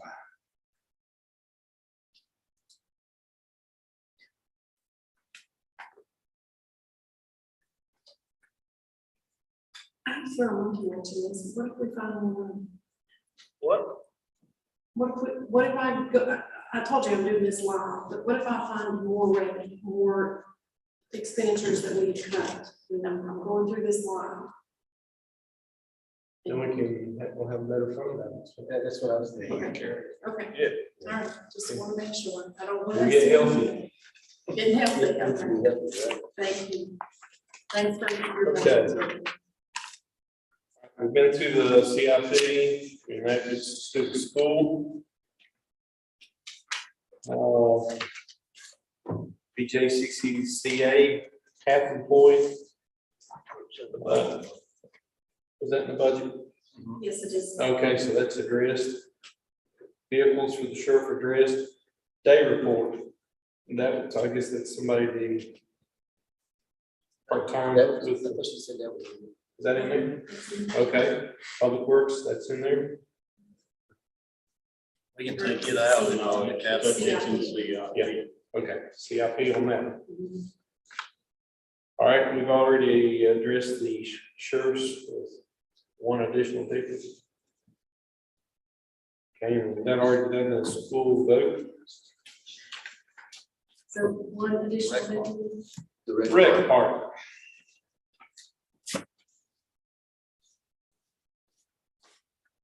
Mr. Chairman, Yes, ma'am. there was one additional levy. Leah was the flavor. Yeah. I missed that. So does that give you a little bit more work to go back into the fund balance? You've got two. That's good. Okay, Rick. But it was just the line item, skipped over Yeah, it's in there too, right? the addition. Any discussion on that matter? No, I mean, I'm in support of it. I look at it, a lot of what we're doing on the right part is one-time investment to fix some stuff that's frankly been ignored over the years. So I think it's good. I think the guy that's up there's got a good plan. So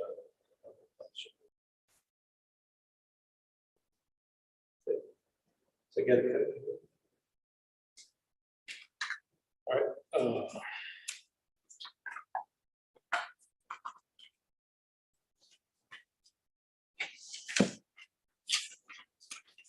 I hear, let's see, so. Proposal we've adopted, that should look at, They complete the main objectives.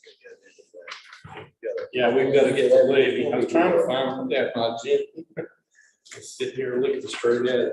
These are all based on 54 cents. Okay, we got the approval of the school budget. We've done a work session. Now we'll go with, we'll have to get a budget here before we leave. you just need the levy. The levy, yeah. The budget's coming up. Then we'll have the hearing on the budget. All right, so with our proposal that we put forward, it was at 54 cents. Would anybody, chair, would entertain a motion? Just chair, for clarity, it's 54 cents on the real estate, 225 on those personal property. Right. Machine and tools remains unchanged. What am I missing? Merchant capital remains unchanged. I'll make that motion. Okay, have a motion before the board. I have a second. Second. Any further discussion on the levy? Okay, roll call vote, Mr. Anderson. Mr. Fran. Mr. Allen. Mr. Belton. Also aye. Okay. Now, levy. And you got. We got a proposed budget. Do we need to do a separate vote on that, or are we there? It's proposed budget. Yeah. We gotta do the public. We can't do, we have to do a public hearing before we do it. But that's what, you're gonna print what we just talked about Yes. in the paper? Yeah. Yes. That has to be out tomorrow, right? Yes. Okay. Have that in the paper tomorrow. You say Okay. the paper's a different format than what you're here. Right. But it'll be All right, we have a closed, so there's no further agenda items beyond the closed session. And would imagine there will be anything that would come out of this that would require the vote after coming out. So for a motion to go in closed session to discuss personnel matter pursuant to 2.2-3711A of the Code of Virginia. So, second. On favor? We are now in closed session. We'll take about a 5-minute break.